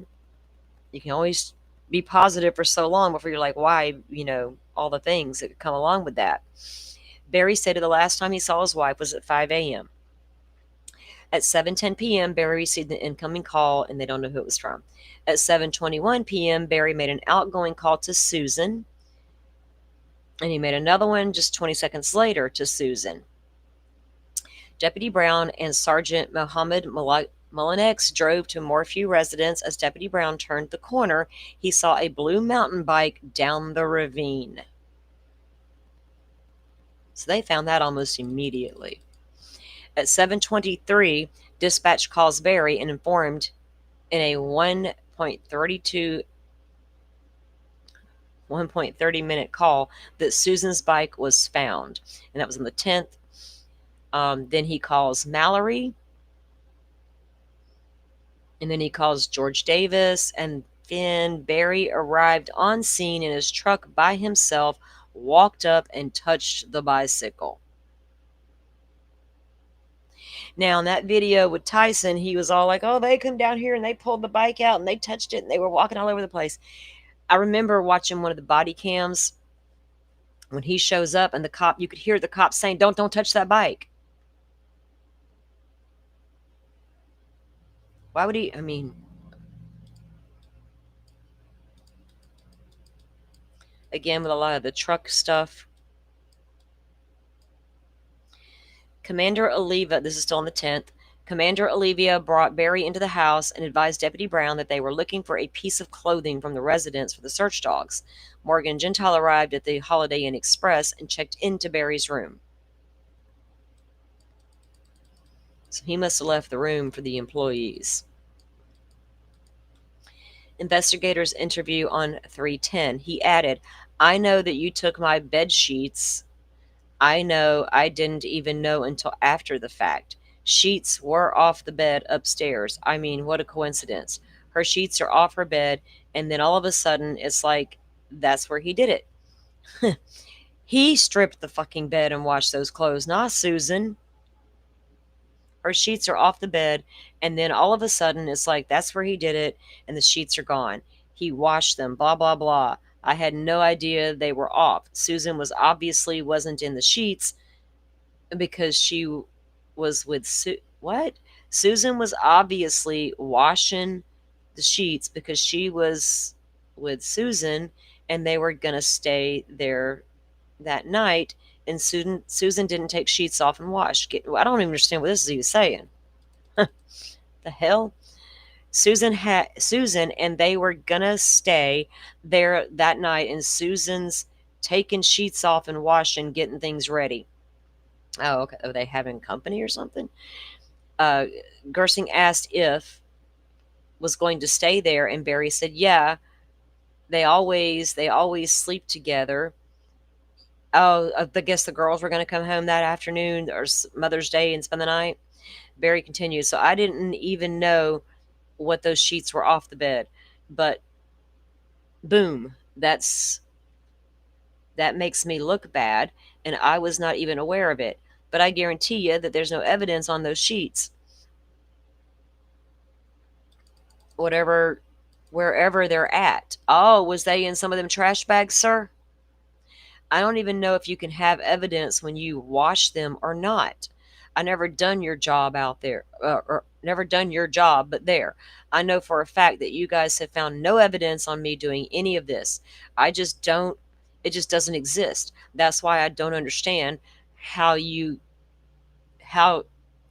it got 9 months?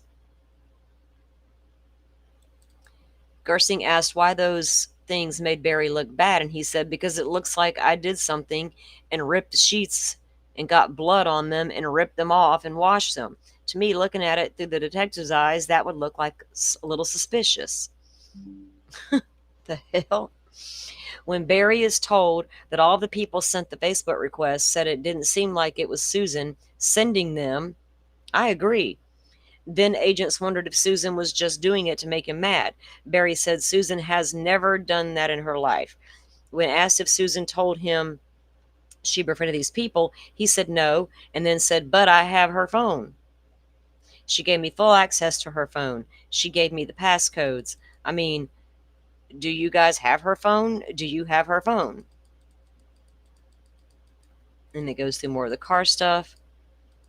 More and more of that. More of the car stuff. Oops, what is this? On May 11, 2020, at about 7 a.m., Barry called Morgan and said that Susan was missing, and he thought a mountain lion may have attacked her. That was the morning after that she was reported.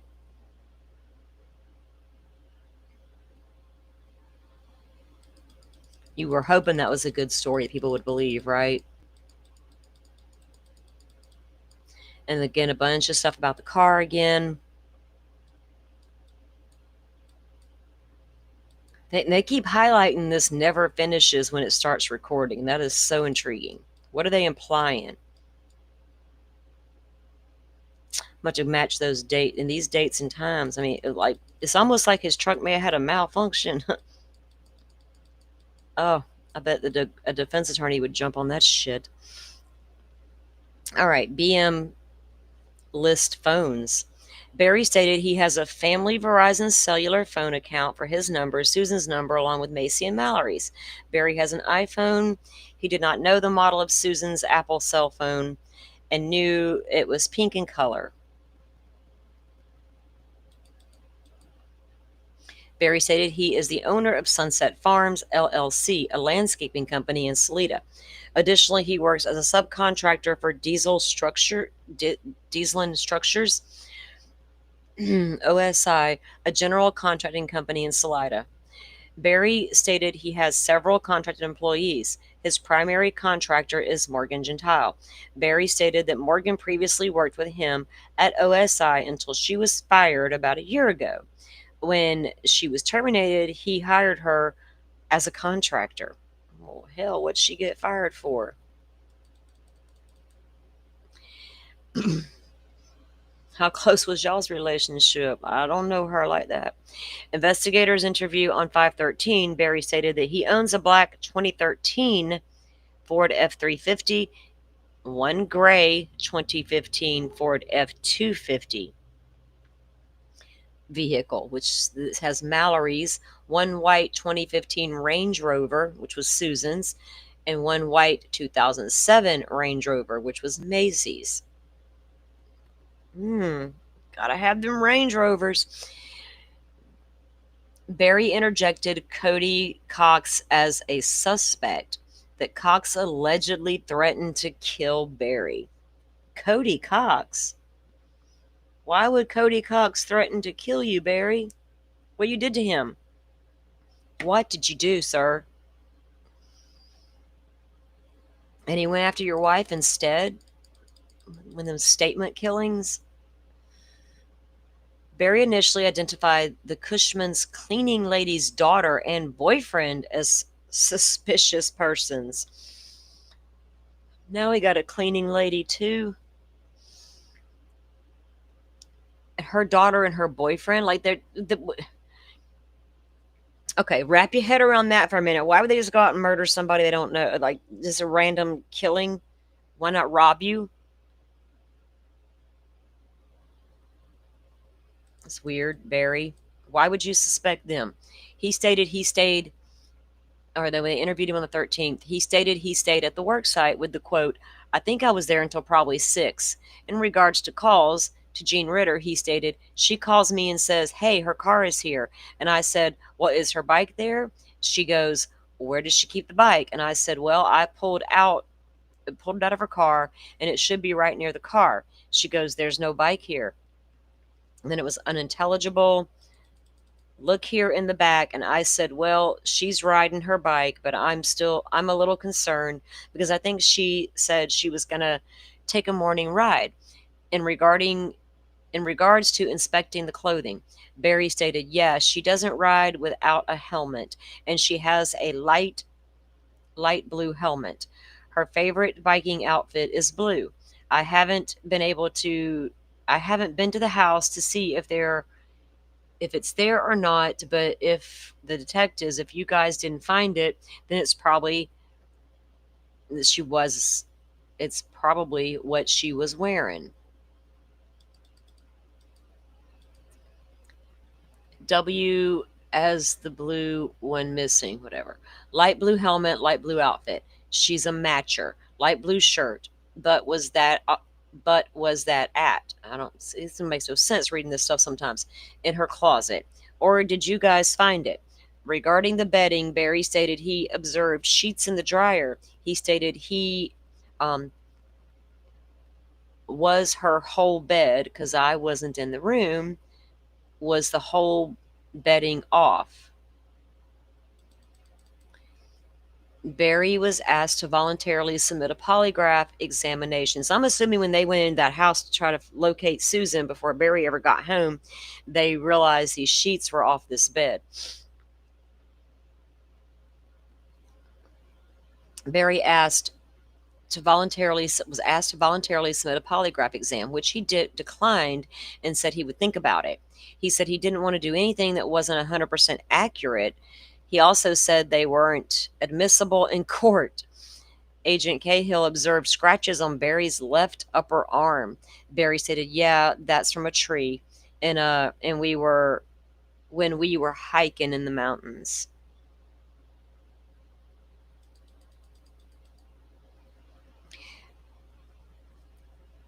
How come people suspected of harming others always have marks on them and they want to explain them away? I smashed my thumb changing my tire. I scratched my arm hiking.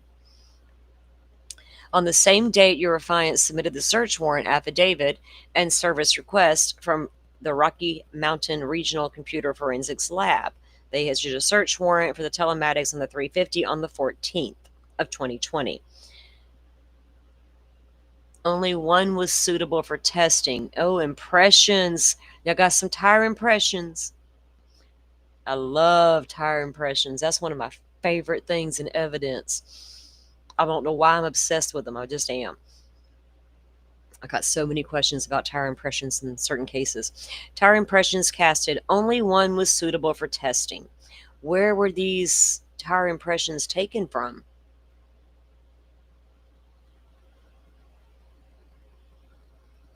Were they taken up there by the scene where the bike was found?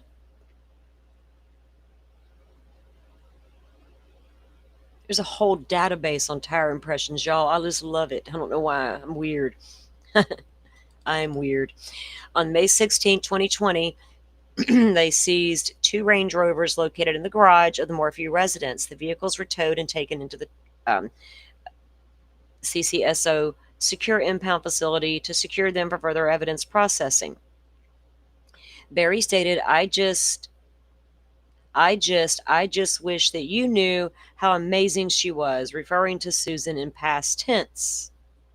Barry, and y'all know cops always notice that. They're like, oh, you're talking about her in past tense, and not like she's missing. Referring to Susan in past tense. Barry said that it was Susan, not him, who wanted to move from Indiana. I kind of doubt that. He stated, we men need sex. I gotta take a goody powder for a headache right now. Yeah, y'all apparently do. And some of y'all don't care who you have it with. Hell, that goes both ways, I think.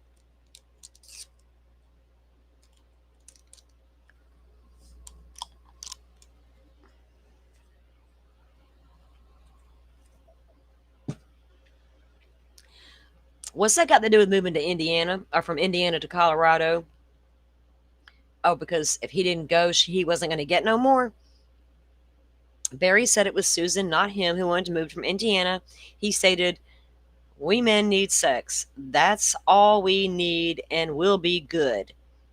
Wow.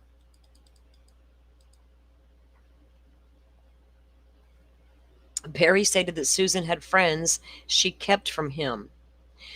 That is such an odd statement to make, and Susan's the one that wanted to move, but hey, we men need sex. Was she the only girl willing to look at you, buddy?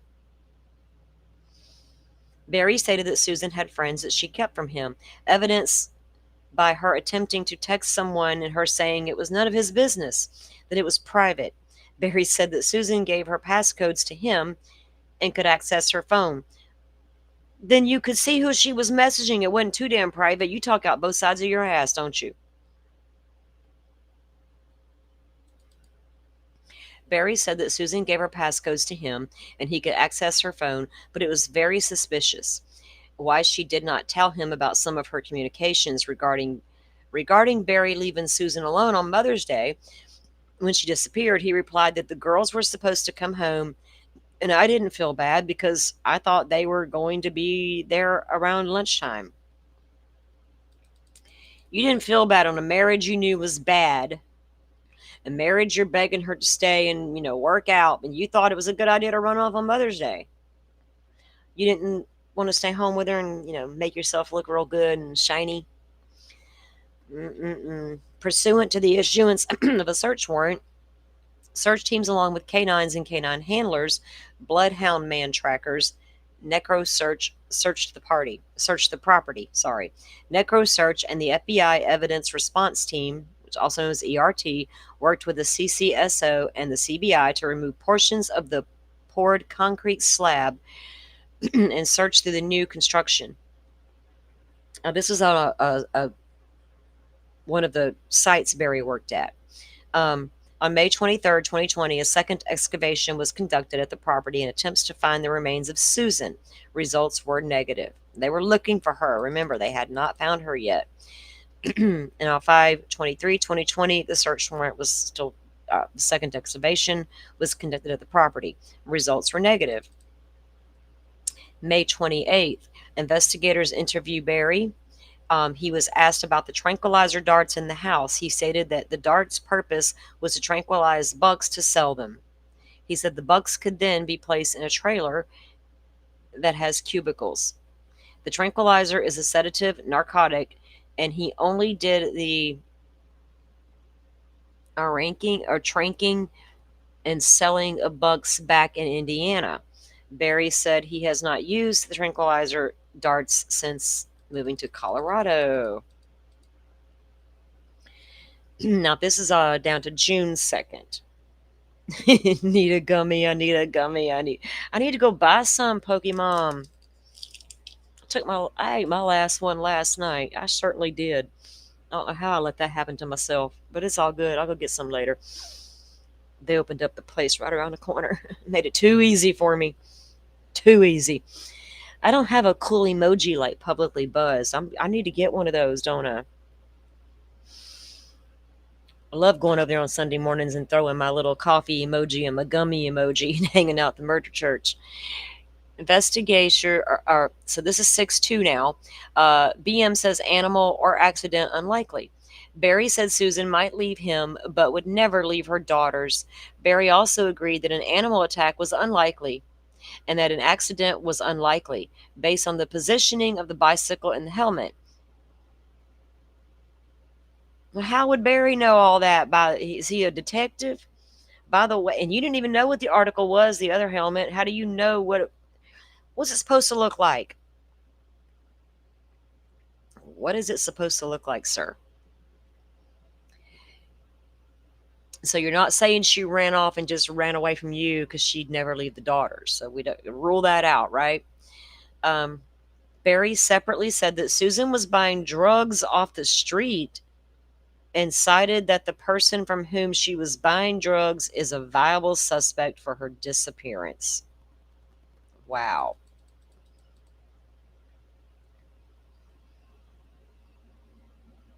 What if they were ever able to confirm anything like that? Like the dealer's going to say, yeah, that was me. Barry said that Susan's family, the Mormons, were involved in marijuana and maybe they were responsible for her disappearance. Oh my God, dude, get over yourself. First of all, marijuana helps the cancer patients a whole hell of a lot. Is that the drug you're talking about? She was using the chemicals, the marijuana that probably really helped that lady. Go sit down with your drink, sir. Go sit down with your drink. He referred to Susan's sister Melinda as being wicked and her brother David as being smart enough to do something like this. He's brilliant. After suggesting that maybe Susan's siblings should be considered as alternate suspects, he stated sometimes when people are guilty, then they point the finger because of their guilt. Oh, he is blaming everybody in the world. Like, y'all, now her family? What'd they do to her? What is he even implying with all that? I'm trying to figure out how their involvement with marijuana would make them want to go out and harm Susan. Like, what? I guarantee you that my tech from my truck and my phone will exact match my interviews because I know for a fact what I've done. I think he was trying to alter your truck stuff. Barry said that Melinda and David appeared to be pointing the finger at him and stated, "So I don't understand why they're doing that unless they're guilty. But sometimes people that are guilty say, hey, hey, hey, he did it. He did it. He did it." Like, they can probably verify her family's whereabouts that weekend, dude. Did you think about that? When Barry has suggested alternate suspects like Melinda or David, he seems not to recognize that he seems to be doing the very thing he's explaining that they that they are doing. Oh my God. He's the one doing what he's accusing others of doing, right? He's accused of like a handful of people here. I went too far down. Okay, yeah.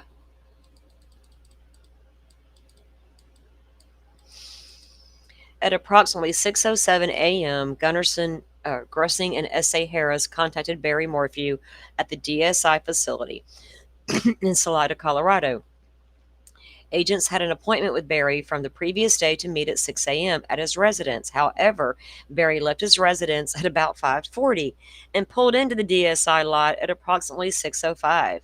He stated, "Yeah, I had a package at UPS I had to pick up.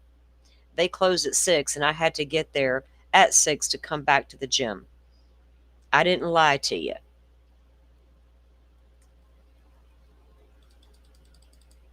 The agents were working a homicide case and desired to work with Barry and clear him if possible. Barry said, "That's the should have been done months ago." Grussing and the FBI's job said the FBI's job is to collect facts, review the warrants, and Barry was the main person to explain the facts. Barry was told his cooperation was voluntary, and if he chose not to help explain the facts in the case, it was his decision. Barry continued, "But everybody's got eyes on me. They see me talking to you. There are people seeing me talk to you right now. There's cameras right now, and it's going to get out." S.A. Grussing told Barry that him talking to the FBI should appear normal to other people and help them calm down. Grussing told Barry that Barry's explanation of going to Garfield helped explain the missing 7 miles each way from his truck. Missing 7 miles. Something Joe did not know in July. I've got some documents we got to unpack. Barry talked about how speaking with the CBI was bad for him because he told them got out in public. S.A. Grussing told Barry that he considered talking to agents as a bad thing. Barry was told what normally happens if a dad is missing a daughter or a husband is missing a wife is that they knock on the FBI door all the time. People are begging the FBI to come help in a lot of these cases, dude. And you got them there, and you're like, "I don't want to talk to you. It might look bad."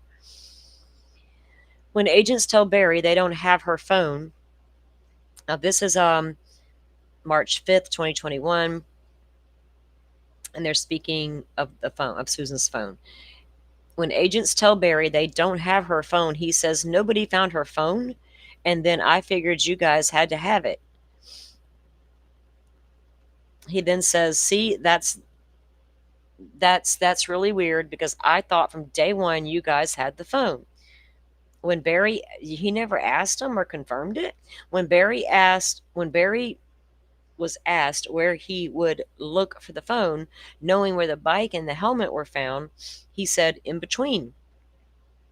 Note FBI agents asked Barry about his statement on April 22nd, and he said he did not have Susan's phone or passcode, just her iCloud password. Now, he's making very contradictory statements, guys, isn't he? In this interview, Barry was asked for immunity. Barry asked for immunity, asked not to get thrown in jail, said there was no evidence. Well, why do you need to ask for immunity if they got nothing?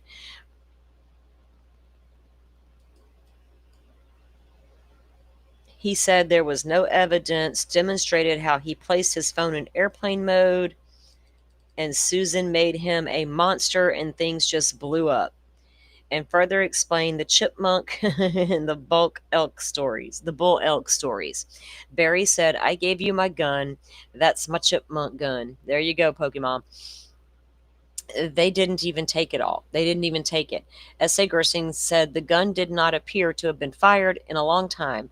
Barry said, yeah, it has. He added, I'm just telling you right now that if I was guilty, I wouldn't hand over weapons to you guys. People think cops are stupid. Like, y'all aren't our first rodeo, sir. Barry said, yeah, it has, adding, okay, so why would I give you my gun if I was guilty? I wouldn't hand over weapons to you guys. S.A. Gersing said Barry's movements that afternoon, to include the truck door opening, him running from porch to porch, and Susan, him running from porch to porch, and Susan not answering text from her lover, looked different from investigators' perspectives. Barry stated, I explained that. You can ask anybody that knows me. I've killed 85 chipmunks at my house. Good God. That's all I do.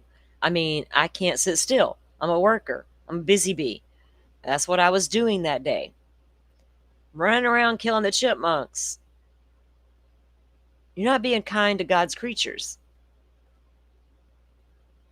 Set up some little sanctuary in the backyard. They won't come up by the house. I don't know. S.A. Gersing said from 244 to 247, Barry is going to the porches. Barry said, S.A. Gersing said at 247, Barry's phone went into airplane mode. Gersing asked Barry if he placed the phone in airplane mode. Barry asked, I don't know where it was. Was it on me? Or was it in the kitchen? Or what? Gersing said the phone movement was how agents knew Barry was moving around. Okay, now I know that they put Alex Cox in that backyard of Chaz within 5 feet of a certain something. It's so weird how sometimes this phone data can be super, almost dead-ass accurate, and sometimes it is 10, 15 miles off. It's crazy. So they are tracking Barry's movements within his own home. Are they sure? Do we have low accuracy 1 minute and high accuracy the next? I think I got PTSD from data. Oh, because it was on me. Gersing said that in the past, Susan tried to track Barry's phone because she thought he was having an affair. And Barry said, Gersing said Susan told her friends and lover about her tracking him. Uh-oh, my dog needs to go outside. Well, she's told me that, Barry said. She's tracked me everywhere I went. I'm sorry, I don't care. I'm not going to track you. It's just time to go at this point. When S.A. Gersing said Barry may have been placing his phone in airplane mode to keep from being tracked, that explains it. Guys, let me go let this dog out real quick. I'll be right back.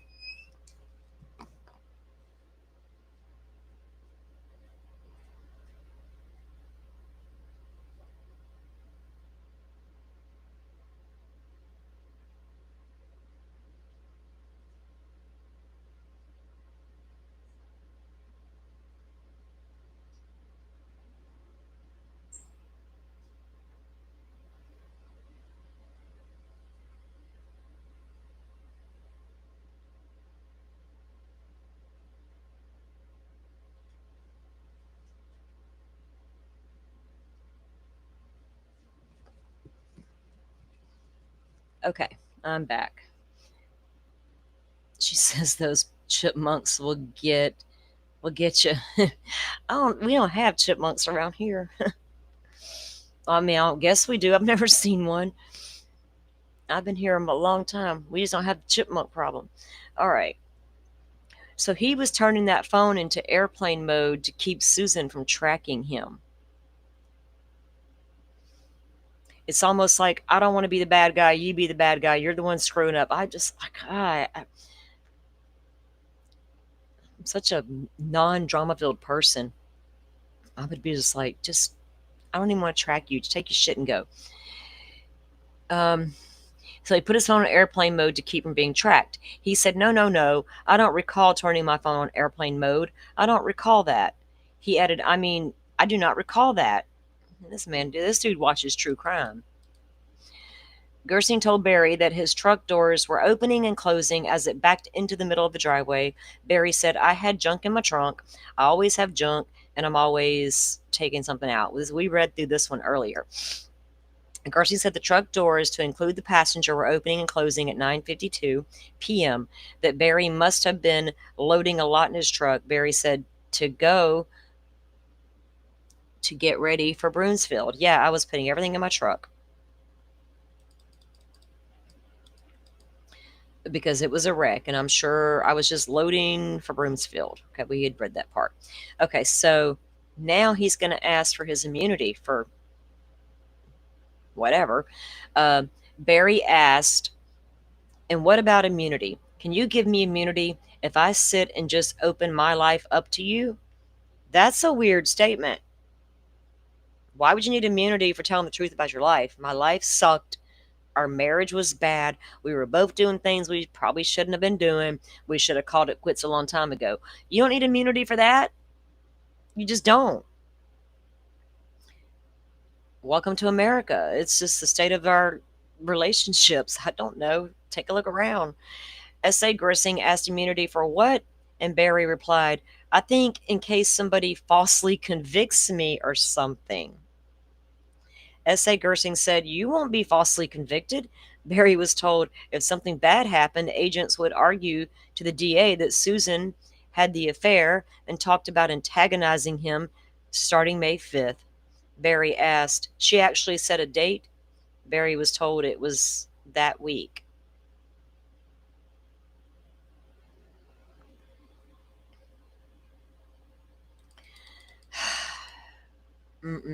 Some people are just so worried about what others are going to think about them that they allow themselves to stay in really bad situations, because I don't want to look like a failure. Barry was asked about his phone pinging down by the river during the Facebook post on Friday night and asked if he was outside. Barry said, I could have been. I don't remember. I chased critters around the house all the time. Chases critters around the house all the time. There's a bear that got in the garage. He completely destroyed my garage. Well, maybe you should have thought about where you was moving to. Shit. And I've been looking for him ever since he came in the garage. I wasn't going to shoot him, but I was going to just scare him off. Coyotes are always outside. Barry has shown a map printout of Highway 50 near the Garfield area west of his Puma Path house and asked about where he turned around at Garfield when he first left his house. So apparently when Barry left his house, he went the opposite direction he was allegedly supposed to be going. And this was March 5th at this point. So Barry was shown a map printout of Highway 50 to the Garfield area west of his Puma Path house, and asked about where he turned around at Garfield when he left his house.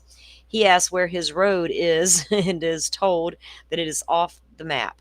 Barry said, I can't tell you exactly where I turned around, but it was probably the first road or drive going into Garfield. Barry said that the reason he was watching where oh, that's right, because he's a hunter. He said when he went to leave, he saw elk. So he went to go follow the elk for a minute to see which way they was going. And then he turned around and went back the other direction. Barry said the reason he was watching where the elk go is because he hunts in sheds. Because he hunts sheds, and that while the bull didn't have its horns, it was a big bull, and he figured that Barry could get its pattern, then he could follow the pattern and find his horns. Barry talks about the country road where the helmet was found and said he was pretty sure he went past that one because he was still looking at the herd. No, you weren't looking at no damn elk. You was down there throwing the bike helmet out. As Barry discussed watching the herd and its pattern where he turned around, he was monitoring several times back and forth with the pin from the road from the location on the Garfield map. In this interview, Barry says Susan might be in the river, described the elk's path across Highway 50.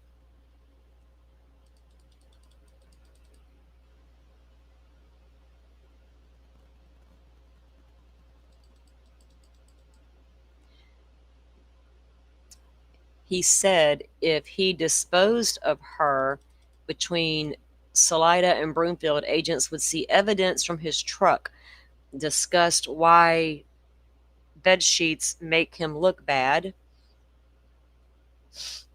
and that the tranquilizer dart evidence could be explained from his shooting 2 deer with a dart gun near the house. Gersing asked Barry when he thought it was okay to stop searching for Susan, and he replied, never. Gersing asked when Barry physically stopped searching for her. He said, I searched for 3 to 5 months. Gersing asked Barry at what point he felt searching would do no good. Barry said, I felt like she was gone. I felt like I really felt in my heart that somebody took her and left the area. And then probably 5 months down the road, I thought she was in the river. S.A. Gersing asked Barry what he did about searching difficult places like mine shafts in the area.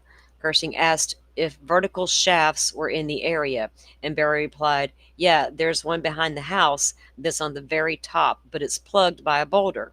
They plugged it. It doesn't go straight down, and they plugged it. And asked if there were more, he added, there's another one, but it's been blown up by the house. I don't know if any open by the house. The ones in the Garfield are open. The ones up to 40 are open. Gersing asked if search and rescue covered those, and Barry said they did not search much past the first day or across the highway. Now, Susan's nephew led a bunch of searches. I'll just go ahead and say that. He said, and I was certain the first day that a mountain lion got her. I was certain of it. He added, I've been hunting that lion for 2 years. Oh, God, you sound like my dad. You've been hunting it for 2 years. The same one? The same one you've been hunting for 2 years. Now you're going to accuse that. Lord, it wasn't working when he was accusing all the people. Now it's that mountain lion I've been trying to kill for 2 years. Barry said he tracked the lion 6 times and knows his habits. A deer hunter from Indiana moves to Colorado, all of a sudden you're a lion expert.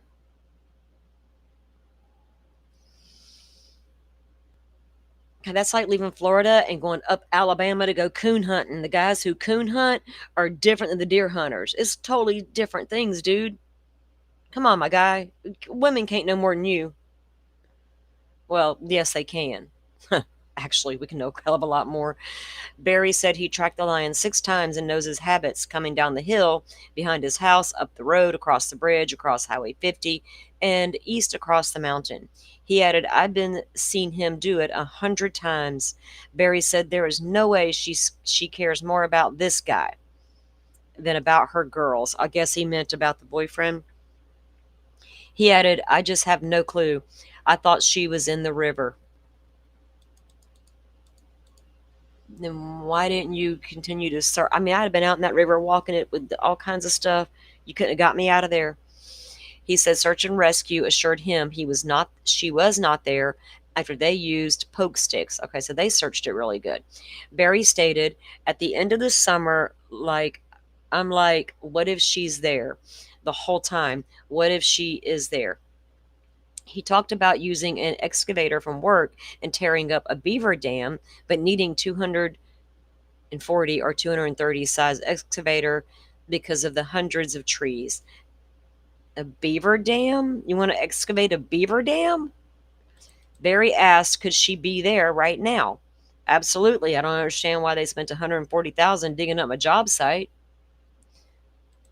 if they would have put that money in the river. So he's mad because they spent a lot of money excavating one of his job sites but didn't blow up the beaver dam. He doesn't care about the wildlife at all. This man's like wanting around killing kill all the animals. Did you harm animals as a child? He continued that cleaning it and making sure the body's not there, that would have been put to good use. He continued that the neighbor who heard the machine was heard what machine? Was 90 years old and senile. Now, he's a gaslighter from hell. And the contractor who worked at the job site asserted no work was done recently where the dig occurred. He said the media got a hold of that and everybody jumped on it, beating the freaking crap out of me.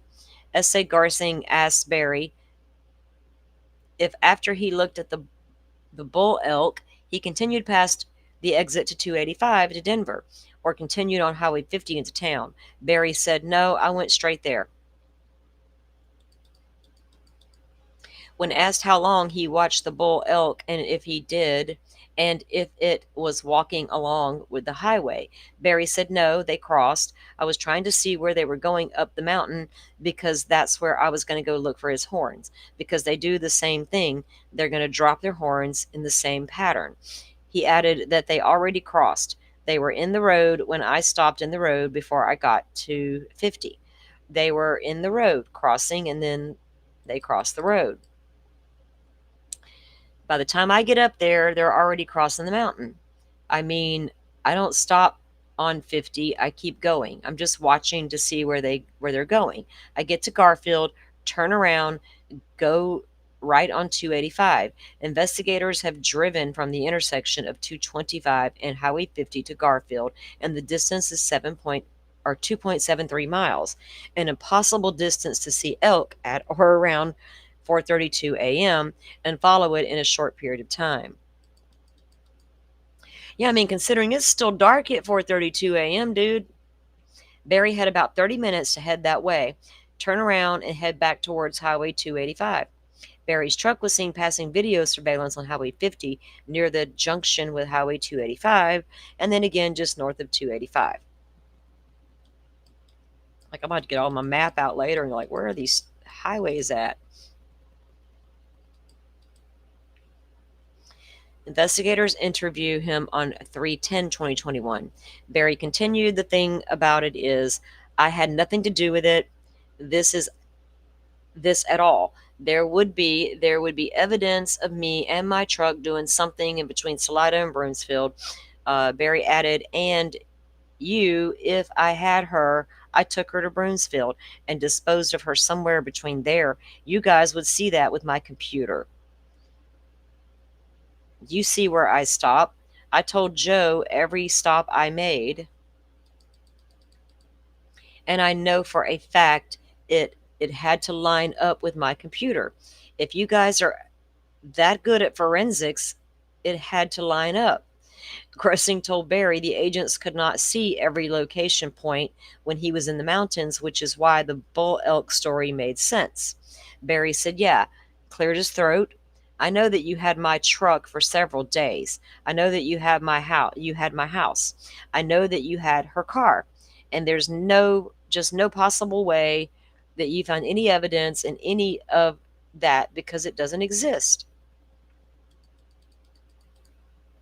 What vehicle did he use to transport Susan, I wonder? S.A. Grising said the odd thing about the sheets and the house was that tranquilizer dart had been found in and around the house. Barry replied, and I have shot, and again, I've told you I don't get in trouble with DNR. That's DNR, Dan Doolin, oh my God. That's the wildlife people, guys. S.A. Grising inserted he was not.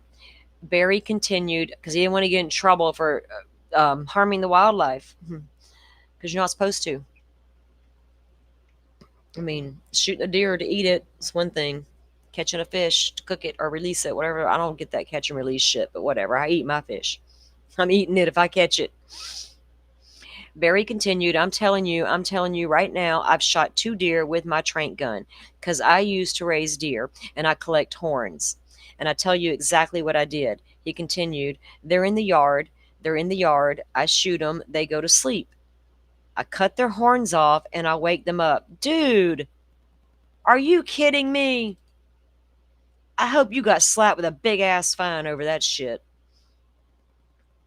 If you're willing to do that to the poor little animals just because you want their horns for your little collection, what was you willing to do to your wife?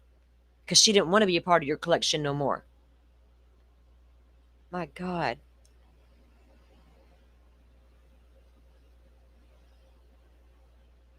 Butterfly just stopped to eat. Am I behind on chat?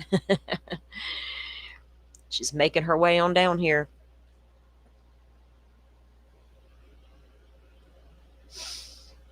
Because he collects the horns, and I'll tell you exactly what I did. He continued, they're in the yard. I shoot them, they go to sleep, I cut their horns off, and I wake them up. And they go off with no horns on their head, and I cut their horns. Does he understand why they have horns? And what he just did to them by cutting their horns off? Freak. S.A. Gersing, I mean, my family, the dudes have horns, but they find them. Or it's off a buck they killed to eat, not to just cut their horns off and say, look what I got. That's weird. And I've been around deer hunters my entire life, and I don't know any of them that do that. So that's weird. S.A. Gersing asked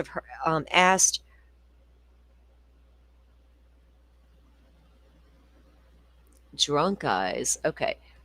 S.A. Gersing asked if her mind was altered Saturday afternoon when he came home, referencing Barry's statement of her drunk eyes in the photograph. Drunk eyes in the photograph. Huh. Barry said, I thought it was, but I thought this might be good because it might make her feel better night if she's cut the edge off with something. So I was going to, then he says, S.A. Gersing says Barry wasn't going to fight her on it. So I wasn't opposed, or so he wasn't opposed to that. That day I surely wasn't going to bring it up. If I bring those things up, it just cause a fight. She'll start something just to let it go. So just let it go. And then we have all these lines. That's the end of that document. That was a crazy read, guys. Let me move that out of the way.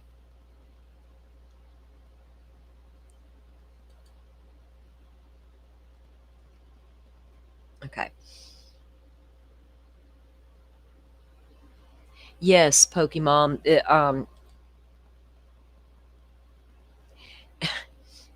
Pokemon. Are we going to go missing because we got high and stumble out of the door and forget where we're going? No, we're not.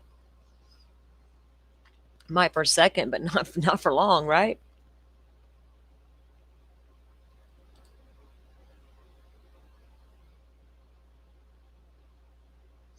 Right, I don't got a problem with, hunting and eating your meat, but yeah, this guy's a nutcase. Yep. Have a shed season. Yep. They do. And, like I said, the men in my family have them all over the place. They just find them. There's no need to kill these animals just to cut their damn horns off. So Barry's already a strange one. Already. Let me pull my playlist back up. Oh, wait. There was one more thing I wanted to look at. What the heck just happened here?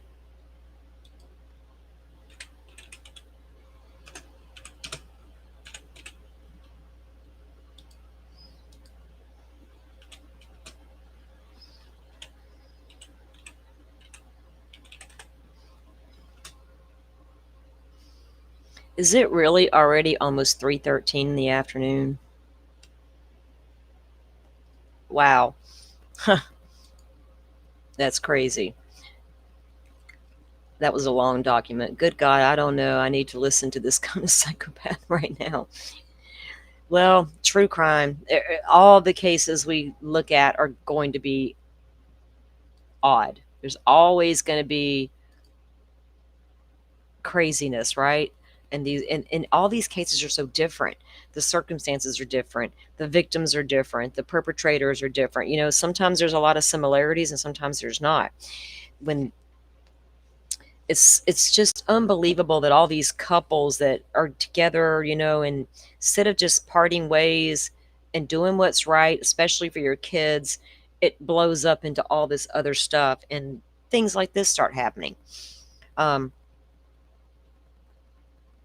Tomorrow we are going to go live. I'm going to start reading some of that stuff on Stern's document stuff, but I'm going to finish presenting the rest of this stuff to you guys. That was just that one really long document. There's a few other things we can talk about, and I'm going to keep an eye on that docket because, like I said, Colorado's got a nice docket system set up for us over there. I don't know if he's, let me check something really quick. Let me see if I got any. Does anybody know if he's been moved yet or on the way? Oh shit, I just clicked on the Twitter. 3 hours ago, Bob Mata done posted, "This is an official invite to Hank Brennan to come on our show. We are more than willing to take whatever Brennan is willing to throw at us and listen to whatever he chooses to say. I think there are a lot of questions that need to be answered by Mr. Brennan." Oh, Bob. We will email his firm as well in the event he doesn't have an X account. Oh my God.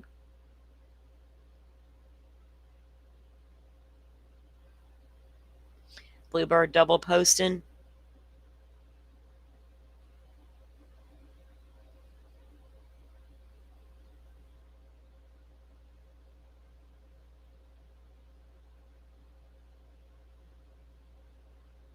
Okay.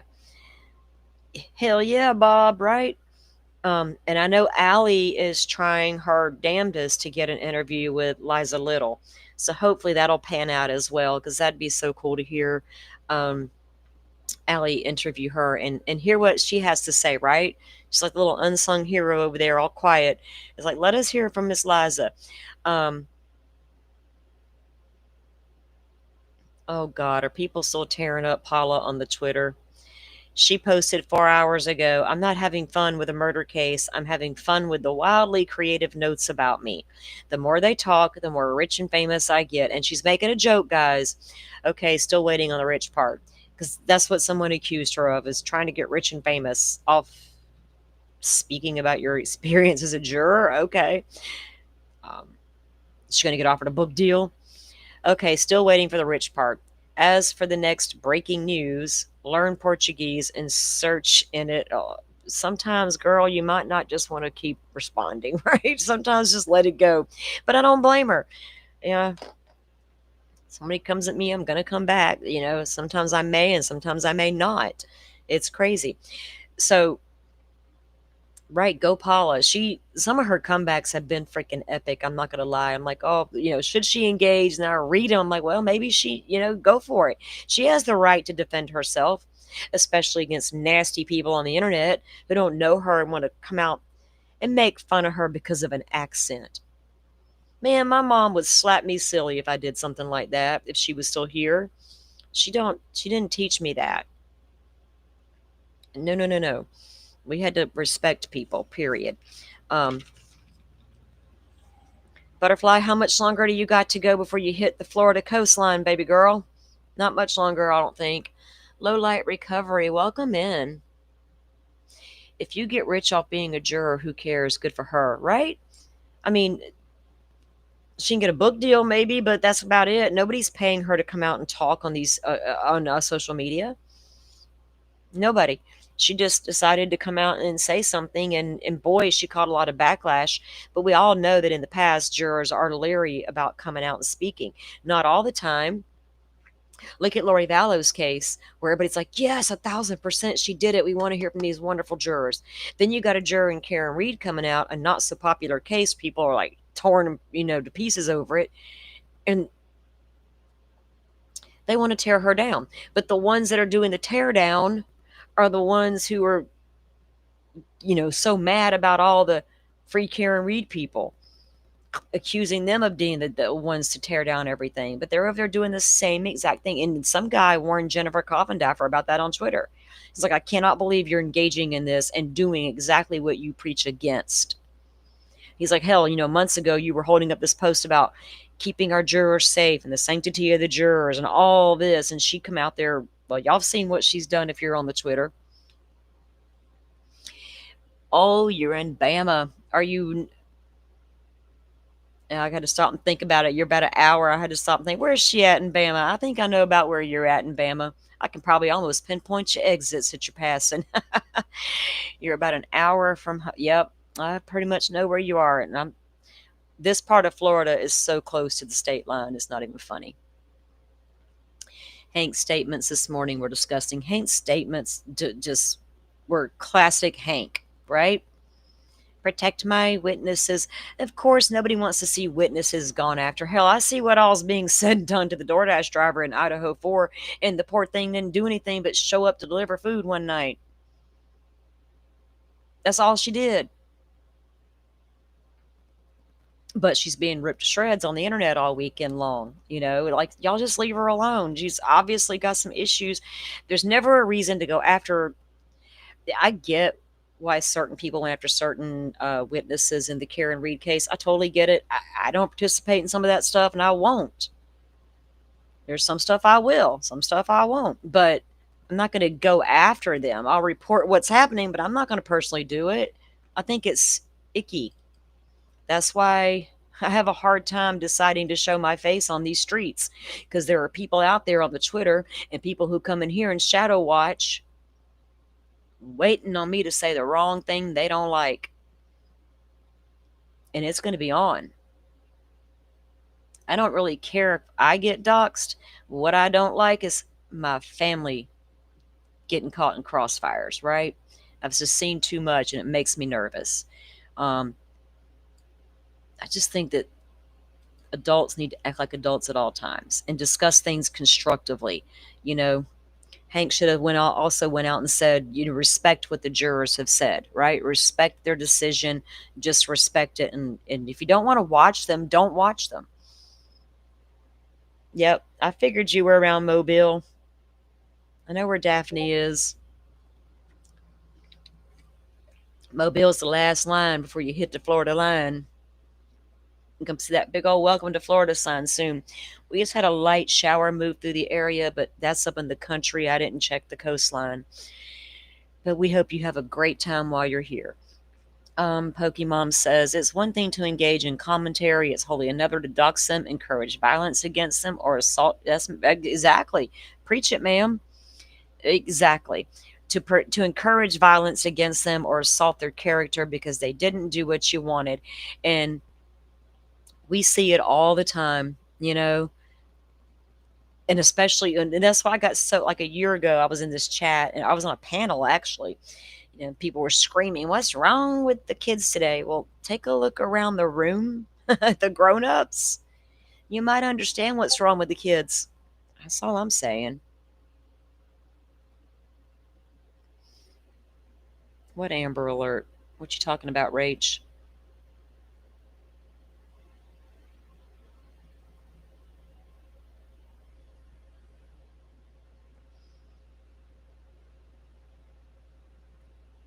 Yeah, Amber. I sign up for all the alerts. It's humid as hell in Pittsburgh. Can't breathe, it's so hot. Yeah, it's humid here in Florida too, but I'm so used to it. It's some days it's worse than others, but I'm so used to it. It's just part of it. I don't want to say it too loud because I don't like the winter. I'd rather deal with that heat than the cold. Don't ask me. I don't know why. I'm like that. I know soon we're going to be hearing people holler, I need my sweater weather. I need, I'm going to be like, no, please. I don't want the sweater weather. Sweater weather. All right, guys, I'm going to wrap it up for today. It's almost 3:30. I got to get a couple of things done around this house. Thanks for coming in, guys, and listening to me read all of that. I didn't realize it was going to take that long to get through that one document. I didn't realize it was that many pages. And I probably should have looked. It doesn't matter. We'd have read it anyway. Y'all know we'll spend hours reading documents around here. There's a lot to unpack with with Susan Morphew's case, because it has been an ongoing case for so many years, right? And the fact that the original charges were dismissed, and we didn't even watch the clips yet about the investigation with the prosecution and all that, but we'll get into that in the morning. We'll come back in the morning and we'll do that as well. We'll wrap up this presentation on Susan's case, and then we'll review those documents for Stearns. And then we're going to move into some Idaho 4 series stuff and get us geared up for the trial. And we're going to base as much as we can strictly out of the documents. There's going to be things that are going to get brought up that happen throughout the case, but they're not anything that I'm going to spend a ton of time on. Just going to explain to the people who don't maybe realize what's all there. All right, guys, thank you all for being here again today. I super appreciate each and every one of you. It just means a lot. Y'all hit the like button if you don't mind. It helps the channel out, our little community here. I appreciate all of you, and we'll be back in the morning when we'll finish up our presentation on Susan's case here, and I will keep my eye on the docket, and we'll figure out when Barry's been moved back, and we'll keep an eye on all the hearings that are going on there as well. All right, guys, you all have a good one, and I'll see you back here tomorrow. Thank you all for watching this here video. Please like and subscribe and follow. Much love from Little Yas to each of you.